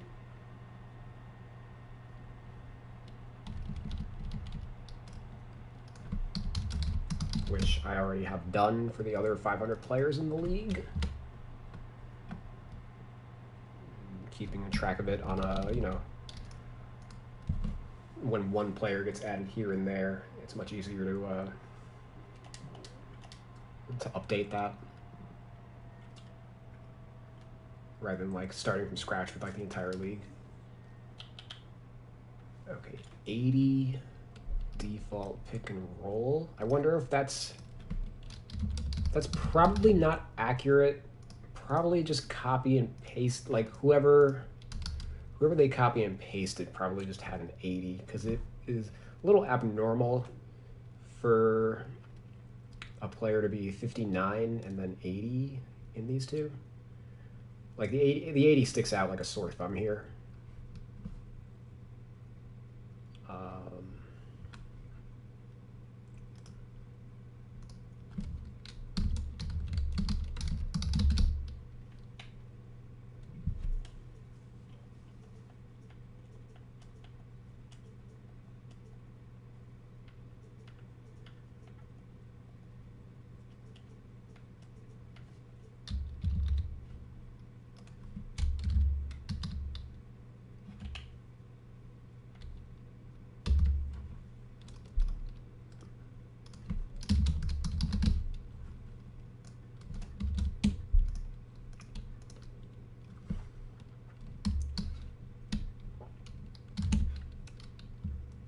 And 0 badges.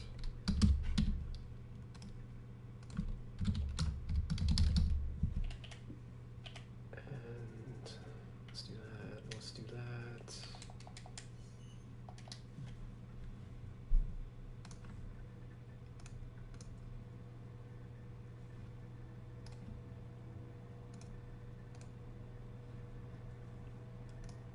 Okay, let me load him up now.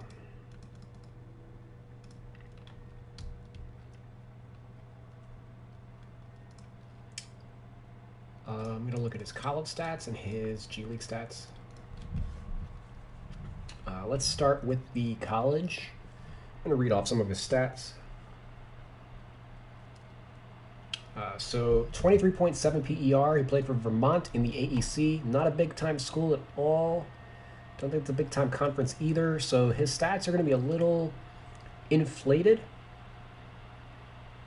which basically means that the conversion rate that I generally use from NCAA to the NBA, it's not going to work as evenly. I would have to, because he's playing against lesser competition, I would have to just increase the penalties for his production. So if, like, for example, a 5% offensive rebound rate in the NBA, that's a 50. And I would probably convert that to a 45 going from NCAA to the NBA. But maybe we convert that to like a 40 instead, depending on how much I want to penalize it. Like you could make it a 40, a 42, something like that. If I don't think that his rebounding is as translatable. I'm going to also, while I'm here, look at his G League production to see how much of it did or did not translate, because that's also his more recent play. So we're gonna make a baseline rating for him. And worth noting also, his production, he was a 4-year college player. So he's pretty much a finished product in that sense. So I don't mind him necessarily, like, his rating should be higher than like a 1-year college player because he's much more developed. And I think it kind of... Harden should be a 9-4 overall. Who dat? That's got to show up for me. Come on. Oh, Regent's back. What's up? Harden should be a 94 overall. I think I have him 95 because I switched his position.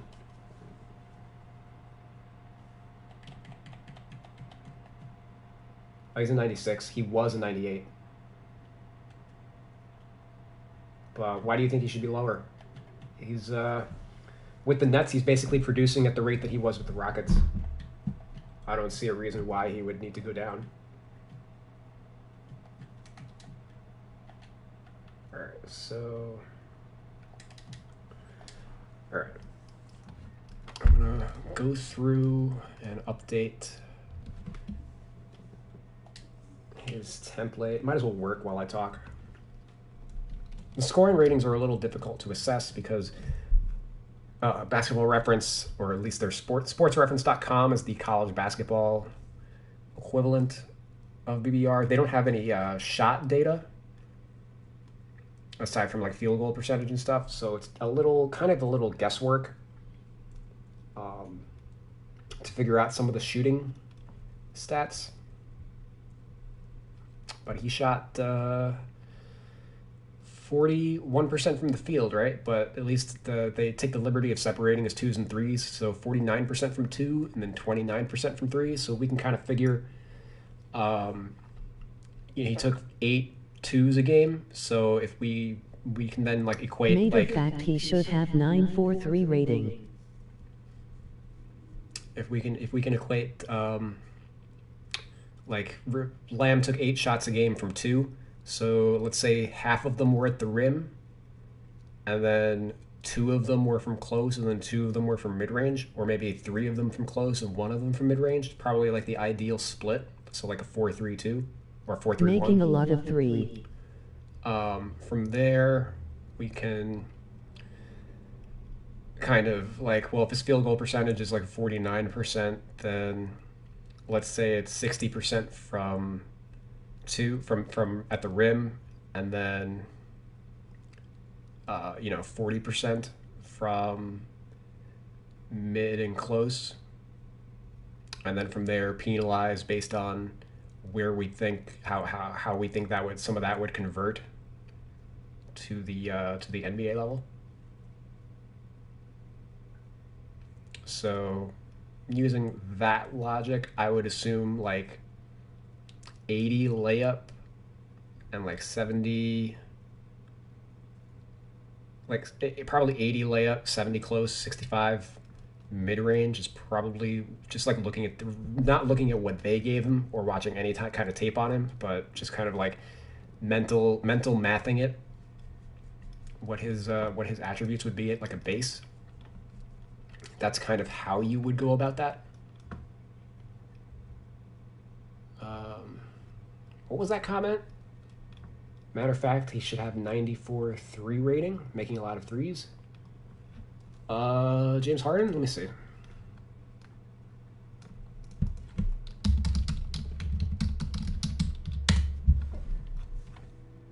Because it's kind of difficult to... he's 41% from 3 with the Nets, 39% on the year. He was 35% with the Rockets earlier in the year, but he wasn't playing at his hardest at that point, let's say. But, so 41%, I would say more like he's hitting 3 threes a game. Probably like 88, 89 is like the ideal rating for him. And then just factor in that like he has a number of like Golden Hall of Fame badges that are that's what allows him to shoot a high percentage off the dribble. Like you don't need to go beyond. Are you doing Golden State? Mid 80s. Am I doing Golden State? maybe after I do the Rockets. I feel like I get that request anytime I work on the Rockets. Somebody wants me to work on the Warriors immediately after, or maybe there's just a lot of people that always want me to work on the Warriors. Jordan Paul is goated. I got a couple things I got to work out with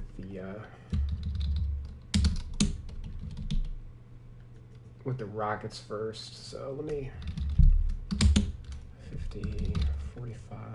I don't like 35 hook shot for a small forward is really low, so we're gonna boost that. Without knowing anything about his post up, 49 is probably way too low. I'm gonna stick with it at 50. I am doing my ratings right now. Probably goes to like a 50. Draw foul 30 is probably way too low. Like, I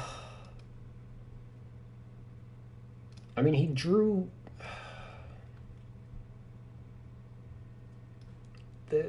all right, it's just using college conversion. Like he took 6 free throws per 40 minutes in college. That's not a 35. Like 35 is like somebody who takes like 2 free throws per game.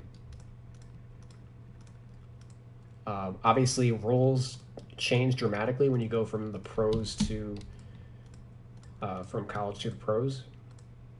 Some of this rating is role dependent, but like again, just at the base. I think a 60 is fine to use as a base. Like he was a scorer in college, it looks like. And then if he ends up just being a spot-up shooter, you transition that rating down. Close, yeah, we'll just stick with 71. What did I say? 70 and 65. So they gave him 71 and 69. I'm cool with keeping those defaults. The 3-point, let's see. College, he only shot. It's a little misleading. He shot 29% last year on threes, but was much better in the earlier seasons in his career. He shot 37% the year prior. His production was awesome in his junior season. He had a 33.7 PER in his junior year. That dropped 10 points in his senior year. I don't know much about like the college game or anything. I'm guessing that the only reason he did not come out of school at that point is because Vermont just isn't like a well-regarded school. And he wasn't on anybody's draft radar. So I think definitely he can play. And he's just one of those guys that kind of, there's only 60 draft slots per year. So a lot of guys like slip through the cracks. It only makes sense to declare for the draft if you're going to get drafted.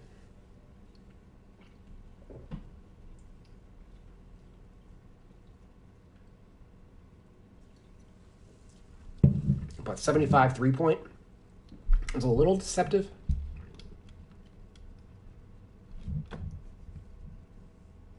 And I know from like in the G League, I'm sure he's much better than a 29%. But yeah, I think that's basically right on the money. They made a good call here.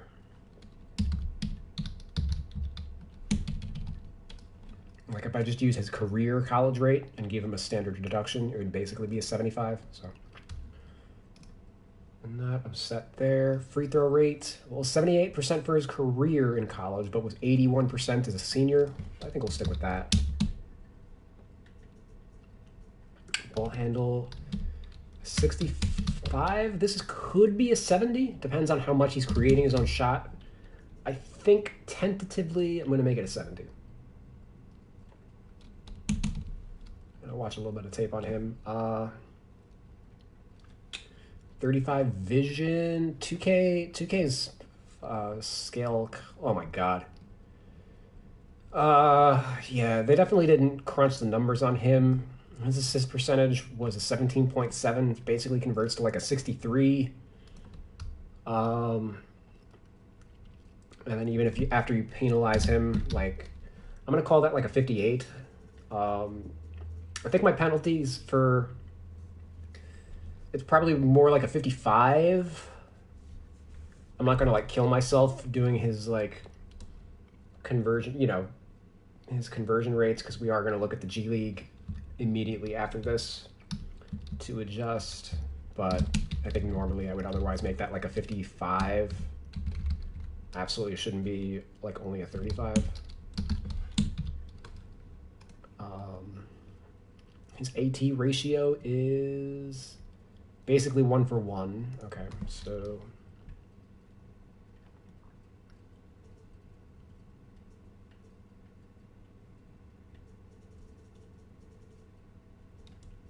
let's adjust that. You have his orb rating at 69. I'm gonna drop that to a 50. I see he rebounded well in the G League, so it's gonna go back up. But again, just getting the just getting the base. 50 shot IQ. Nope. He averaged 21.5 points per 40 in college. So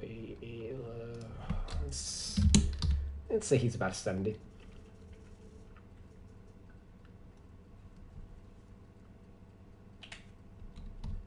Okay, defensive rebounds. He's a pretty good defensive rebounder in college, 21%, which would normally be like a 78. So I'm gonna make him like a 73.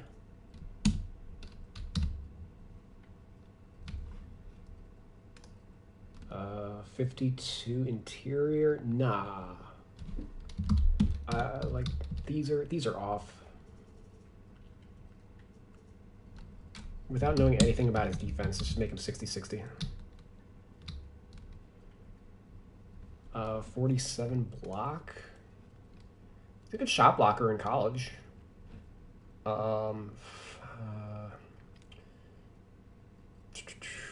a 61.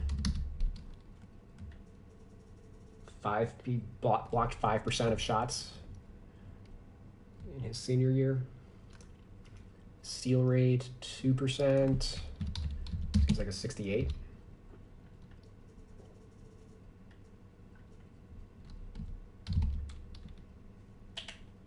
I like how they gave, like, he's got piss poor interior and perimeter, and then like an 80 shot contest. Like, very inconsistent. Okay, I think I'm just 65ing him across the board without watching any tape. Maybe that's probably actually how I would end up on him. And we'll figure it out maybe. So this is like his baseline, and after we watch some tape, what's probably going to happen is each of these is just going to go up by 5. But like, that's going to be his floor, I think. I'll assume the 70 vert is accurate. Stamina.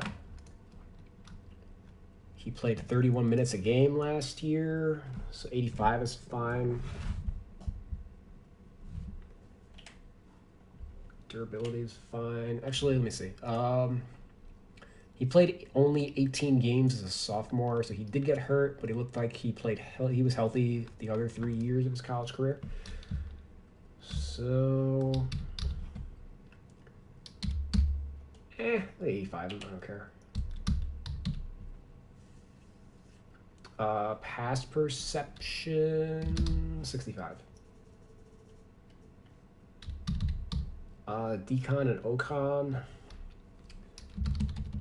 Okay, I made those 45 before. We're gonna make them 50 right now that I actually got to sit down and look at his actual profile. Realistically, both of those numbers could go up, but I think a 50's fine as like his floor. An 80 pick and roll, and then 59 help. This is so weird.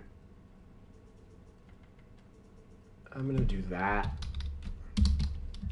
without, again, I'm like more inclined to see if there's any scouting info available on him to maybe explain that. Maybe it'll show up in any G League video I watch if he ends up being like a plus defender or whatever. But generally, a wing would not be like a pick and roll defender.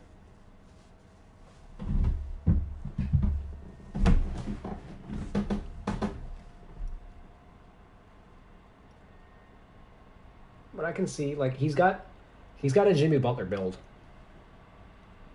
at like 6'6", 230. So maybe I'm selling him short. It just makes no sense. Like he had 50s in his for perimeter and post defense, and then 80 fucking pick and roll defense. Like, make up your mind, guys. Is he good or is he bad? That's very, very abnormal. I'm probably inclined to just think he's good, but I need more information on him. He profiles as somebody that would be a good defender.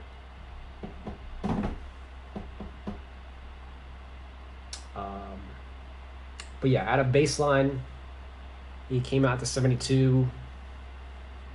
Didn't even apply any badges on him, so maybe he converts to like a 73. But I think that's pretty fair.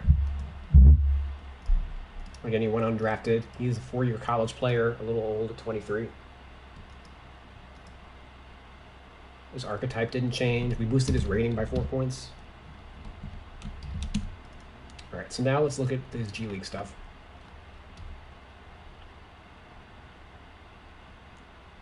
G League, 65 true shooting on 19 usage, 22.8 PER. 9 orb percent, 17 derb percent. So we're going to adjust his rebound rates a little bit. 2020.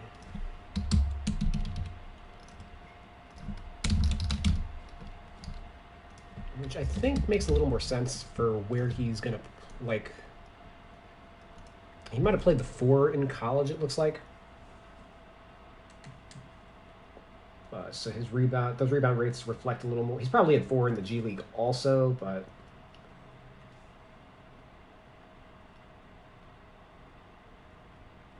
like realistically, like 65, 63 rather than like 60, 63, I think makes sense.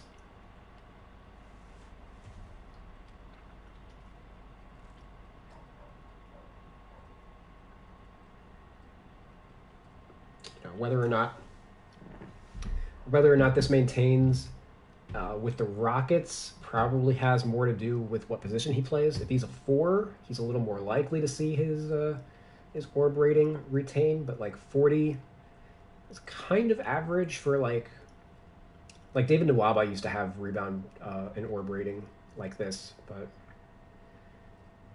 generally a corner 3-point shooter isn't going to be getting that many offensive rebounds. Like, this is kind of indicative of where most threes in the league are right now. And we see like most guards like are low, or like in that lower range. And yeah, like his orb rating is even up there for a 4 nowadays. 20 years ago, 4s were like in the 60s and 70s regularly. But as the league has gotten smaller, we have fewer Kevin Loves and Ryan Andersons. Ryan Anderson is probably like the prototypical like power forward of the 2000s in terms of whatever his rebound ratings were. And we just don't have that just isn't the modern 4.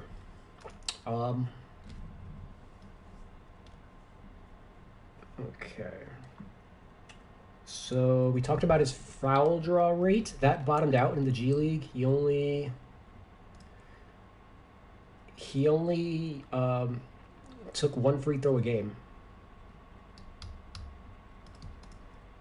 So that is something that,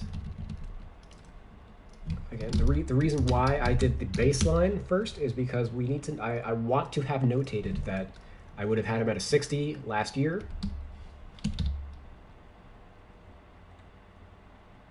or he was originally a 60. But now I will stick with the 35 that 2K had him at.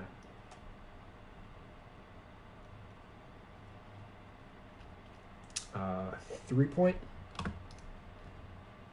He's 18 of 47 in the G League, 38%.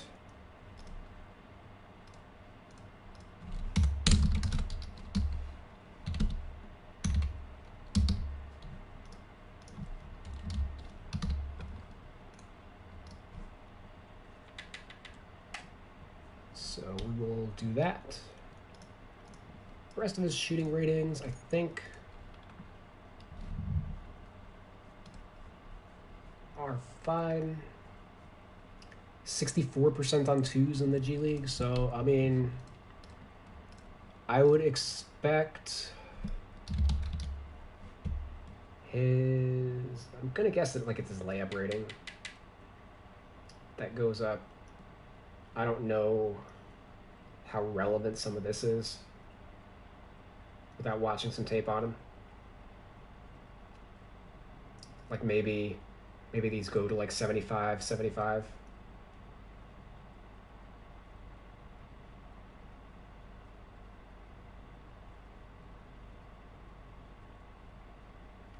But let's check the steals and blocks. Steal rating, 2%. That's, yeah, basically maintained. And then block rate, 3.6%, which was 5% in college. 5% is pretty good. 3.6% is pretty good. At the NBA level, this would be a 71.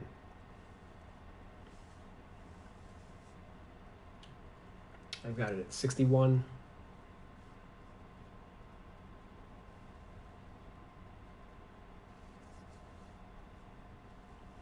I think I'm okay leaving it like that. Maybe even boosting it like a handful of points.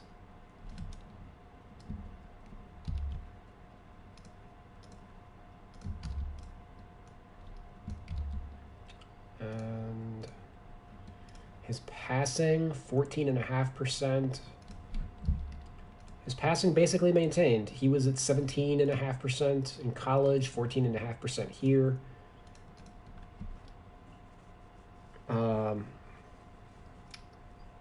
Yeah, like I said, I wouldn't anticipate that dropping to like, I'll drop that down to like a 55, which is what I mentioned before, like where I would expect it to kind of drop down to by the time he gets to the NBA. We'll just do like that, I think.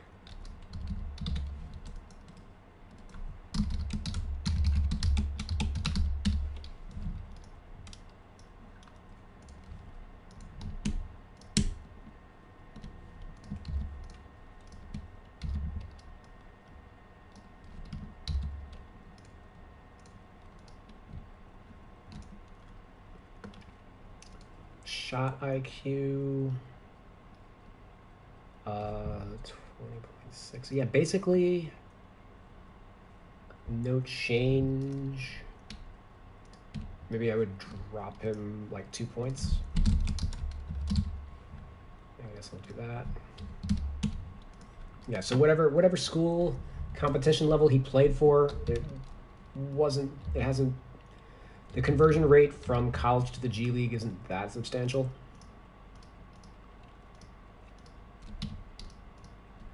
So I'm able to just stick with whatever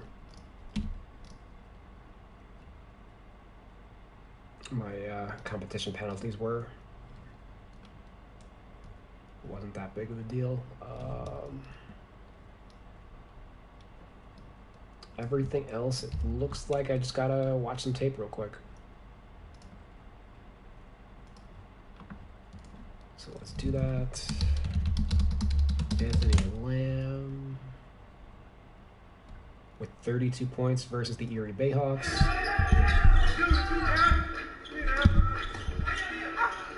Now Lamb inside, taking advantage, and muscles it home for 2 more. 3 games out of that 8th place spot, currently held by Westchester. Start of the second quarter here after a hot start. Things have cooled off for the Vipers. Been his distributing that's been impressive. Now off the long feed, he saves it from going out of bounds. Now Queen finds the cutting Lamb. Queen couldn't bank it in, a rare miss for him on the day.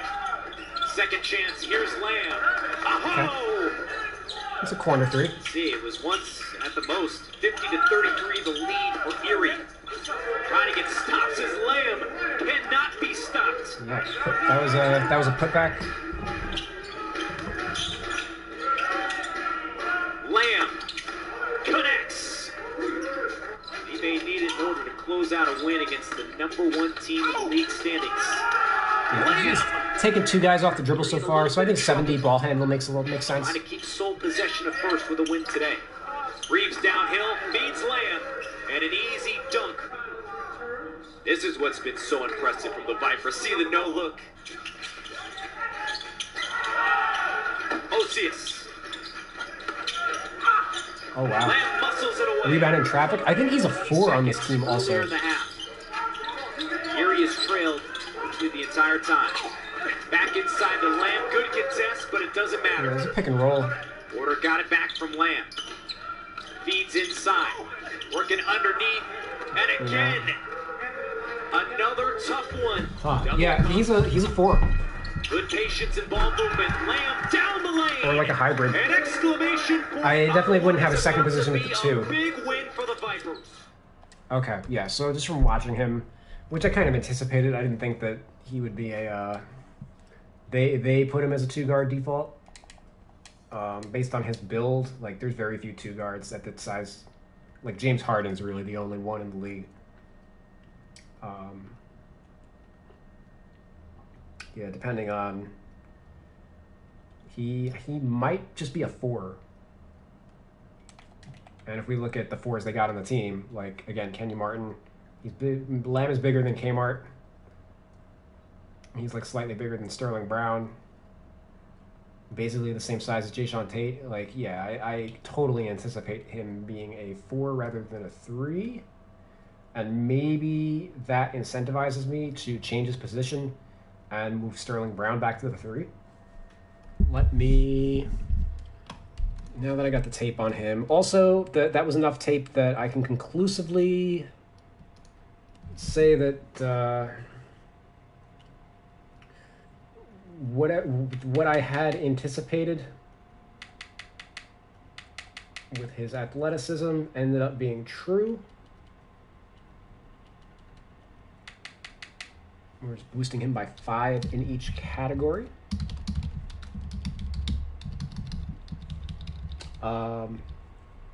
And I am torn. I think maybe 70 strength makes sense.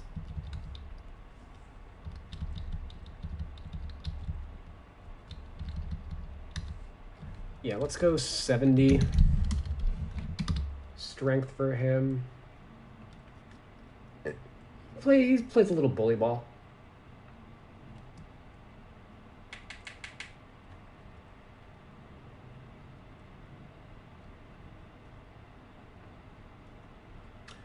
Lose 50 intangibles. Man, and he... what did he do in his debut? He was 1 for 3 on threes. Had 1 rebound. Basketball Reference doesn't have it, but let me see if I can get his substitution patterns from NBA.com. Let's see who he was subbing in for. Lamb came in for Tate. Okay. Tate's a 4.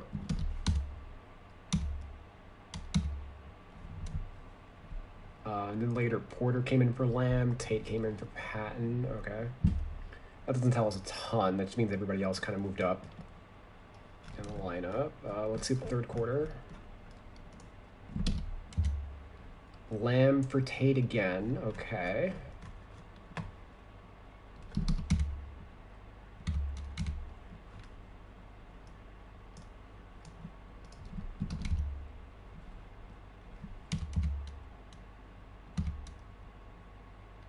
Tate for Lamb. And then later on, Lamb for Porter, but McLemore for Tate, so that's really Lamb for Tate again. Yeah, we're putting Anthony Lamb at the 4. And that's going to affect what we do with his intangibles. So small forward default, power forward.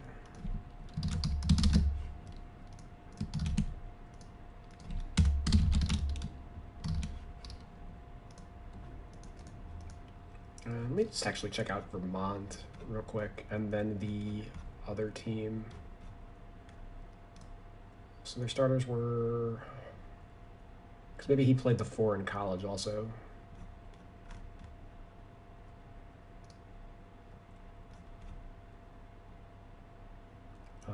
Giddens.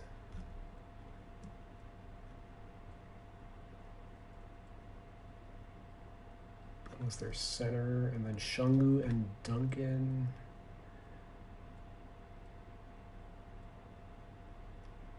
Were guards. Okay, so yeah, so he was actually he was a 4 in college.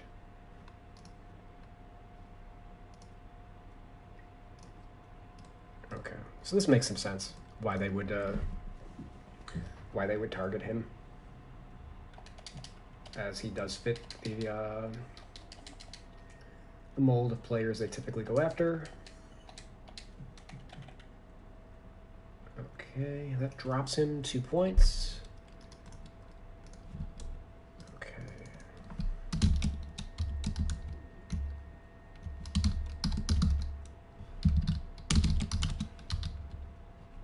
So that means he was actually a 70 coming out of college, and then +1.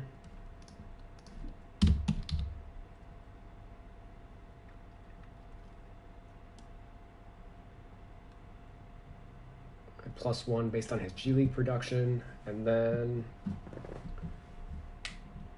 depending on how much of a factor, yeah, we could bring him up as high as 74 if we wanted to. I think 71 is fine. Again, he's only played 1 game outside of the G League. 71 is kind of where I identify the value of most like low-end two-way contract players or G League stars or whatever. G League caliber players are mostly going to fall into that 71 range. Which is why we want to get Kmart up a little bit.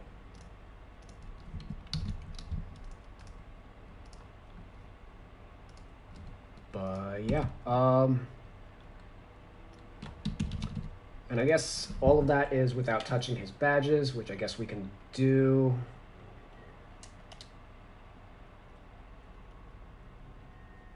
Badges. Based on what we saw, let's go through. Nothing here that I think he needs to have.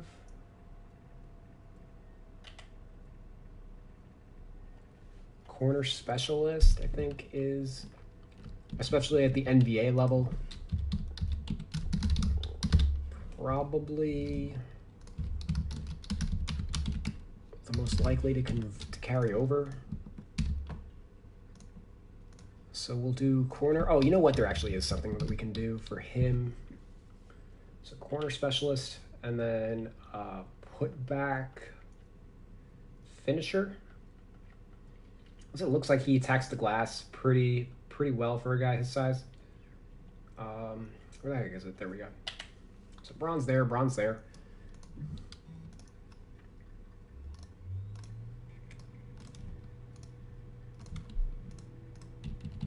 I don't think he needs much else.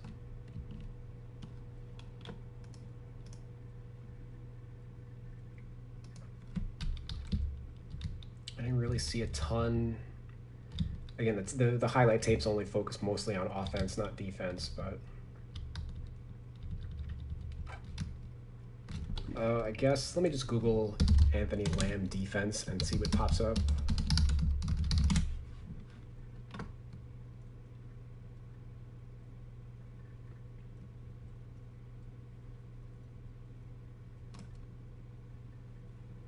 a couple articles on him on the various blogs. Like the Hornets were considering him, or at least a Hornets site and a Hawks site wrote about him.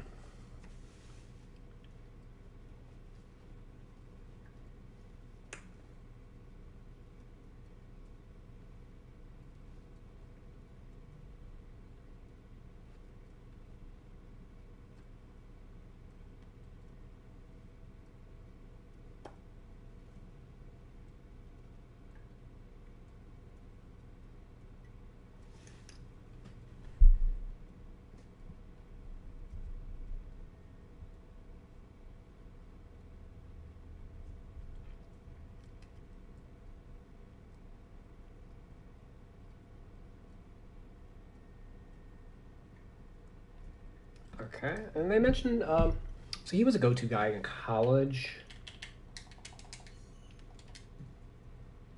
From the little bit that we saw of him, like his post rating, I did forget to mention, or I did mention, but forgot to readdress it. I diagnosed this is probably a little low for him, and based on the tape that I watched of him, as well as like his tendencies in college, I think like a 60 here, a 55 here, and a 60 here makes a bit of sense. Like, I don't think he's going to focus on those skills much at the pro level, but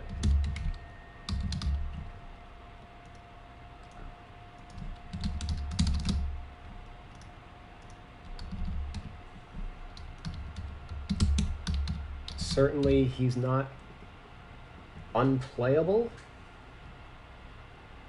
He's just clearly, he's not a high-end option,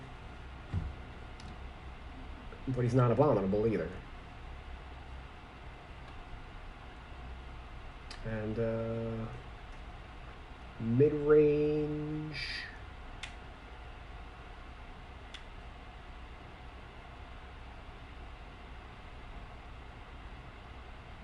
yeah,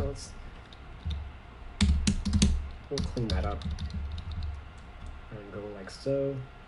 I don't think that's going to matter a ton. I think the A layup is pretty solid.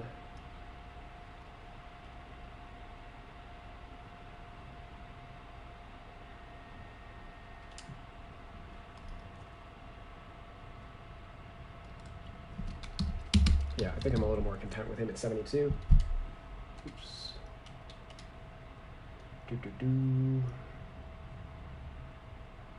Their whole team's hurt. Okay. I know I mentioned before I went to go get food that I was probably just gonna like gloss over him, but I'm glad that I did give him a full edit. Let's bring Sterling Brown back to the 3.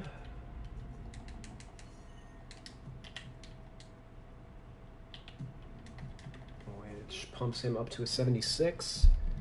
I don't think we need to touch on him much beyond that. He's got the intangibles. Well, he does have the intangibles thing applied to him. So I guess I should look at him somewhat to see if we can take that off of him. Because he is having a career shooting year. 40% from 3. Yeah, that's fine. Really being held back by his mid-range rating. He's 24% for his career, so I mean that ain't going anywhere, I guess. Like, and over the last 3 years, he's at 18%. So I mean, I'm actually just gonna take that to the floor, which is what I had it at last year. Close though, I think we can boost a little bit.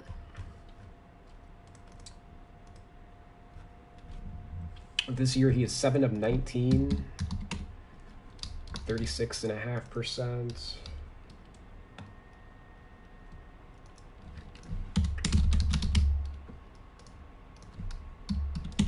Yeah, it's a modest improvement from last year. So we'll do that. Did that boost his rating at all?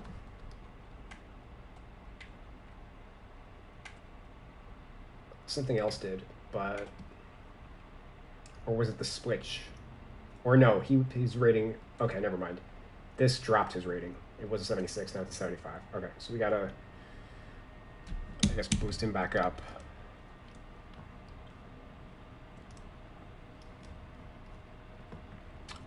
Free throws... He's 14 of 15 this year. Obviously not a high sample.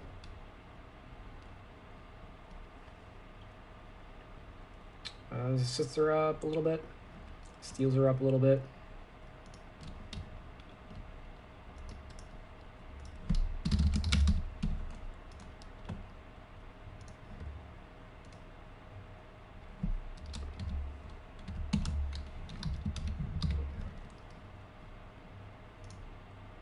Boost his vision a tick, which might bring him back up.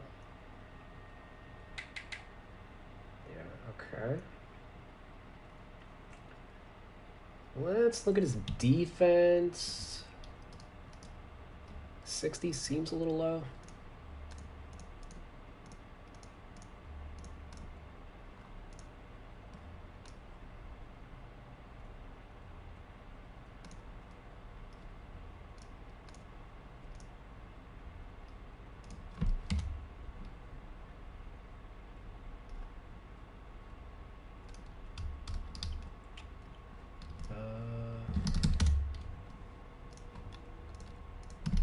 Sterling.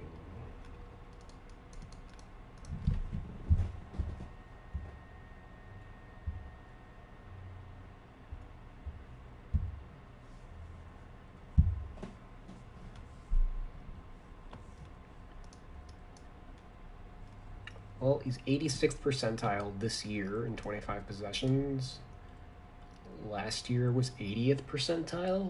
Well, only 11 possessions. So I guess he was abominable in the previous 2 years. 21st percentile and 9th percentile. Yeah, so all those in like low 20 possessions. So I guess I didn't put too much weight into last year's small sample, but given this year, I think we can take it up quite a bit.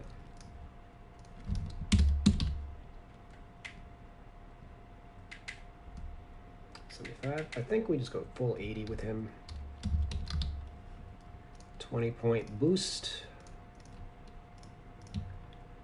Probably should have just been at like a 65. I think that was an error on my part, having him as low as 60 last year. Probably should have been like a 65 or 70, is my guess. That's fine. Orb, Derb, fine. Helpty, let's check that out. Sterling, this year 33rd percentile, last year 54th, year before that 10th, year before that 39th, last year 75 possessions, this year 114 possessions. The 70 is actually fine. Pick and roll defense is an 85. That's probably fine too.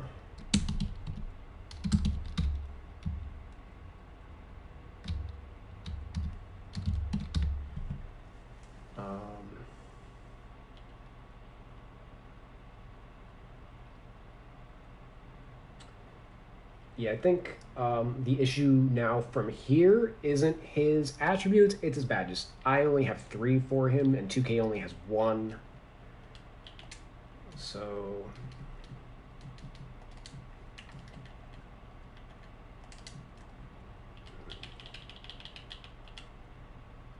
and they're all shooting stuff. I could probably, like, a couple defense stuff I think you could throw on him.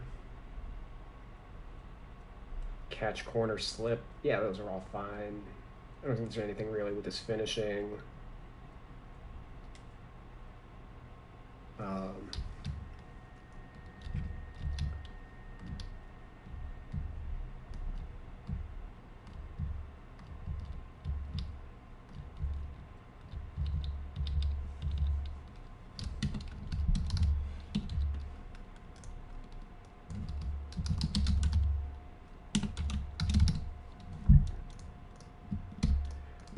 probably pick Dodger.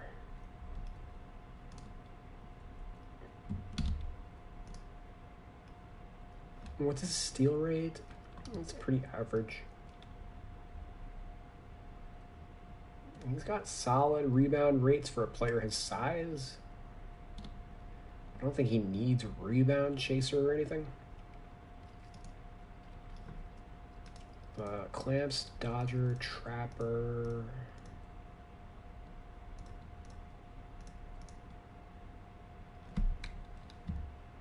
I think those are fine.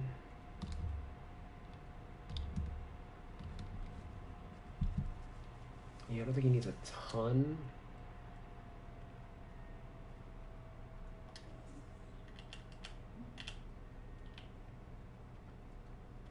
Clamps, Dodger, and Trapper.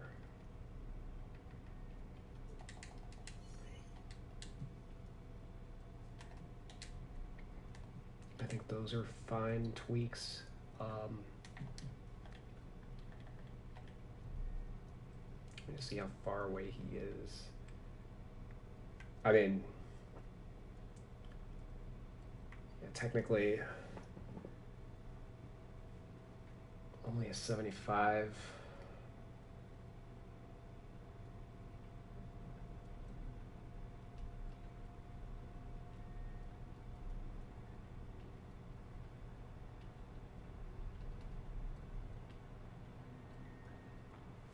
Is his shot IQ okay?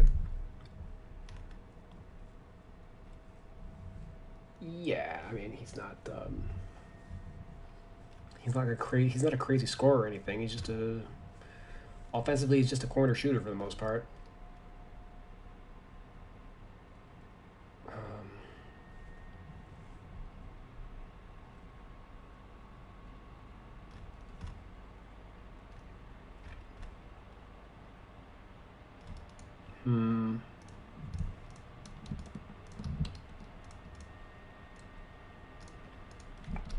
Let me check his roll man data. As funny as that sounds, if he had a high, all right, he doesn't have 10 possessions for offense, which means I'm okay with him being a 3. If he had a ton of roll man possessions, it means he's being used as like a stretch 4 kind of frequently, but let me actually see for the entire team. Let's look at the roll data. Yeah, like Tate, 10% of his offense is in the roll. 12% for Tucker. And then 27% for Christian Wood because he's rolling to the rim and popping out for threes. 23% for Cousins. Same conversation. So like the 4s are going to be around like 10%, and the bigs are going to be in the 20s. And it's worth noting David Nwaba, he actually shows up here. 5% of his offense comes in the pick and roll. So he's maybe being he's the one that's being utilized the most as a small ball 4 out of all of the 3s, which would make sense given that he's the best rebounder of the bunch for the most part. So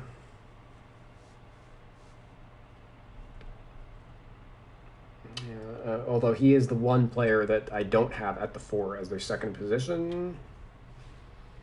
I think he was mostly playing the 2. He was starting 2 at the beginning of the year because of all the injuries they had. But maybe with since Oladipo and friends came aboard, and probably now especially like Ben McLemore also was out of the lineup at that time.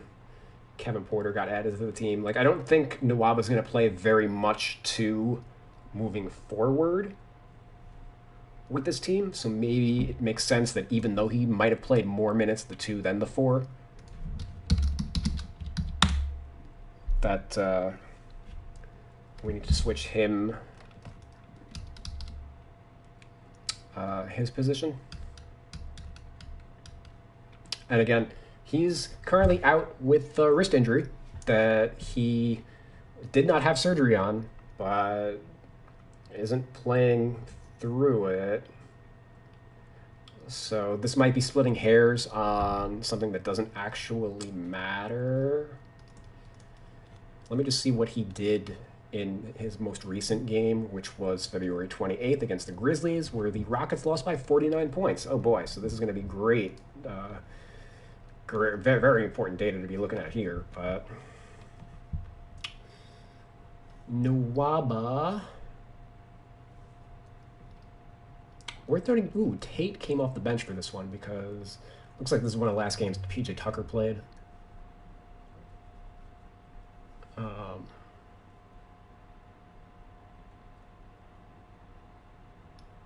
Yeah, looks like Nwaba came in for Daniel House. And Sterling Brown came in for Eric Gordon.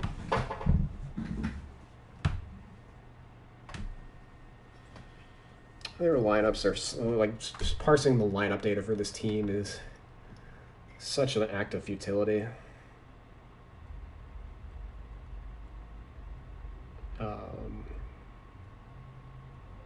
But yeah, Jae'Sean Tate's basically like the backup 5 for the team as currently constructed.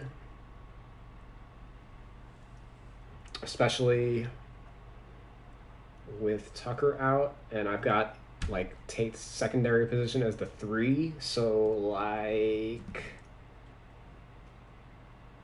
I think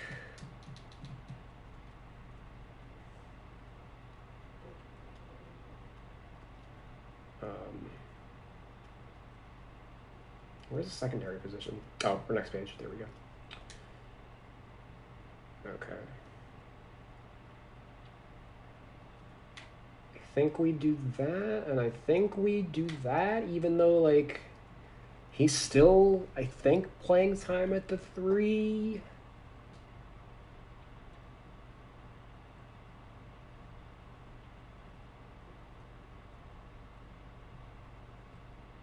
Like,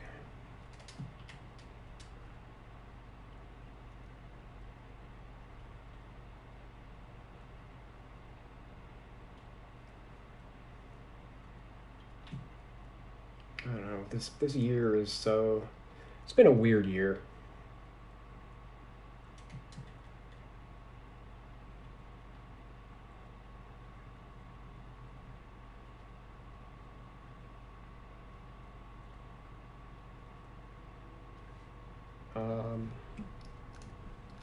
Let me check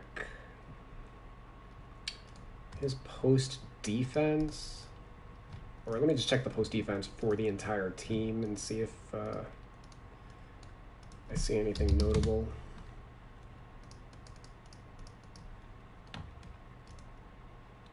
Yeah, Tate has logged the most possessions. Wood after that. Nwaba with 27. As many as Tucker. Sterling Brown, only 15 defensive possessions.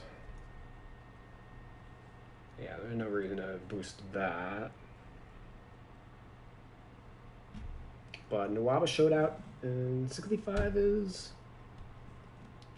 I could see this going up to like a 70. Maybe I should just do that now, actually. I don't see Daniel House anywhere on this list. Yeah.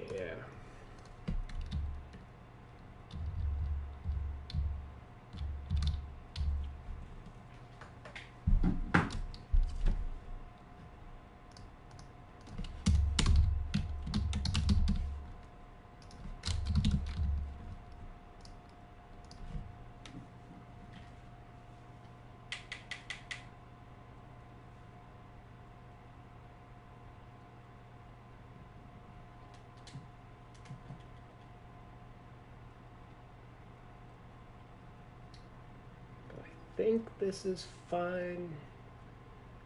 And maybe I should be just okay with Sterling as a 75. The issue was he rated too low at the 4.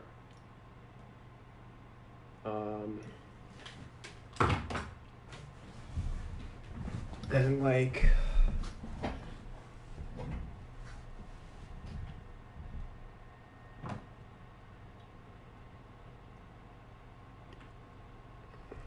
Yeah, I guess he doesn't need to have a high, like a rating on par with Tate or anybody. Okay, let me just make my adjustments.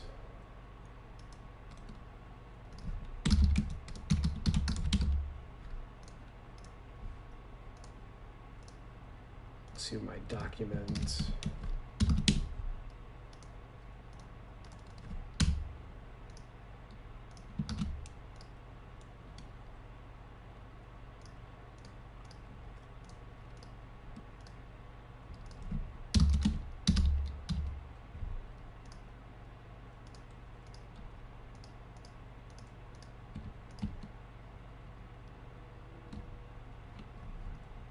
And you know what?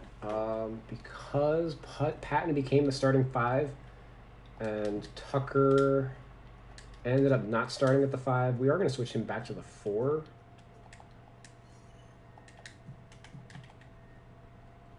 Which gets him to 78. I think I have the intangibles thing. Oh, I don't. Okay, so that's why he kind of rated low at the 5 anyway. All right, so 78 is fine for Tucker at the 4.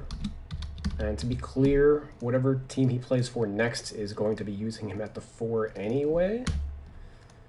So, okay. Tucker.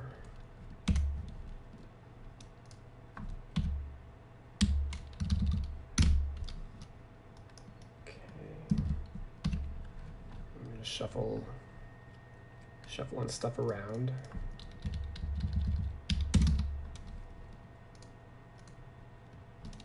Oh, Aaron Gordon came back from injury, as did Lauri Markkanen, so I gotta reactivate them injury-wise in here. Okay.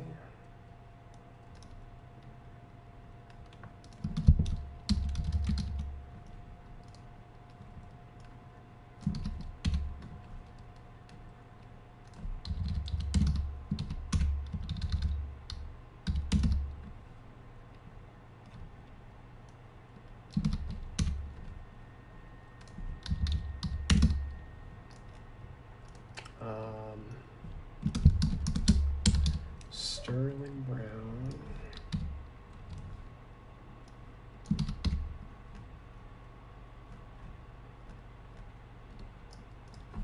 What is he, I guess he's the starter at the moment, since these guys are both hurt.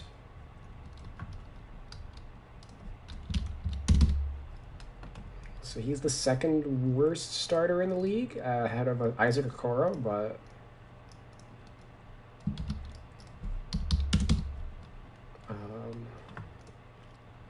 among other backup 3s, like he'd be in line with Talon Horton-Tucker, Terrence Mann, Timothy Luwawu-Cabarrot,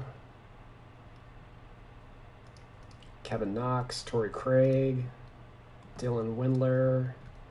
I think that's fine.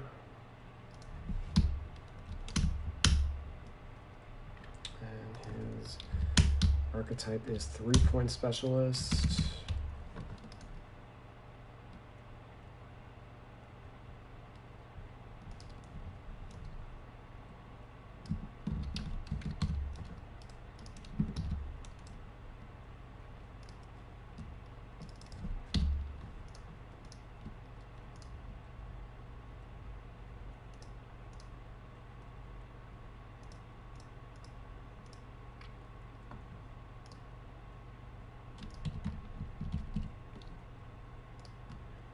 Dante Exum's supposed to come back this month. Okay, that's worth noting.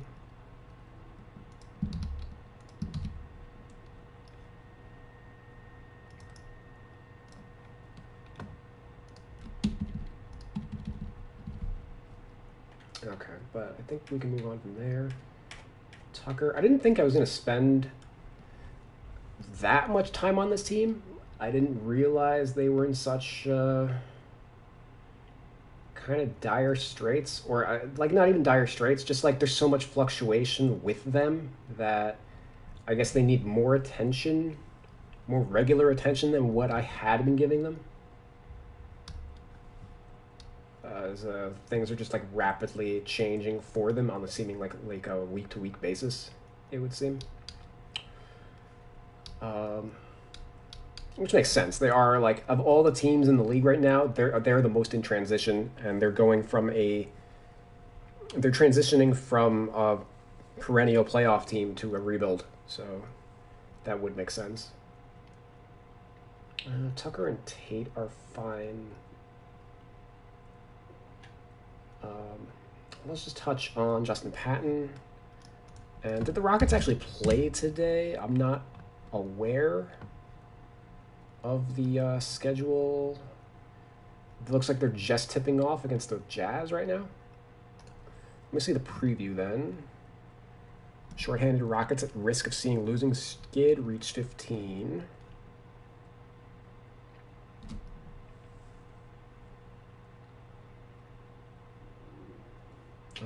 They're talking about how Ilyasova is joining the Jazz. So I guess he's active for this game. And then PJ Tucker isn't with the team.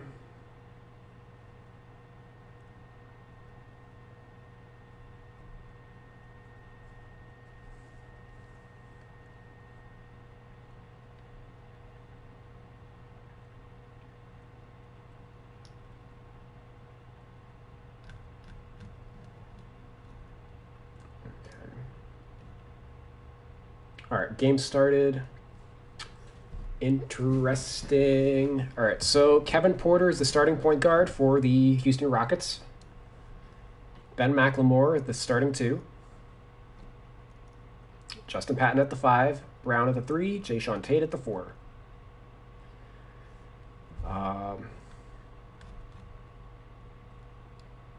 Inactive players: Kurucs, Eric Gordon, Dante Exum, John Wall, PJ Tucker.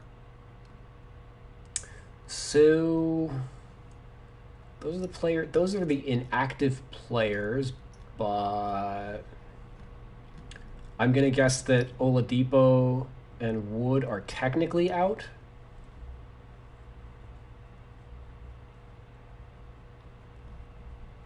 Like they would only play in an emergency.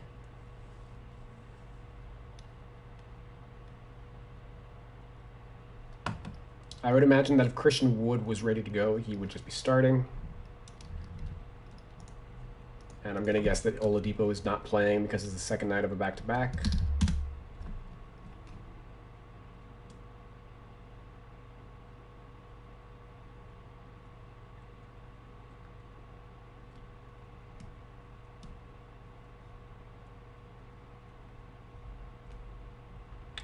Daniel House will likely return on Tuesday.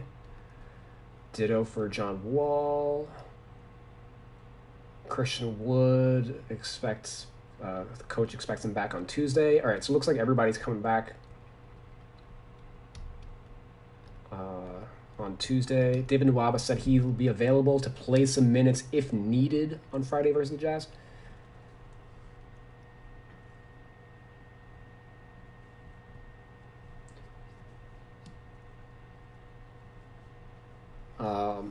Yeah, it looks like he's going to hold off surgery. It sounds like he's playing one-handed. And recognizes that the team is so banged up. But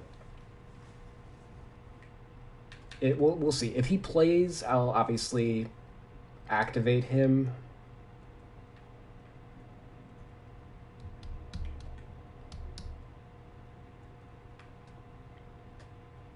KPJ at the 1, as we anticipated. You know what? I'm going to be ahead of the ball game and make that adjustment.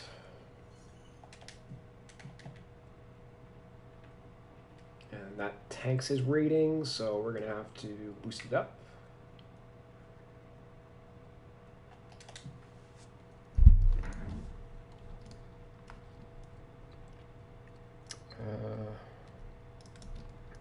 Shooting guard, default, point guard, shooting guard.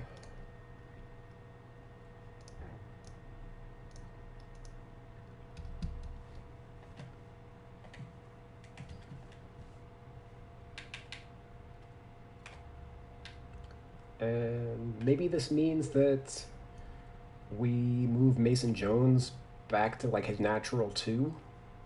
They're both, at the end of the day, they're both combo guards. But I do think that if they both shared the court, Mason Jones would be classified as a 2, and he's only been playing the 1 just because they haven't had anybody else. And I think they groomed Porter to be like the long-term backup point guard for the rest of the year. And it would make more sense for Mason Jones to just take McLemore's spot in the rotation after the deadline. Plus Dante Exum will be back during this month, apparently.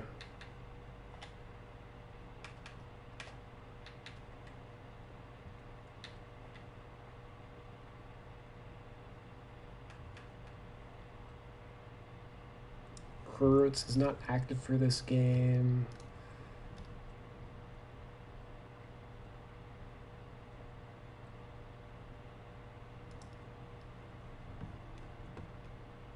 Ooh, we had a trade. I've not been on Twitter today.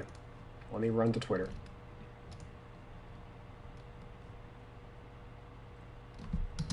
Waj, 4 tweets in the last hour.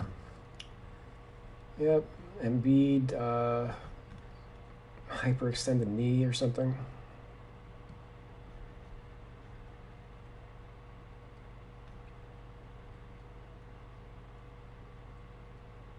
Okay, so the trade is Svi Mikhailiuk and a 2027 second round pick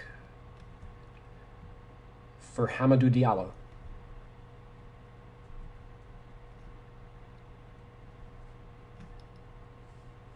I don't really have too many thoughts on that. Svi kind of disappointed with Detroit. Diallo's overperformed with OKC.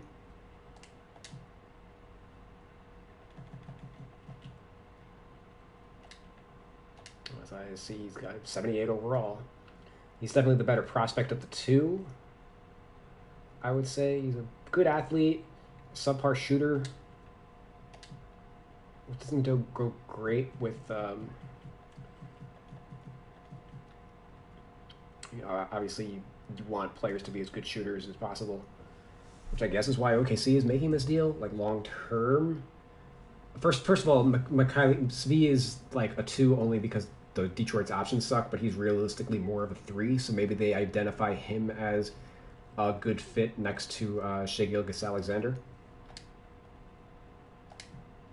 I'll probably change his position once we get back over there. Let's evaluate Detroit.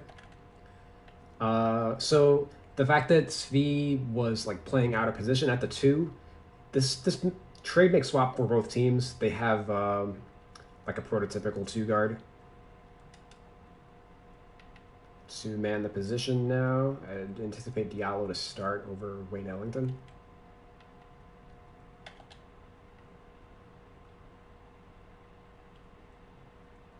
He's only 22. Yeah, good trade for the Pistons. And let's see the Thunder. Yeah, part of it is like Lou Dort.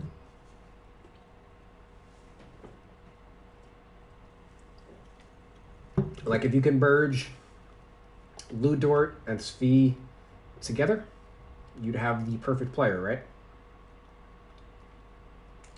Maybe I do think long term Dort probably moves back to like the 2 and Svi moves to the 3.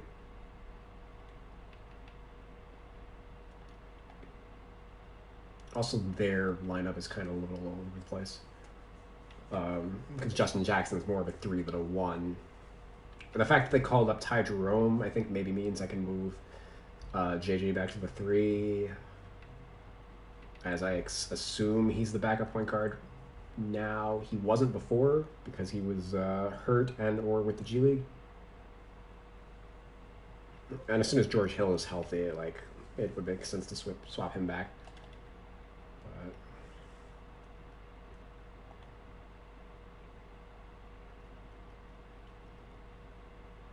Yeah, I'm curious to see if they're able to move him or if they just cut him.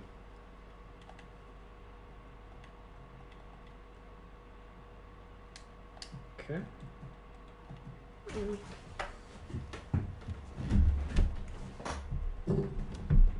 Let me just tweet about that.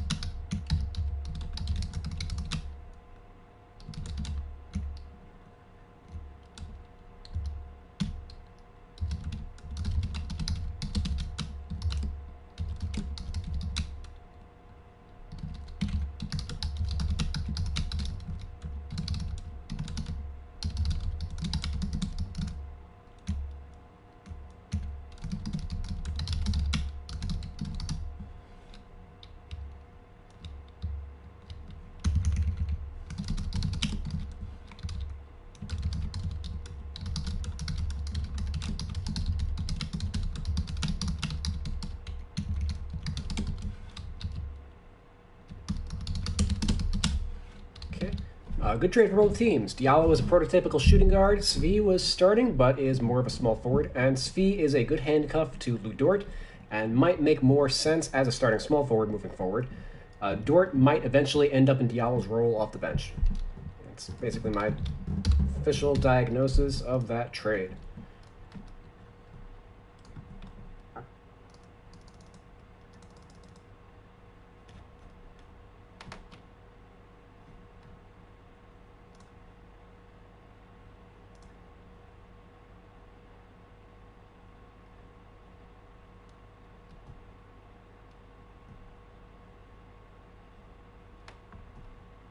The Rockets' starting lineup tonight has a combined salary of about $7.9 million.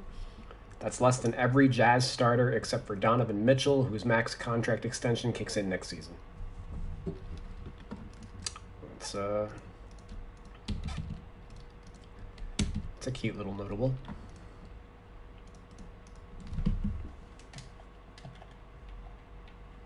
Okay. Just a little more cleanup. +2 at shooting guard. And then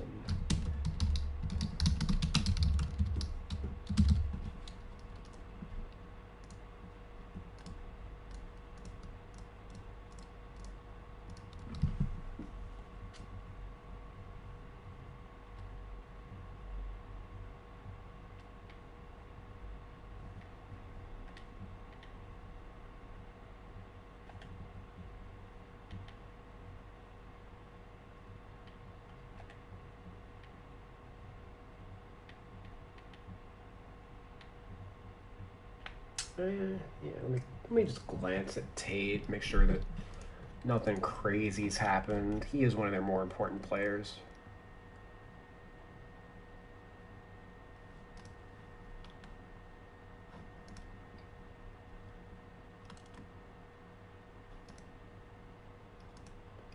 Nah, it doesn't look like it. Let me look at his shooting stats.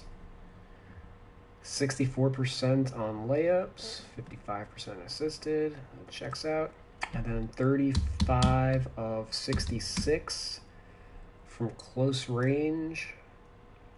That is 53%. So I'll boost up his close shot a little bit.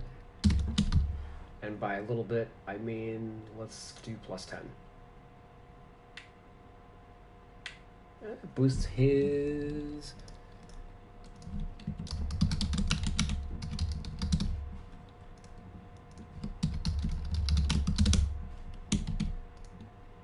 rating a point. That's dope. So never mind. I am very glad that I checked that out. Orb rating, derb rating. Derb rating's fine. Both of those are fine. I'll tweak his offense up by 2.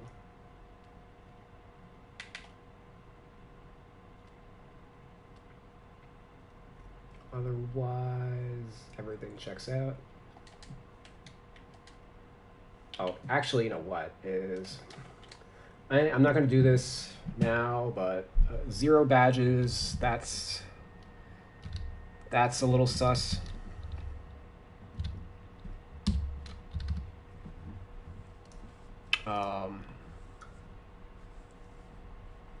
Yeah, I could probably squeeze another point of overall out if I touched on his badges. Let's see. You know what? Every time I say that I'm not going to do something, I end up doing it. Let me head back to Rollman data. Tate. 10% of his offense was pick and roll.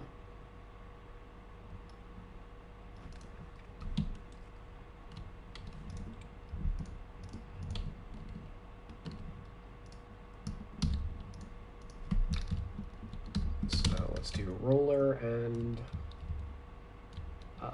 popper. I am less sold on.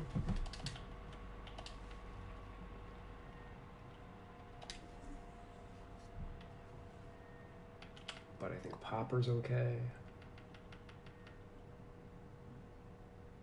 Or not popper, roller. Roller I think is okay on him. And put back boss. Let's actually identify that for the entire team by checking putbacks on synergy. And just look at the entire team.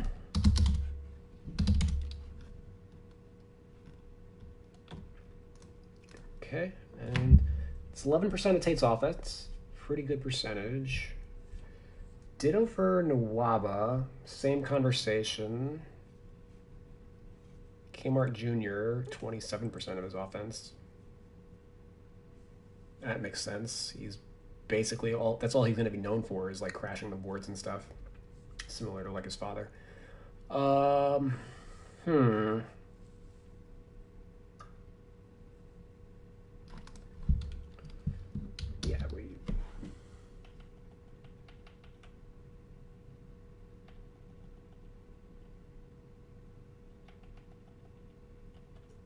there we go. But nothing really post or finishing stuff. Like probably something like contact finisher. He could get. I don't know. I would need to. You know, I'm gonna do something cute and give him Giant Slayer because he's 6'4". So very clearly he is finishing over players bigger than him regularly. But stuff like Teardropper and whatnot, I'm not going to look at until the end of the year.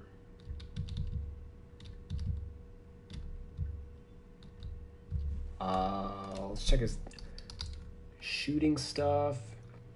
38% of his threes are from the corner, but he's only 29%.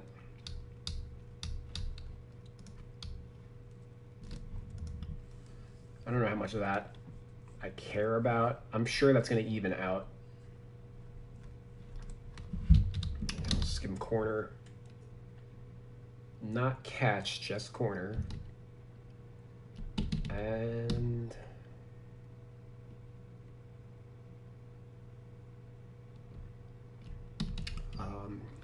he creates his own shots. Like he's a good slasher, but not so much that like I think he needs any badges in shot for shot creation.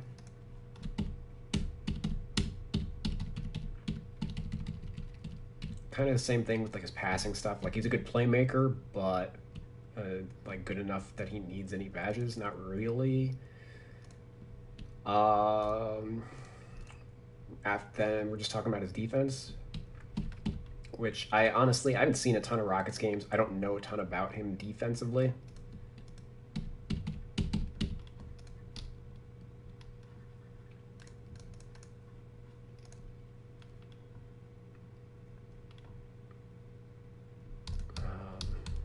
Let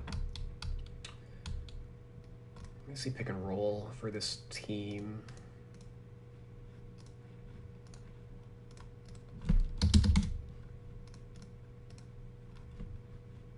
Okay, only 5% of his offense is pick and roll. Pick and roll ball handler, I mean.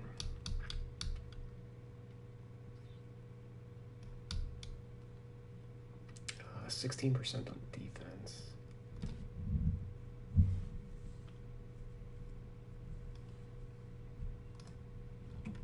That's a lot for a 4. Like, he's basically on ball as much as PJ Tucker.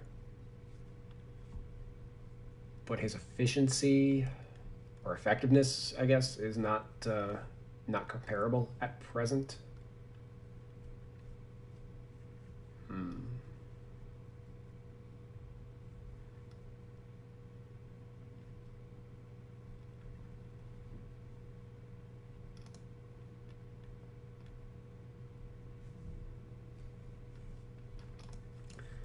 Yeah, I'm gonna skip over the defense for now. But I think just giving those 4 badges is a step in the right direction.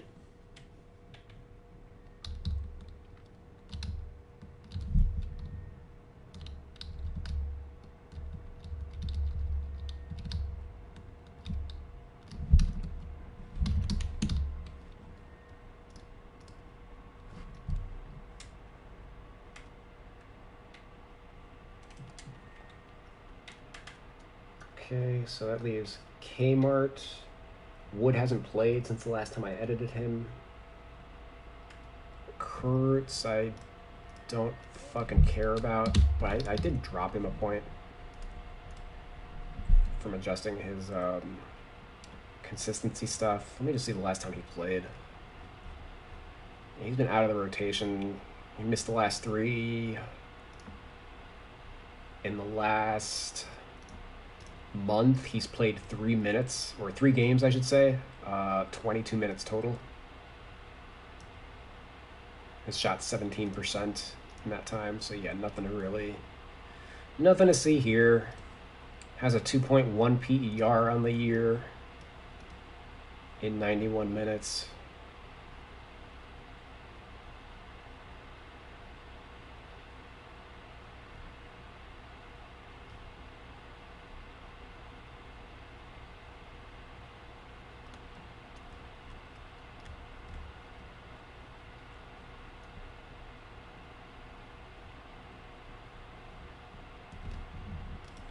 Yeah, wild how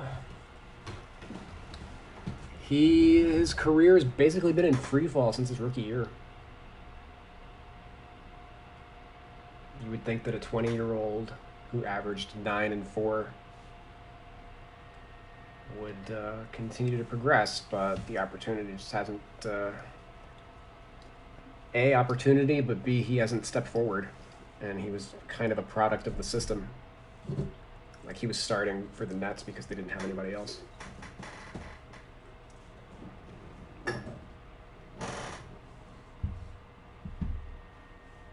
But certainly, I mean, the Rockets are not the ideal situation for him. He's basically the 5th string power forward on this team. More so than, like, a backup 5. He just can't get on the court as, like, his actual position. So, yeah, I guess 69 is, you know, fine. In terms of, like, his actual value to the team.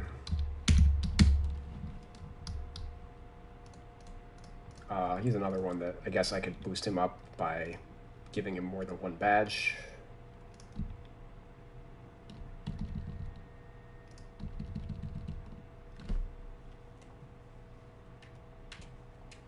Yeah, Popper makes sense.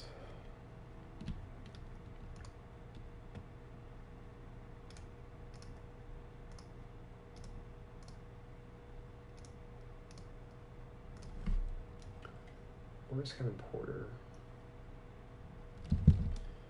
You know, okay. Didn't occur to me, but should actually work on some of KPJ's badges.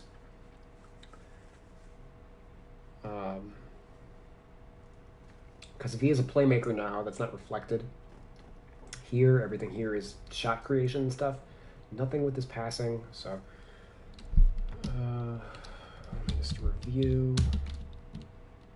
some of his finishing badges and stuff. Yeah, all this looks good. Fast break and showtime. That's fine. Showtime might even be a stretch. We'll see. Shooting. Silver's good.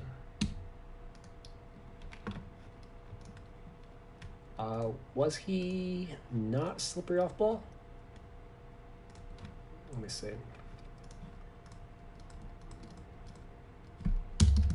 Porter. 2% of his offense last year, and first 1 percentile. That is the opposite of what you would want to be. Yeah, so he doesn't get that. Bronze difficult shots. Yeah, that's fine.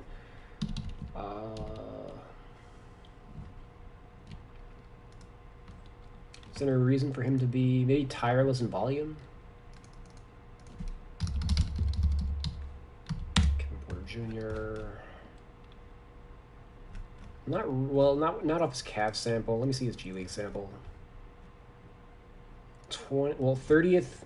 He had a 30 usage rate in the G League, and I expect him to be a high volume player with the Rockets, especially given some of their health issues. So yeah, I'll allow it. Tireless in volume. He has pick and popper, which we're gonna delete. Did you do the Warriors yet? Nope. Sorry. The Rockets just have so much to clean up.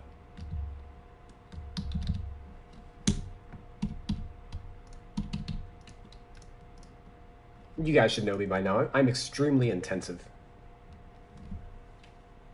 And that's why my content, that's why I have the best roster content on the fucking planet. Because I don't just gloss over things like various other roster editors in the world, we shall say.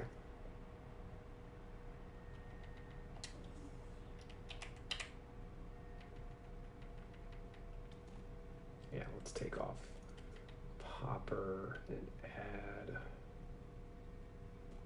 These two seems fine.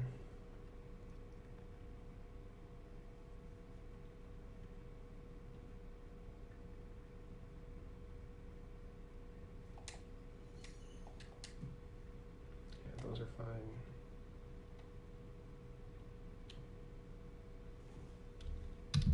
Okay. I'm going to assume most of his playmaking stuff or shot creation stuff holds up. Let's just throw like bronze dimer on him.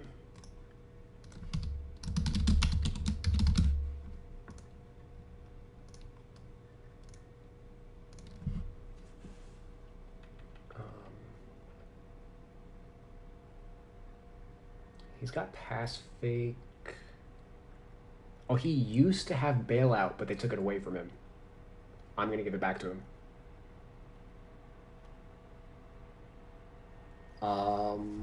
I'm also going to give him lobber, or whatever it's called. Lob City Passer, I think.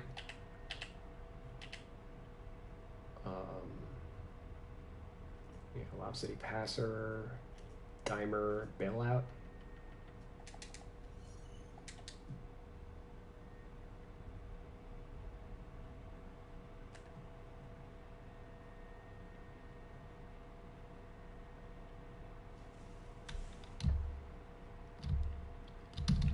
Those are fine.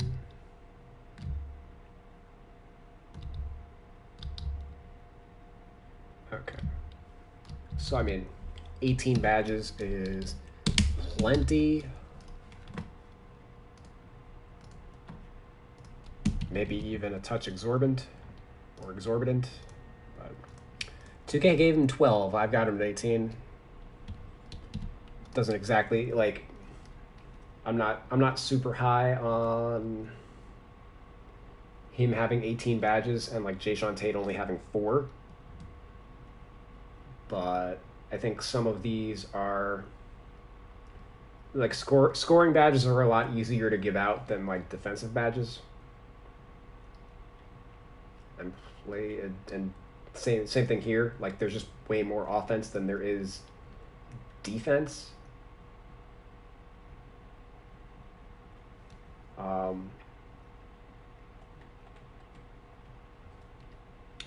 Actually, especially, like, the shooting badges are, like, the easiest to give out, because some of these badges don't even fucking, like, green machine. There's no stat to measure green machine. It's just, like, there are a lot of video game badges also, because you've got, like, Hot Zone Hunter, etc., like...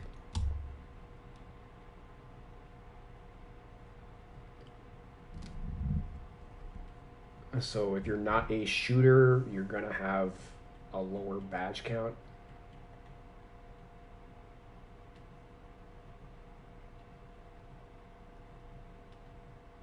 But yeah. How far away does this take him from, like, a 77? I'm not rushing to get him there, but if he plays well... I'm going to basically be looking at Porter on a game-to-game basis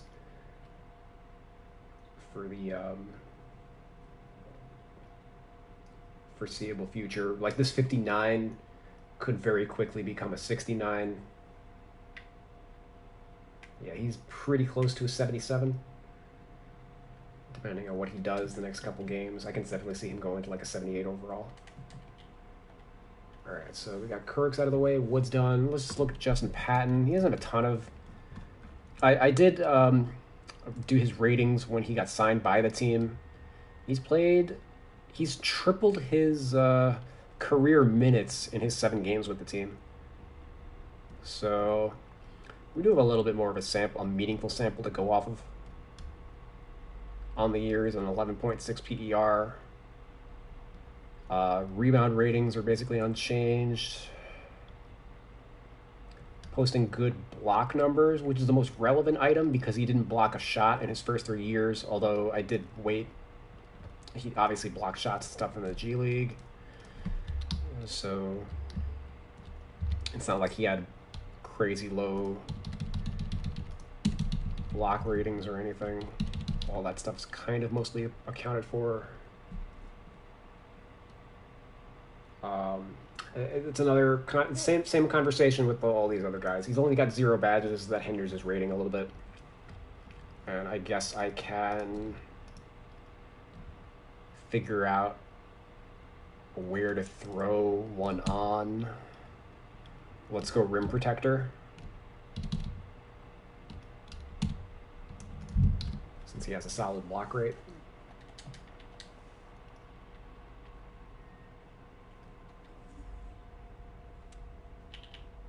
Let's go like brick wall.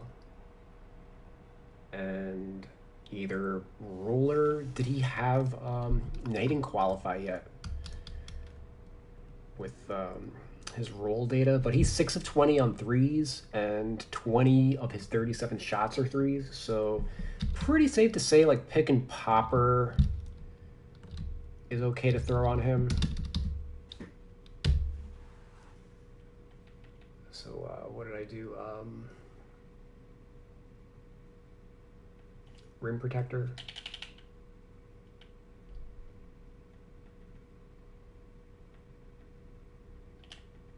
Popper.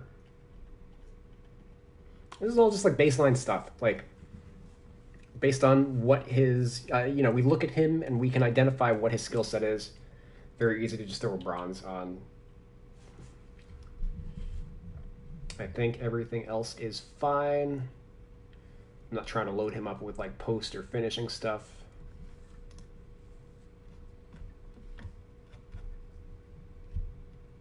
Like, I don't think he's a high end option. Like it's 71. I think he's better than a 71, but I'm not like trying to get him over a 73 or anything. You know what I mean? His rebound rating sucks, and he wasn't a good rebounder before all the injuries. So I mean, that's going to hinder his rating too a little bit.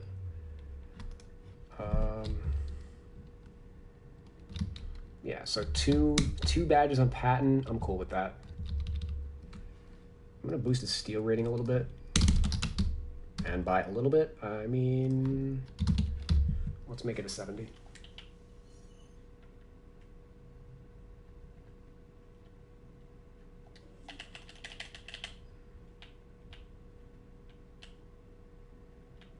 Which barely matters for his overall rating anyway, but...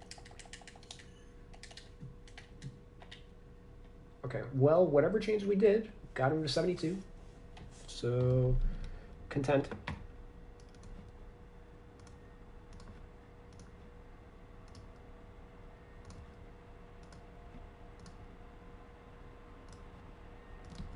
What badges did I put on Lamb? 2? Okay.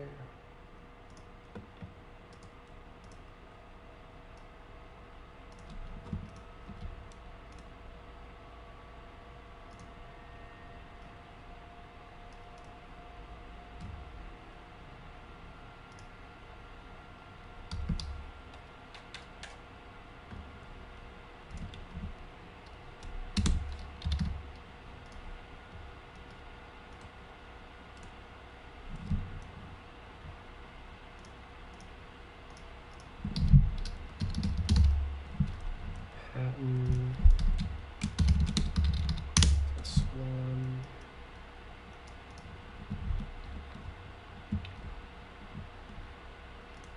Oh, what do I have? Henry Ellenson. Kind of random, but I edited him recently, but didn't notate him. All right, 72. Okay, so same rating as Justin Patton, makes sense. They're both G League centers.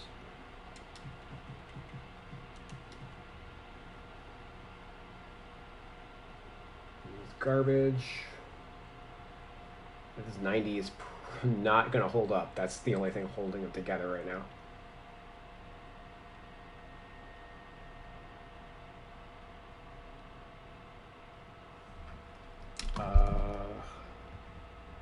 Three ball, he's 30% this year, whatever. I'll do that. Close shot. Yeah, you know, he's...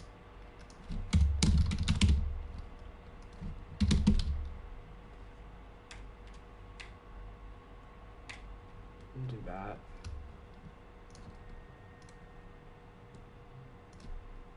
He is a big man.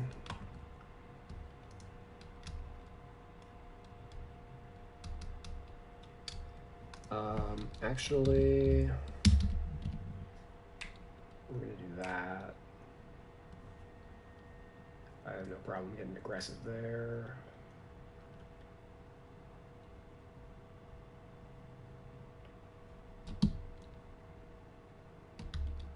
Oh, I gave him 3 badges? What did I do? Popper, like, just look. Oh, and brick wall I gave him. Okay, I didn't, and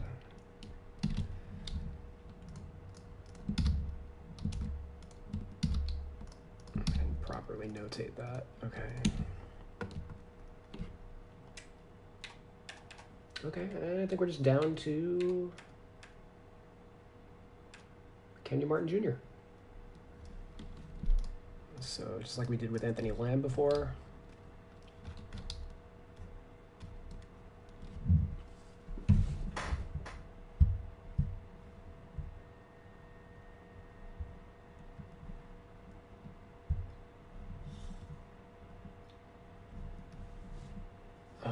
We're gonna make a baseline.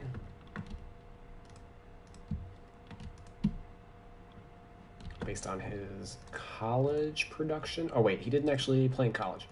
So we're skipping ahead to his G League production. Okay, but basically the framework is going to more or less unchanged. We're notating a lot of default information from 2K. So 70 layup, 80 dunk, 65 standing.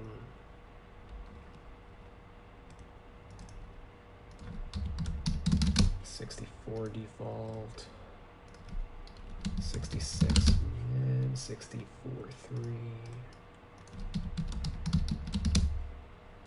44 hook and fade. Those are probably just going to be 50s. There's no actual reason for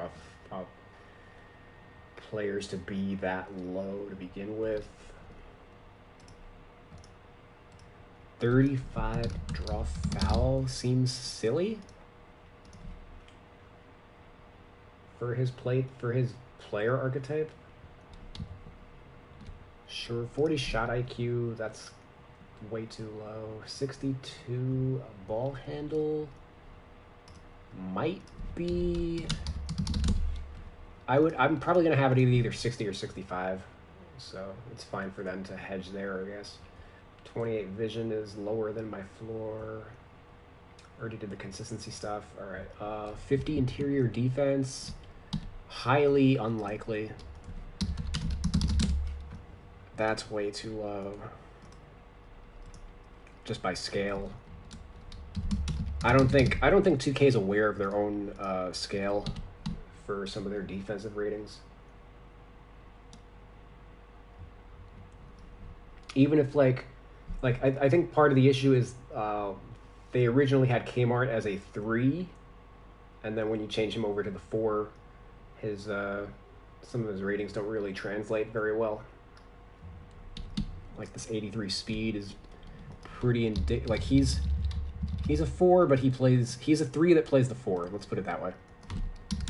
So I think this 83 speed is pretty indicative of who he is as a player. Maybe not this 83 acceleration. They don't understand how their own ratings work in their game, or what each one is trying to measure. Let me see his ball speed. 69. Yeah. Okay. Vertical. 82 vert. Okay.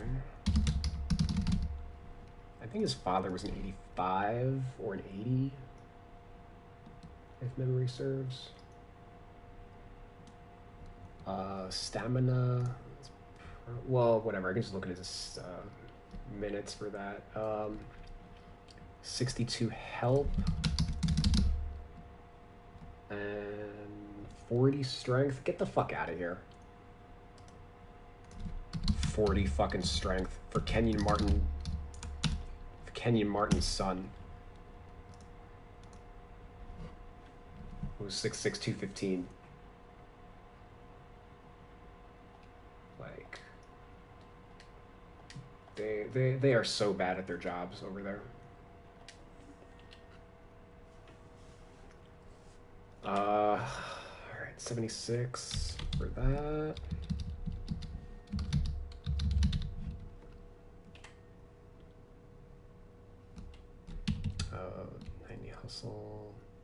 Oh, I think they had 90. Yeah, 90 is something I'd already updated. They had 60 hustle at default. Like, that's fucking clown shit. Not to get emotional, but like, we're talking about Kenyon Martin's son as a 60 hustle. Like, read a fucking book. You need to. I hate when nerds aren't nerds. Read a fucking book, nerd.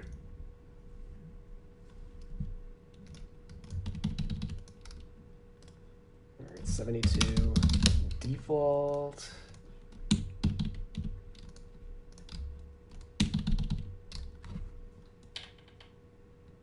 A 44 pass perception I saw also. Oh my God, so many of these are like the reason why I have a lot of these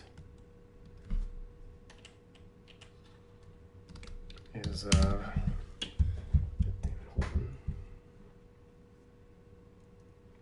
just so I can look back for the lulls later. You know, 3 years later, when all of these are still the same, I get to talk about how they don't pay any sort of attention to what they're doing. What was his post control? 44 also. Okay.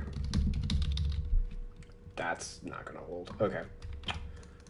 So in the G League, Kmart posted a 9.6 PER, 56 true shooting on 25 usage, 10 percent, that's basically a 75, 25.8 defensive rebound percentage, that's basically a 91. No,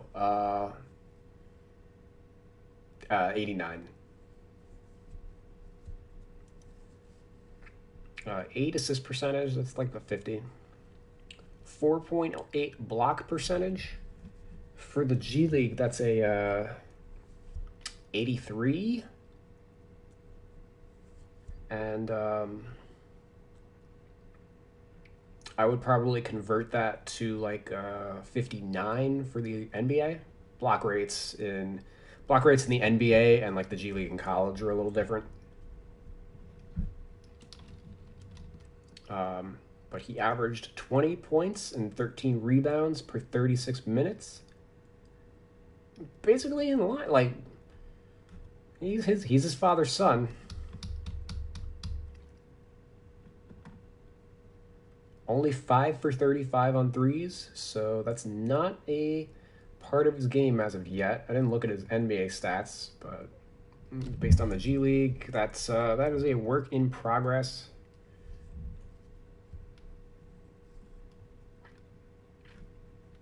All right, so in his 8 NBA games, he's 2 for 5 on threes, so at least that's a little better. What is that, 7 of 40?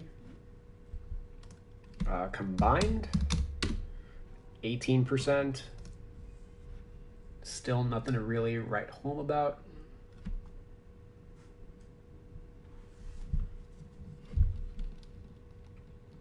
Not something he should be doing with any type of regularity. And we're going to make it a 63. That's fine. Free throws, 2 for 5 at the NBA level, 67% at the G League. So 22 of 35 is 63%. Hey, 63 on the dot. Okay, close shot. All right, so Kmart's 60% on twos in the G League. So I think his mid-range shot is fine-ish. Probably dropping that to like a 61, just based on like where his three ball's at. And I'm going to assume that this should be higher.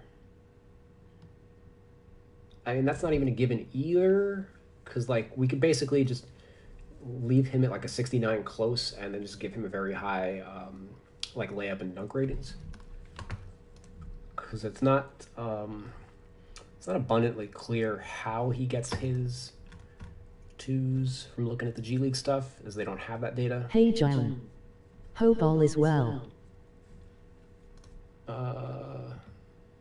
The name for that didn't pop up yet, but I'm assuming it's Pete.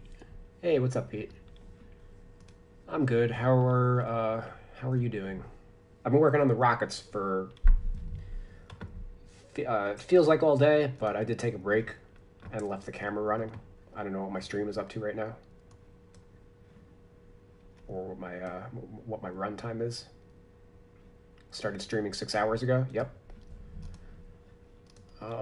Lots of cleanup was needed on this team. We're just putting the finishing touches on with Kenyon Martin Jr. I didn't give him a full edit yet. This is my first time tackling him. and just I notated a bunch of his G League production, and now I'm kind of combining it with the 100 minutes that he's played at the NBA level, and trying to get a good sense of what he kind of looks like moving forward.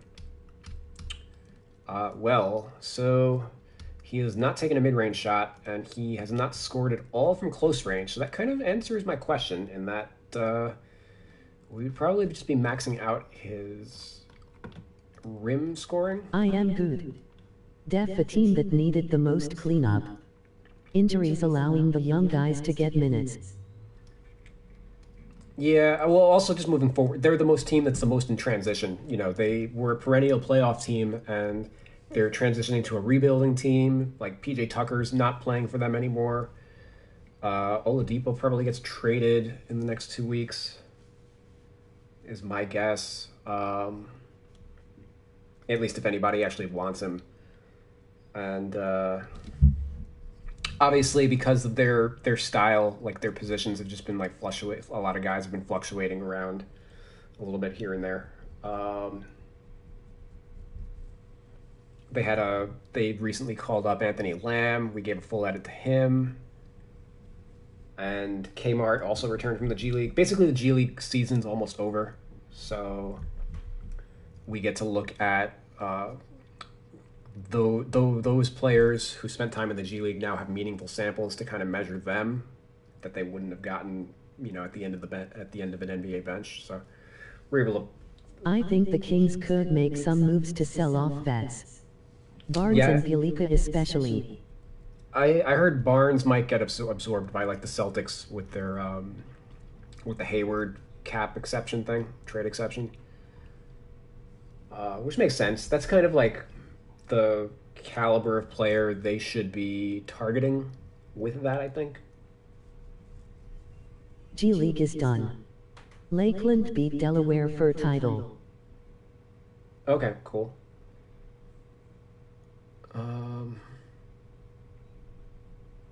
All right, Kenyon Martin Jr. is 6 of 19 on layups this year, at least by Basketball Reference's classification of layups. 6 of 8 on dunks.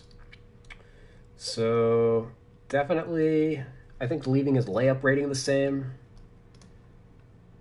Probably his dunk rating is going to be where he gets most of his offensive value.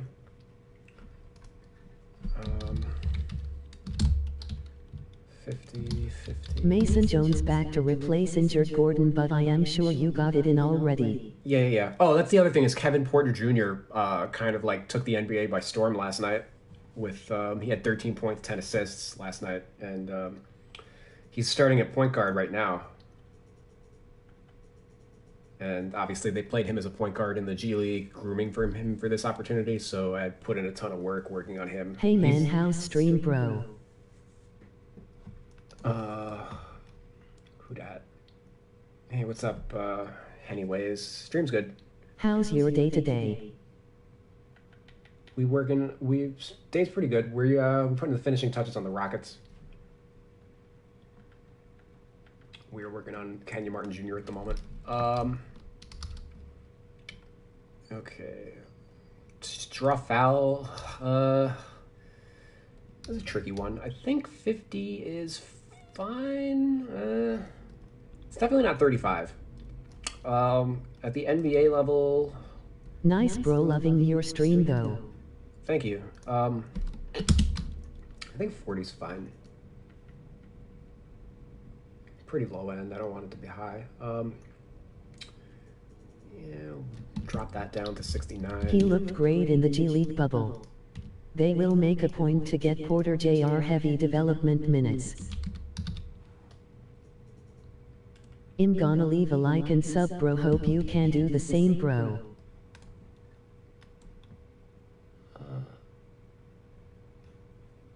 Thanks, man. And help me out, brother. He looked great in the G League bubble. They will make a point to get Porter Jr. heavy development minutes. Oh, yeah. Well, especially with Eric Gordon hurt for the next 4 to 6 weeks. Like, that's all. As soon as I saw that and, Yeah, everything that transpired with the Rockets over the last, like, 48 hours is kind of what brought us here. Ball handle rating.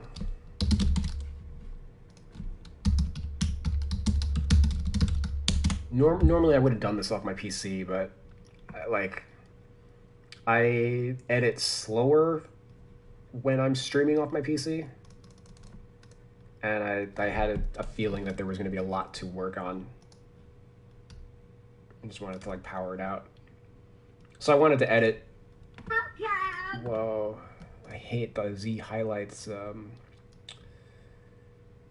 advertisements that they have in the first fucking 20 seconds of their videos.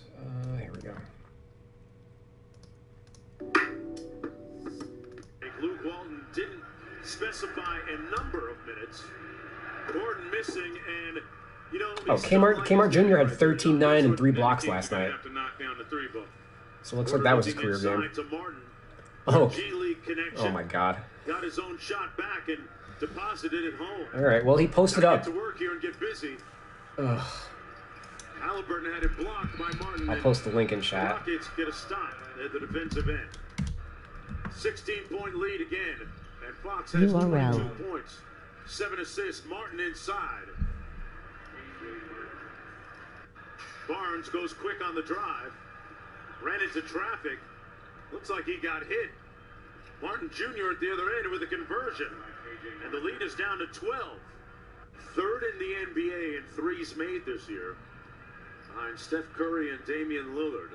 So he's in great company. Martin. Wow, Martin hit a three. Porter to Patton. Offensive rebound, Martin. Back up with it.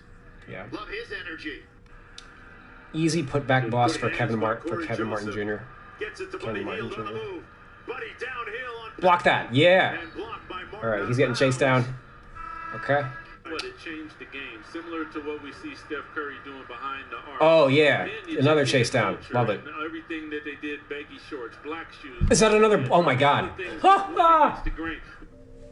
All right, dope. Dope.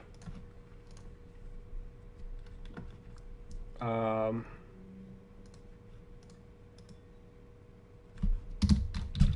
right. Ball handle was tough because he doesn't have enough.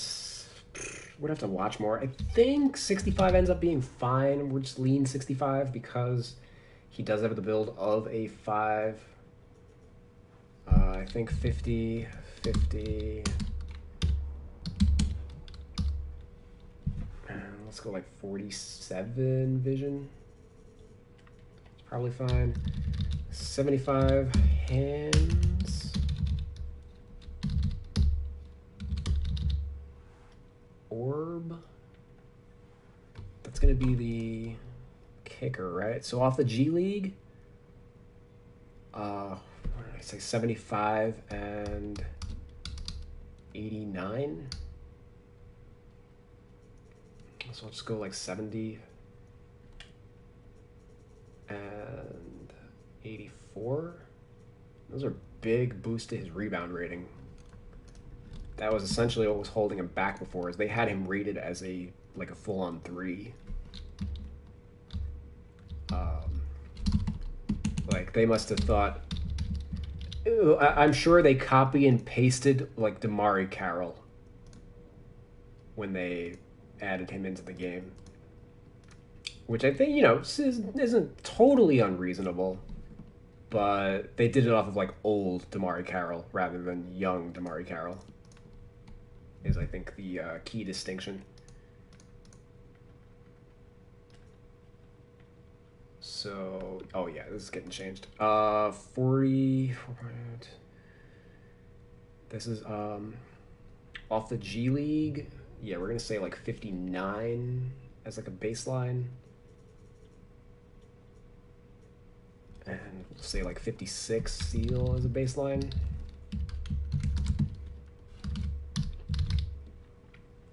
And there's no way he's a 50 default. I'm just going to conclusively do that. Actually, no, let's not pull any punches. 65.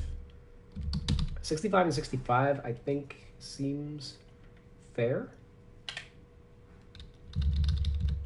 What did I give his dunk rating? I think I skipped it. 80 and 65, they have. I don't know if 60. I don't know if standing dunk is really where he wants to be. Like, let's drop that by 10.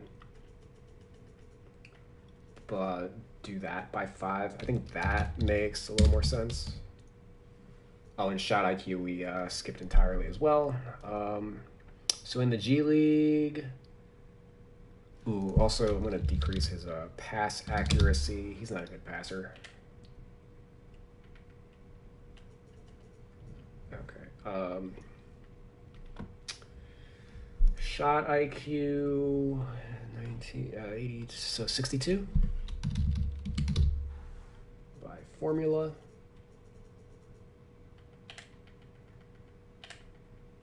I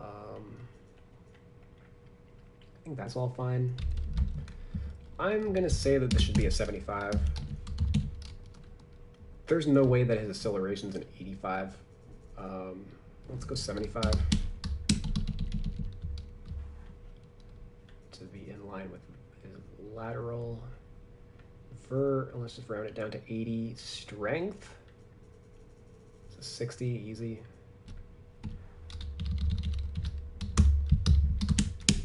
Stamina in the G League, he played 31.5 minutes. It's just like 85 is fine.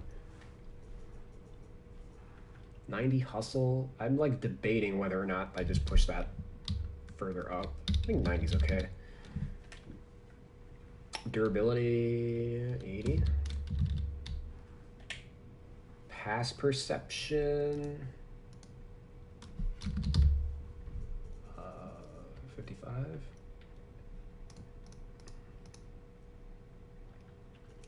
70 and 60. Let's make that a 65. And then 55, 55. That's good. That's good. Okay, let's see what just happened. 73. Okay.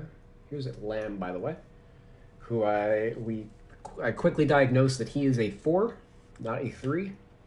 He was a 4 in the G. And he was Tate's backup in his debut last night. And basically has a similar build to Kenyon Martin Jr. In fact, I actually need to see Rio Grande's stats real quick.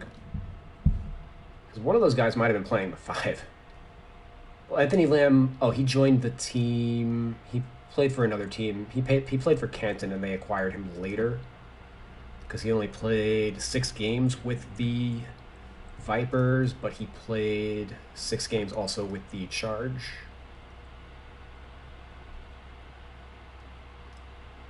Okay, so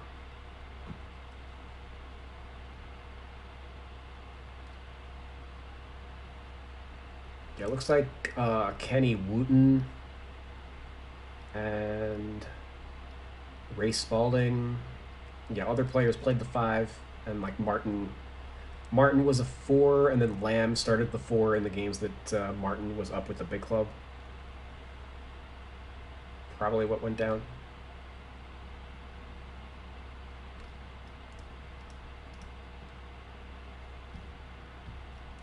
Obviously also an abbreviated G League season compared to what we normally get.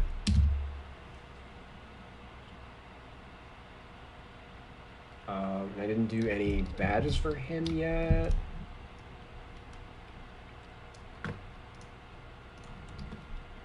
But 73 is higher than I would have initially thought, but I guess it's all the rebounding.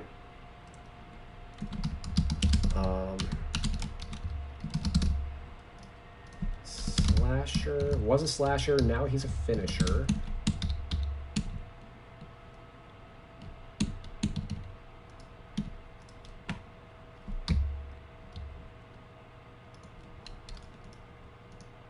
should have wrote down what his rebound ratings were before, but they were in the 50s. So you already know how they love rebound rate. All right, so at the 100 NBA minutes, 13 WAR percent, 16 derb percent. So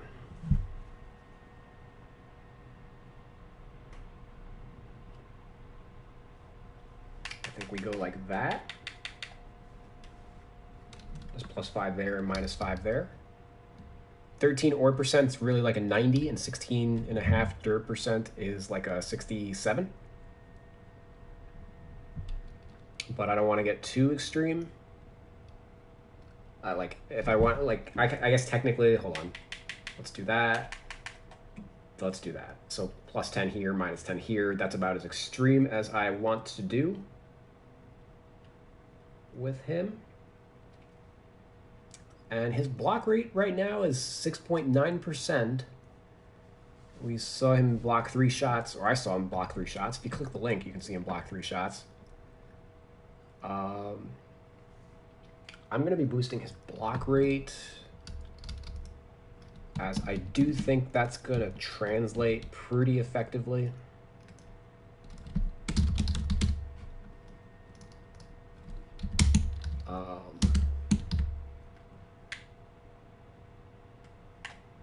Let's go like that.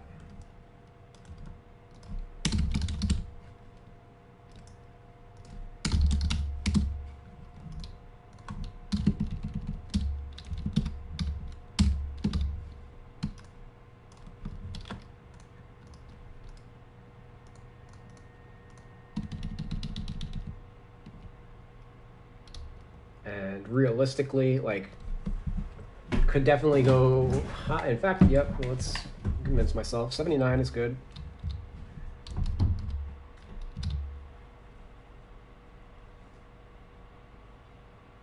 And I'm not going to go higher until he plays more minutes. He's only played 100. Once he gets up to 300 minutes, if he maintains the same block rate, he's getting maxed out. Like, no, not really much of a conversation to be had there.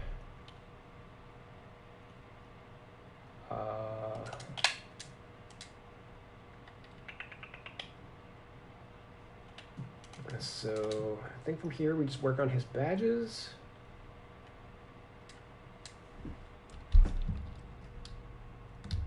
Which, let's see, Relentless? No, not Relentless. Doesn't really need any inside scoring badges or layup stuff. Probably just dunk stuff. I'm assuming Lob City Finisher is fine for him. Fast Break Finisher and Showtime. Let's just go with all of those.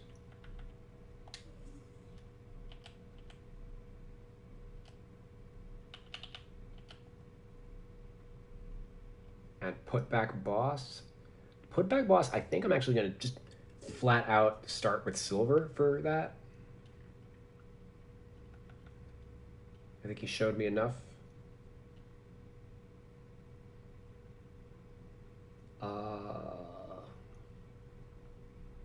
These are so disorganized, I never remember where anything is. I don't think he needs pick and roller, but that, I mean, maybe, actually. Yeah, I'm not against it.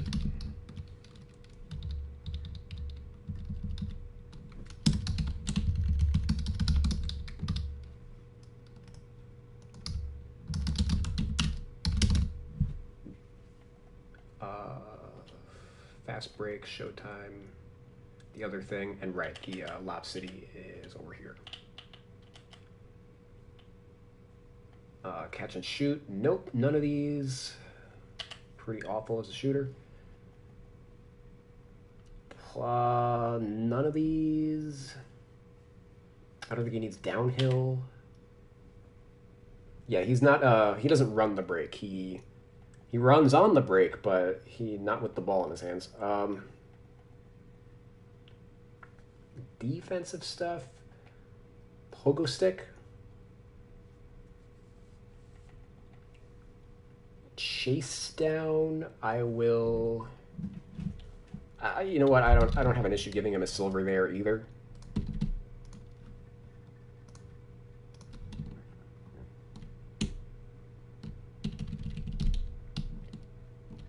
I think his skill sets. He has pretty well defined skills. The main reason. Why he wasn't really a major draft prospect or anything. Rockets playing Lamb at SF and PF while Martin strictly PF mins. Nwaba also returned tonight. Oladipo and Wood due back on Tuesday.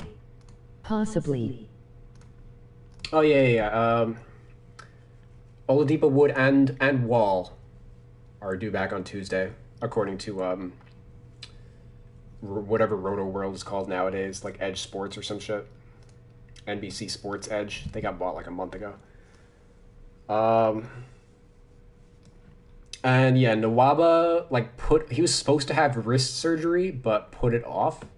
He's got basically looking for a second opinion. It looks like he's not going to, what's it called?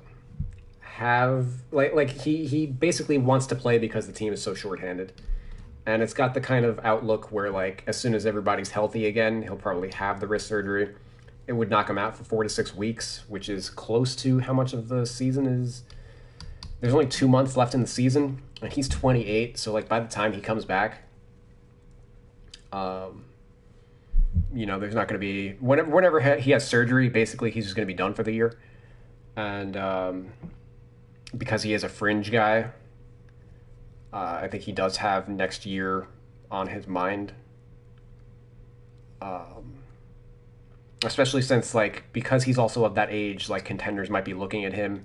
Maybe if there's a possibility that he can get moved to a contender, he would have the surgery at the time of the trade. That why he's ready for, the playoff run.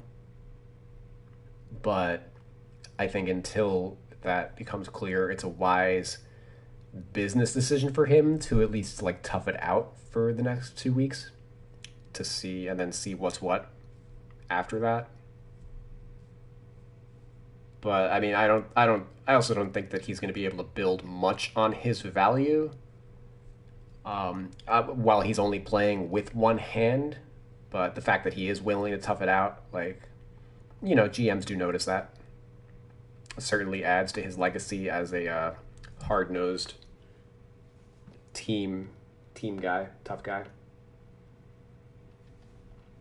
But let's do Rim Protector 2. That one I'll just do bronze. And I did bronze pogo stick. Maybe I'm supposed to do silver pogo stick.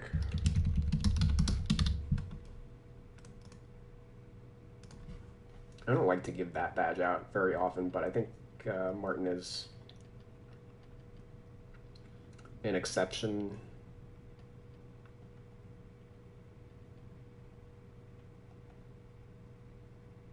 But basically what's holding him down is the fact that he can't shoot.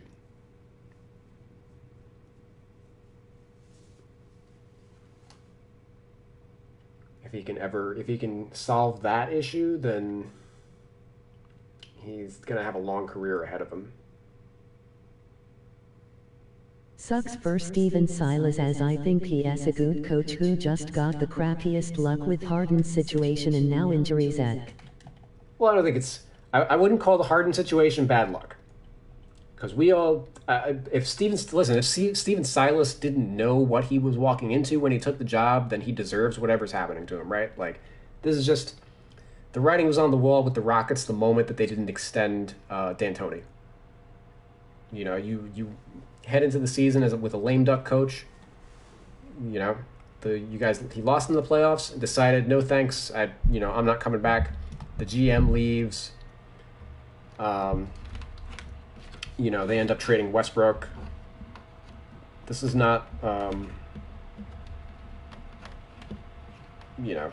nobody at that level should have had any illusions about what kind of team the Rockets were going to be moving forward, or that James Harden was going to not be part of the team long term. I think, it would have been... if he didn't get traded, it just wouldn't have been a year of dealing with trade rumors. You know, so it would have been a shitty situation no matter what.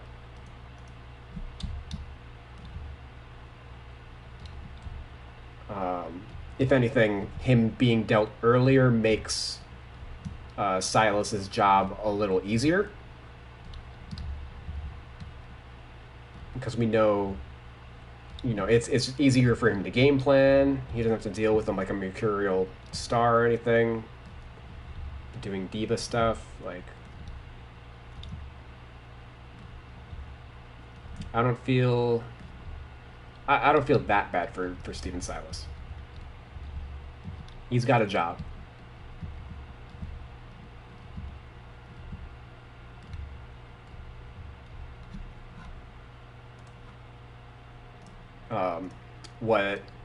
What does, like, the optics of the job, him having this job, do hurt if he's fired in, you know, right now everything is cool, but if he's out 2 years from now, that's where, you know, where it's a little, you know, they should be being patient with their coach because, you know, he's done a great job with the team. Like, they were winning before the injury to Wood. You know, it's not like he hasn't gotten results or better results than like what was anticipated with this team.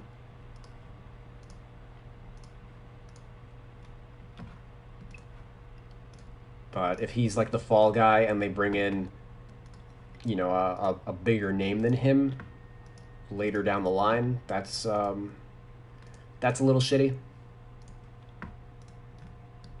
Speaking of coaches, 2K is long overdue on updating their coach grades. Oh, well, They their coach updated Chris Finch when he got hired and that's about it. their whole coach system sucks anyway. I'm like not worried about it because they need to overhaul that for next gen. I know you're on next gen and that they, if anything, I heard that coaching took like a step back in next gen, which doesn't surprise. Like, they just need to overhaul that system, and I don't know if they are going to apply any development resources towards that. You know, they could very easily, like, all they got to do is just like they have our phone numbers. You know, we one of us two, I'm sure, could give it an overhaul, or even somebody else in the roster community. You know what I mean?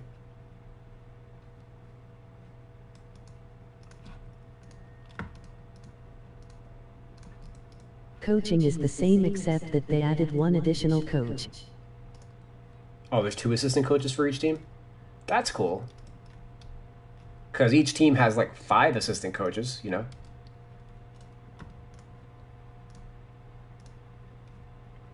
I think that takes a little bit of pressure, like figuring out who the second, like whenever a team has like 2 high-level assistants and they can only keep 1 in the game, I think that was a little probably annoying on their end, which is why they wanted to add the second thing. Agree, but I highly doubt my phone will ever ring, LOL.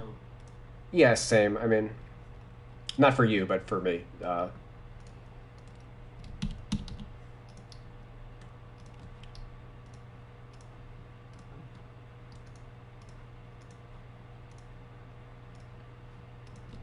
I'm just saying that they could approach this, like, it's one of those things where like part of the reason why they haven't updated it is because nobody's beating their door down over it. Like, the 99.9% of people that play this game could give any shits about the coach ratings at the end of the day. They don't understand like their impact on the game, and they also don't understand who the good coaches are to begin with to, you know, even care.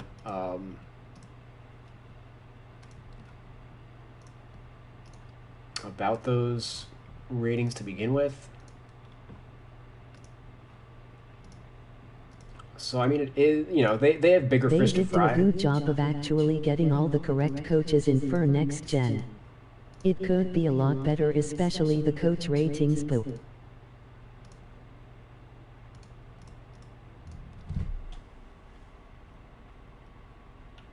Yeah, much like everything, like they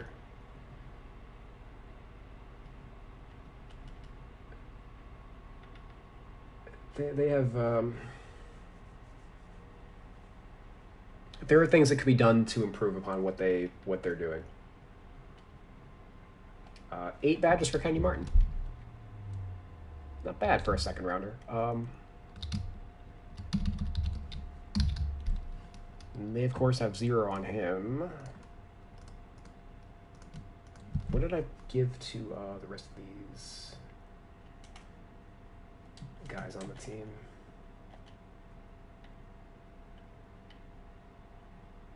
The fact that I only have 4 for Tate and 8 for Kenyon Martin maybe is a flaw in my analysis. Well, okay, never mind. I did discuss that, like, defense is a little harder. These badges are a little harder to give out, and, like, mostly it's offensive stuff, and I don't know enough about Tate's defense.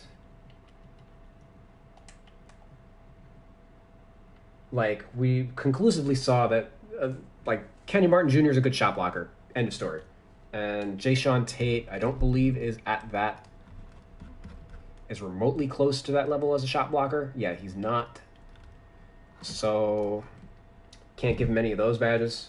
And I don't know too much about, like, his on-ball defense and stuff. So, like, this is a 4 with an asterisk.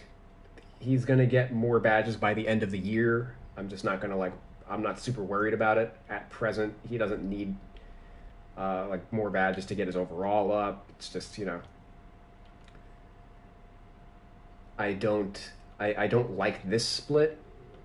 Realistically, he's probably supposed to be along like a 10, but I've already been streaming for 6 hours, and I don't want to make that, you know, I don't think it's worth it to add an additional 3 hours to my time just to get this information out now when I'm going to be looking at that information at the end of the season for everybody anyway. And maybe that'll change once I actually catch a Rockets game and I'm able to break him down a little bit. So if anybody watching this has any input on Tate's defense, by all means let me know. Or if you think that I should have give him some of his offensive stuff a little more love. Maybe he needs a teardropper badge or something since he's got a 92. Like, I just didn't break him down at all.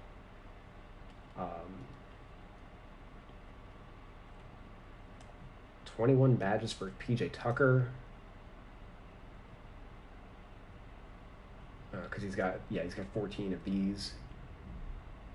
We'll see. I don't know. I don't know how accurate. Some of these are probably puffed up a little bit to boost his rating. Tate is versatile. Strong enough to defend the post and quick enough to defend the perimeter. Yeah, He is a huge hustle guy. Tate's biggest problem, and it's a problem that like a lot of players in this game kind of have, he's a jack of all trades, master of none, and that makes it hard to apply badges to him. Because badges are essentially like a specialist thing. You know, like we see PJ Tucker we would classify as a specialist. He's got 21 badges. And it's not clear, like I don't know if Tate excels in any one particular area. Like we saw, similar to like what we saw with Kenny Martin Jr. is a great example of a specialist player. Like he's got major weaknesses, but the things that he is good at do stand out.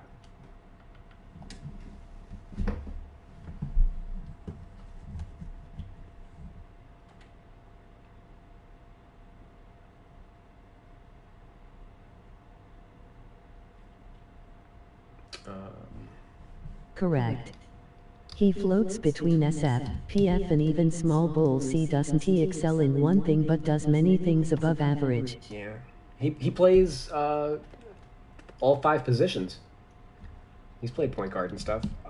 13 badges for him. I've already done badges for this team. Tucker's badges are more indicative of last year rather than this year. That'll just get updated at the end of the year. Eric Gordon, I added 4 badges for him. And Dante Exum, I did Cleveland badges. He's got 5.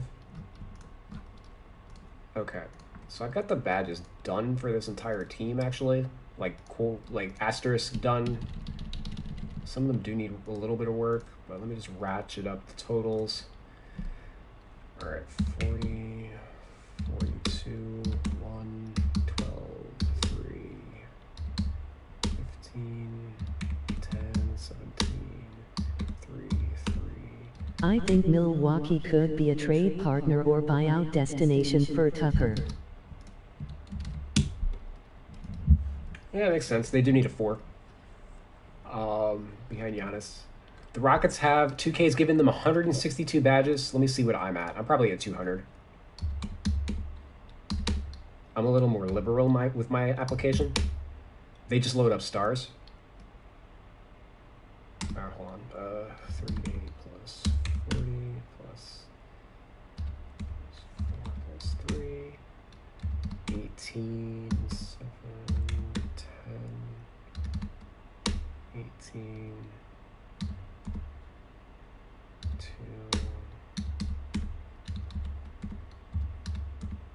5, 8, 20. Oh my god. All right, never mind. I am mega liberal with my badges. I gave 240 badges to the Rockets. I've added 78. I increased their badge count by 33%.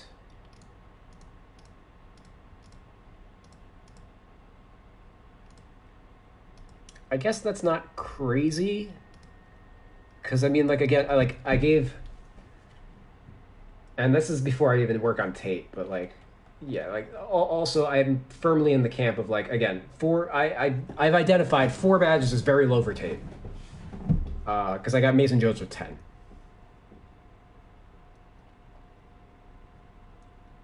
And 2K had 0 on him. I brought him to 10.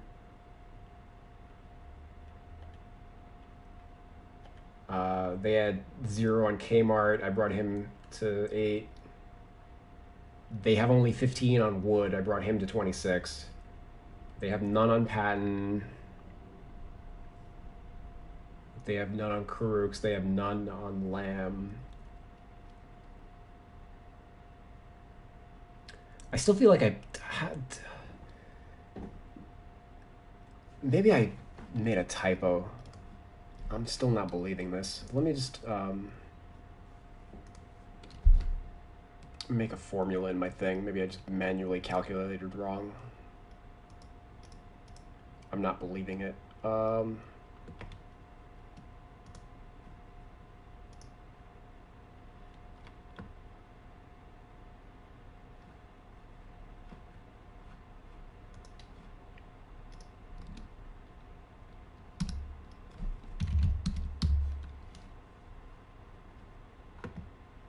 Which I kind of forgot how to do. It's been so long since I had to make a formula in Excel.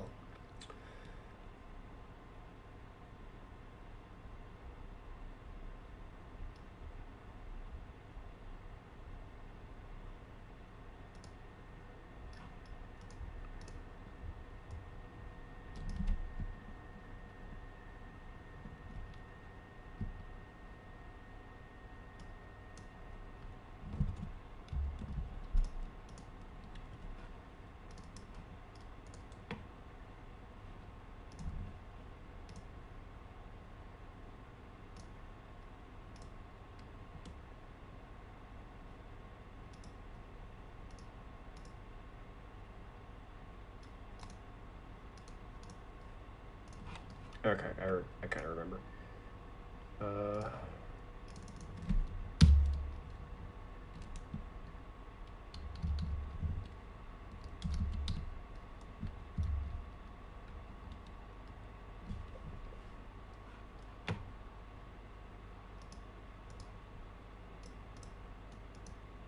No. No. Come on.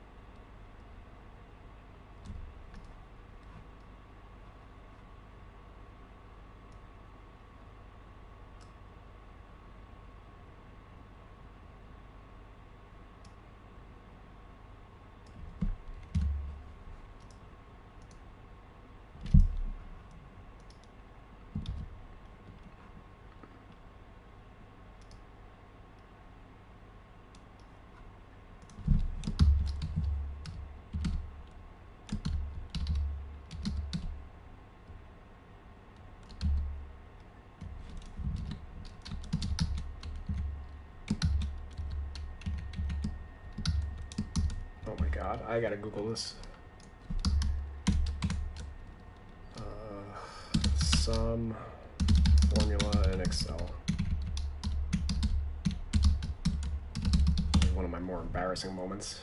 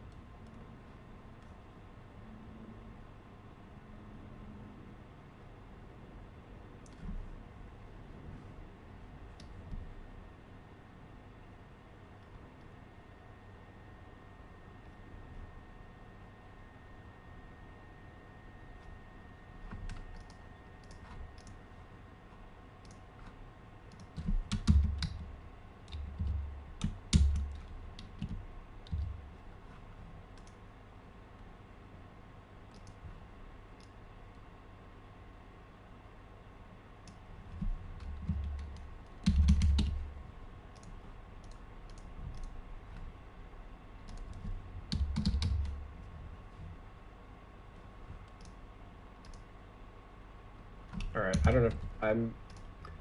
I've spent 5 minutes embarrassing myself. Thankfully, my camera's not on. 'Cause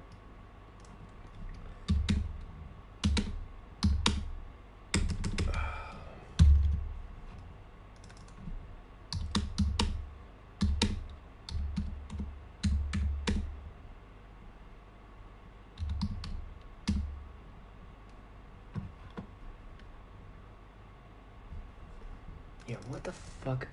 Hold on. Like, my calculator's also fucking up on me, too.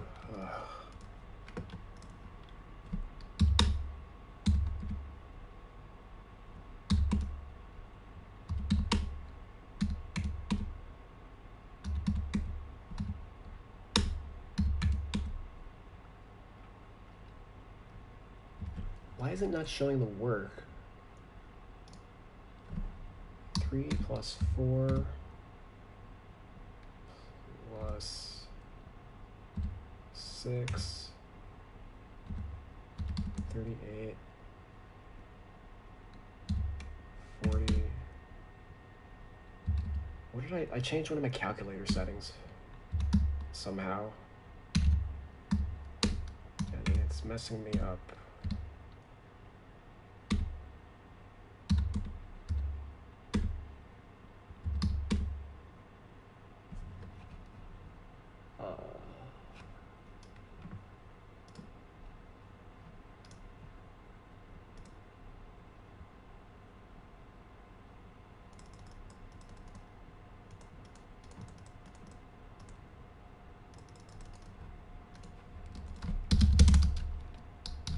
Now that's got me aggravated because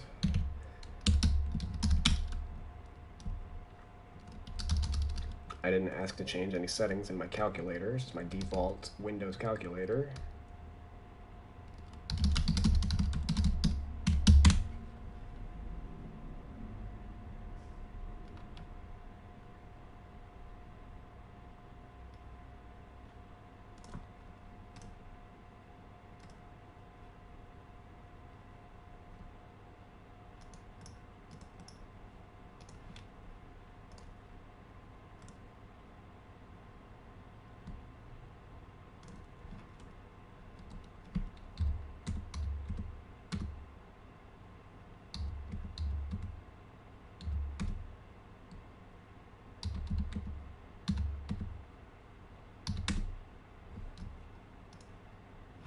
wild.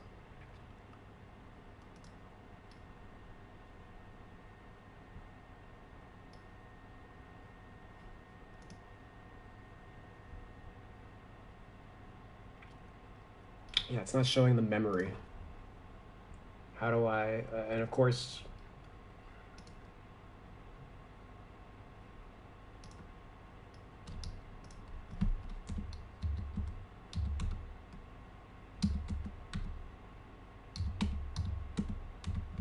That's like the most important part for this shit. What the fuck? I'm ready to give up on life.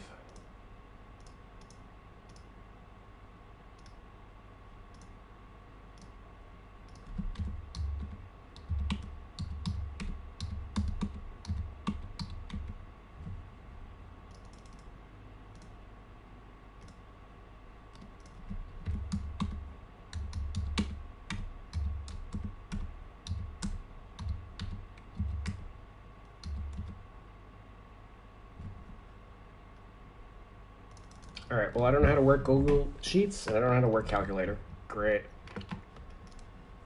I'm a data entry specialist over here.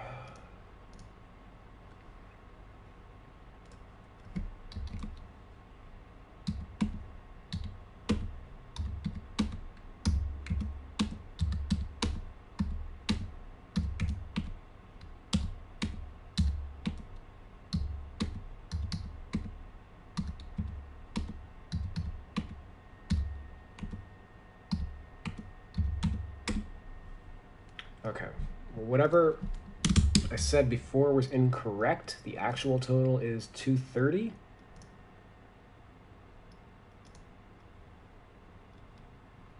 Which means I added 68 badges. That is a lower number than whatever I initially said. I think it was 240.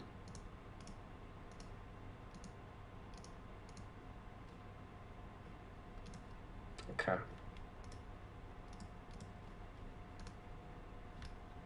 If you hung out with me as I struggled with technology off camera, thank you for believing in me. Your faith has been misplaced, but it's appreciated all the same.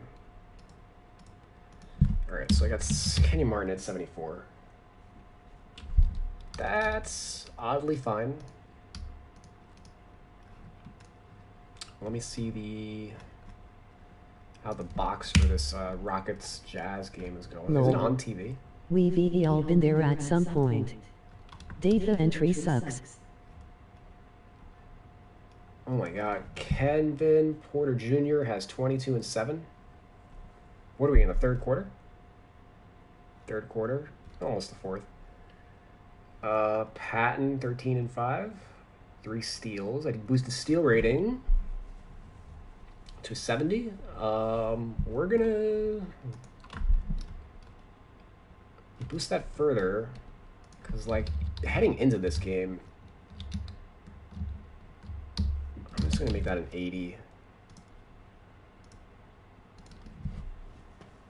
We're now in tweak territory. I don't want to get started on another team. Like, we'll just make this a Rockets focused thingamabob. Steal.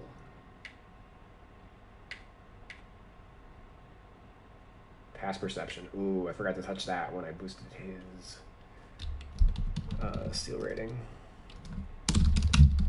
Alright, 55. Actually, I'm just going to 75 it.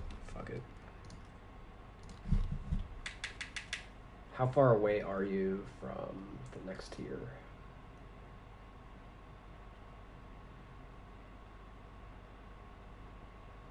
He's another one that's like, ugh. His rebound rating just tanks his rating. Okay, well, he's on the verge. So let's see if I can find something.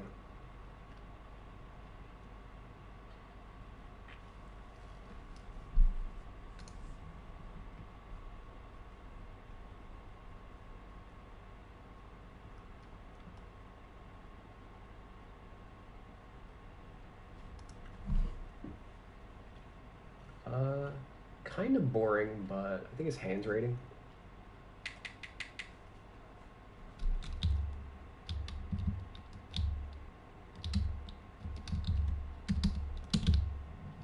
Gets him to a 73, which I think is fine. I don't want a starter really running around as low as 72. Patton.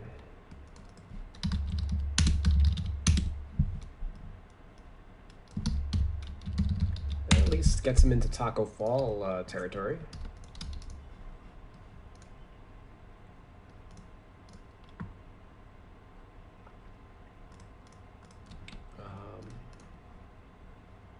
Tate's 1 for 7 tonight, so kind of sucks. Patton 6 for 9. He had another 3.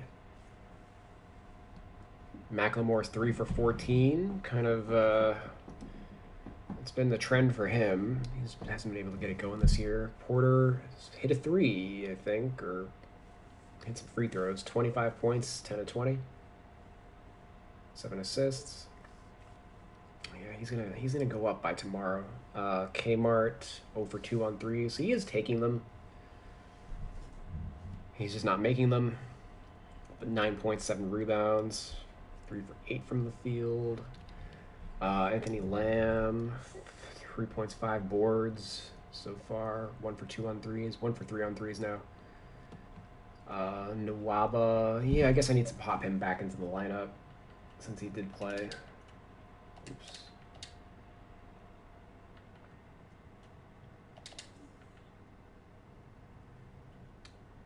But forced non-starter, I think we need to apply. If you want to get technical, this is one of the few instances where I probably should do injury type, like whatever ailment that reduces his ratings, but like sore wrist or something like that, where it drops his ratings, as he obviously is playing hurt. But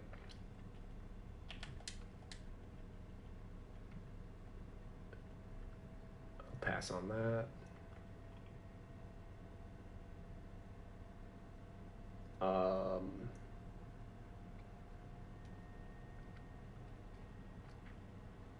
And because we adjusted, who's not playing? Wall and Oladipo are not playing in this game, which I guess puts Mason Jones in the rotation. And, like, let's call Anthony Lamb, like, Oladipo's minutes or something like that. Or I guess Lamb is filling in for House, who I didn't deactivate either. Or I did deactivate him. He's deactivated, okay.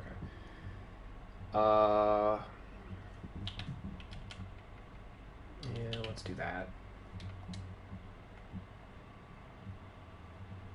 At least get some McLemore in.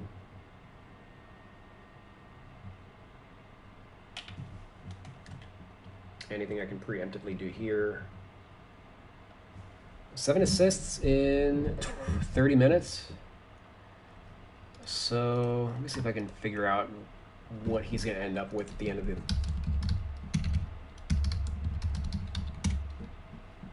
the game.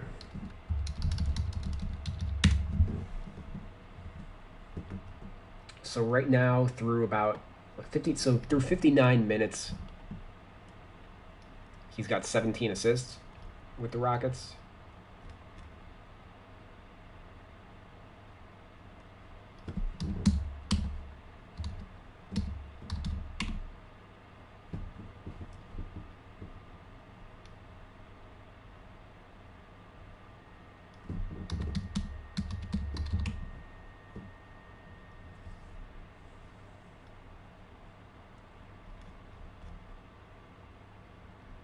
So that's a 10.3 assists per 36. All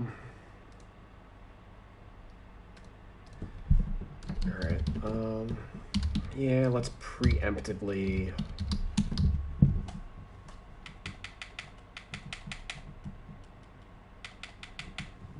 Let's just do that. based on how his second game is going. It changes him to inside-out playmaker. And if he is going to go up any further, it's probably going to be here. Let me see if the NBA has... if I can get any kind of shooting data off him.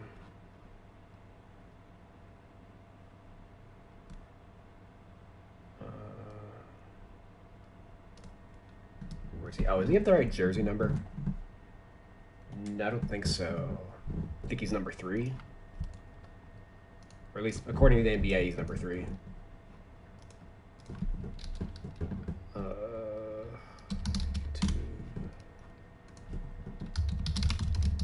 Junior.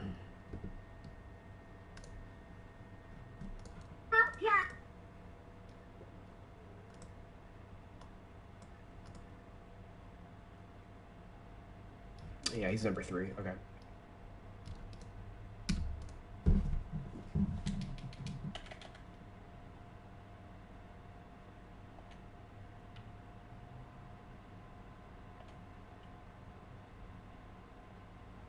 Oh, I didn't look at Lama's 33. Yeah, I think he was just 98 or something with the G League team.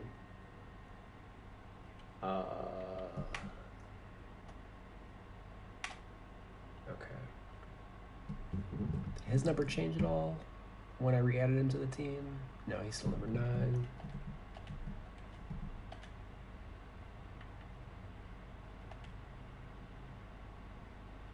Patton 26. Yeah, okay. They're all good. Oh wait, is Kurok's 00? Yeah. Oh, okay. He's 00, but Excel doesn't allow me to give him 00. Got it. How would I... Even 0.0 would still show up as 0 in Excel. Okay. That's something I didn't consider before. That I guess is minorly relevant.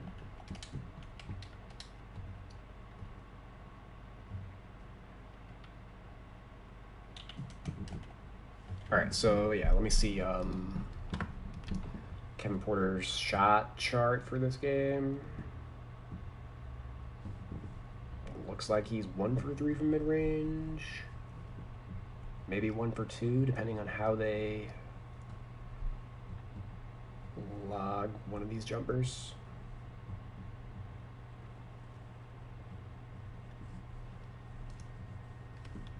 Hmm. 59. I'm gonna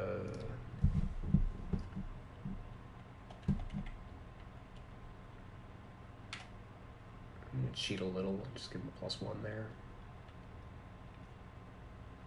I don't know if he deserves a 90 dunk.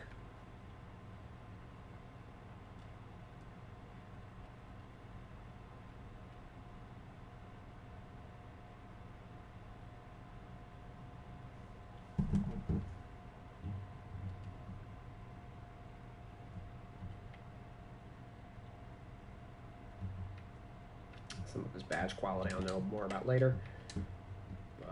Yeah, I think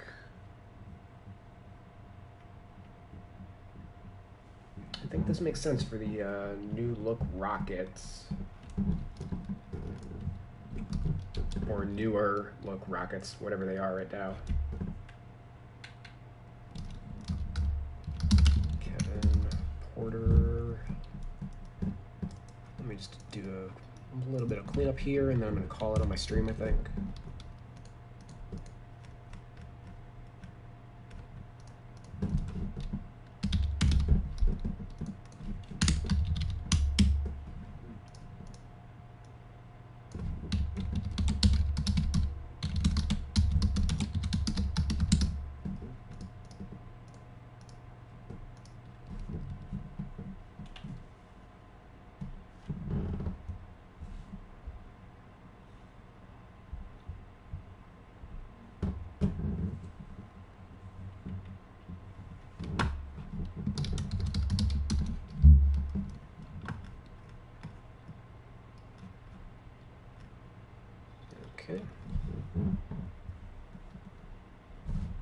just to review, changes made. John Wall dropped to an 84. Kevin Porter Jr. switched to point guard. And got him at a 77. Mason Jones, I gotta add him back to the team over here.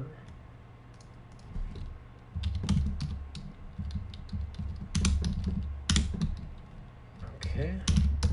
Mason Jones went up to a 75. Basically, he's no longer on a two-way, but he's on a 10-day, which is kind of the same thing. He's the highest rated. He's tied with like Jordan McLaughlin as the highest rated like two-way / hardship / 10-day point guard.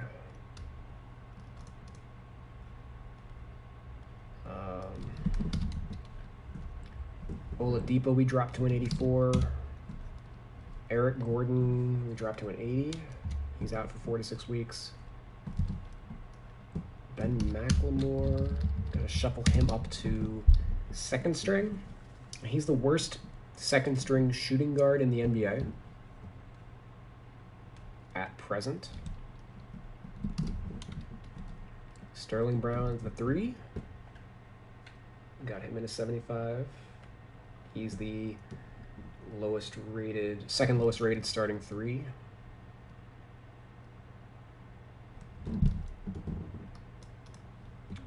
Nwaba's hanging onto the lineup by a thread. We did the rating for Anthony Lamb. Okay, so that's a +4. 72 +4. Stretch 4 from Inside Out Scorer, I think it was, at default. Yeah, Inside Out Scorer.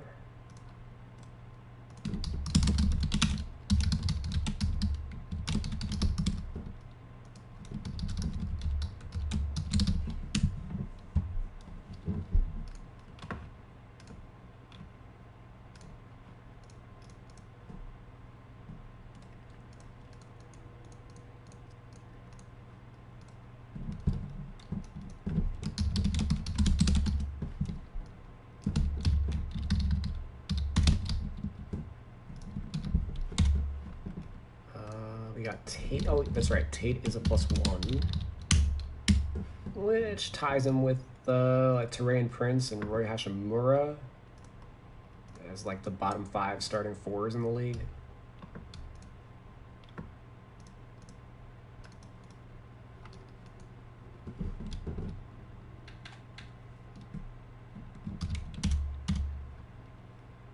Kenyon Martin Jr. we actually bump up to the second string power forward since PJ Tucker's out.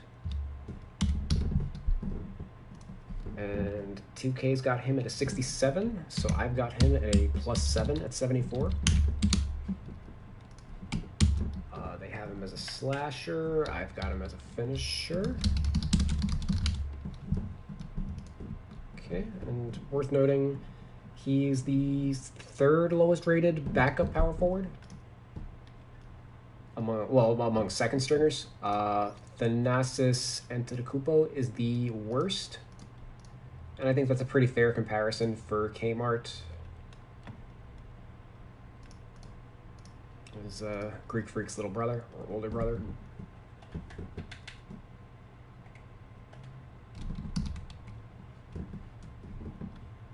Christian Wood still sidelined.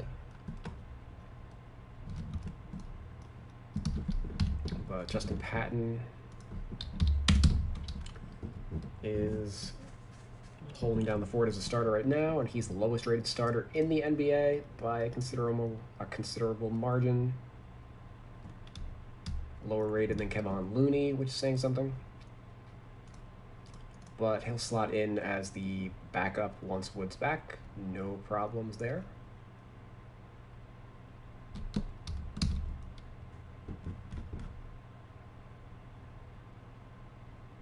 And yep, that more or less summarizes what we did with the team.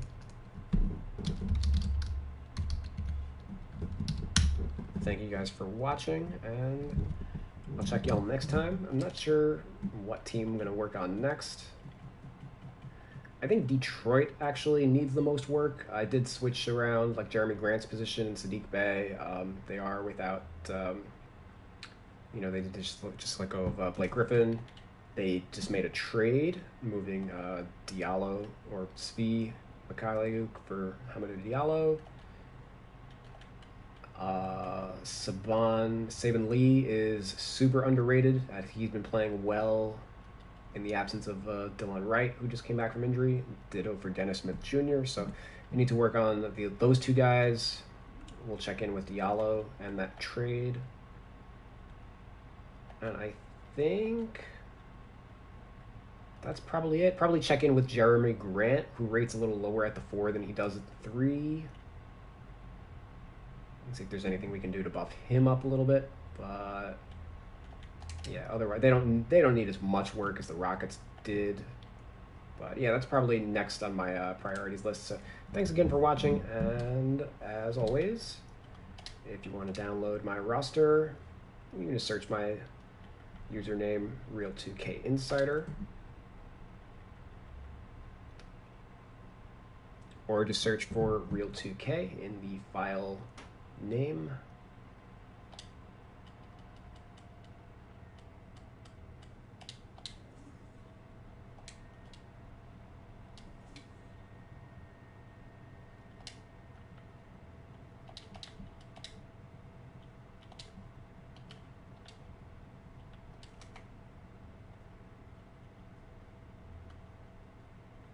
And there I be.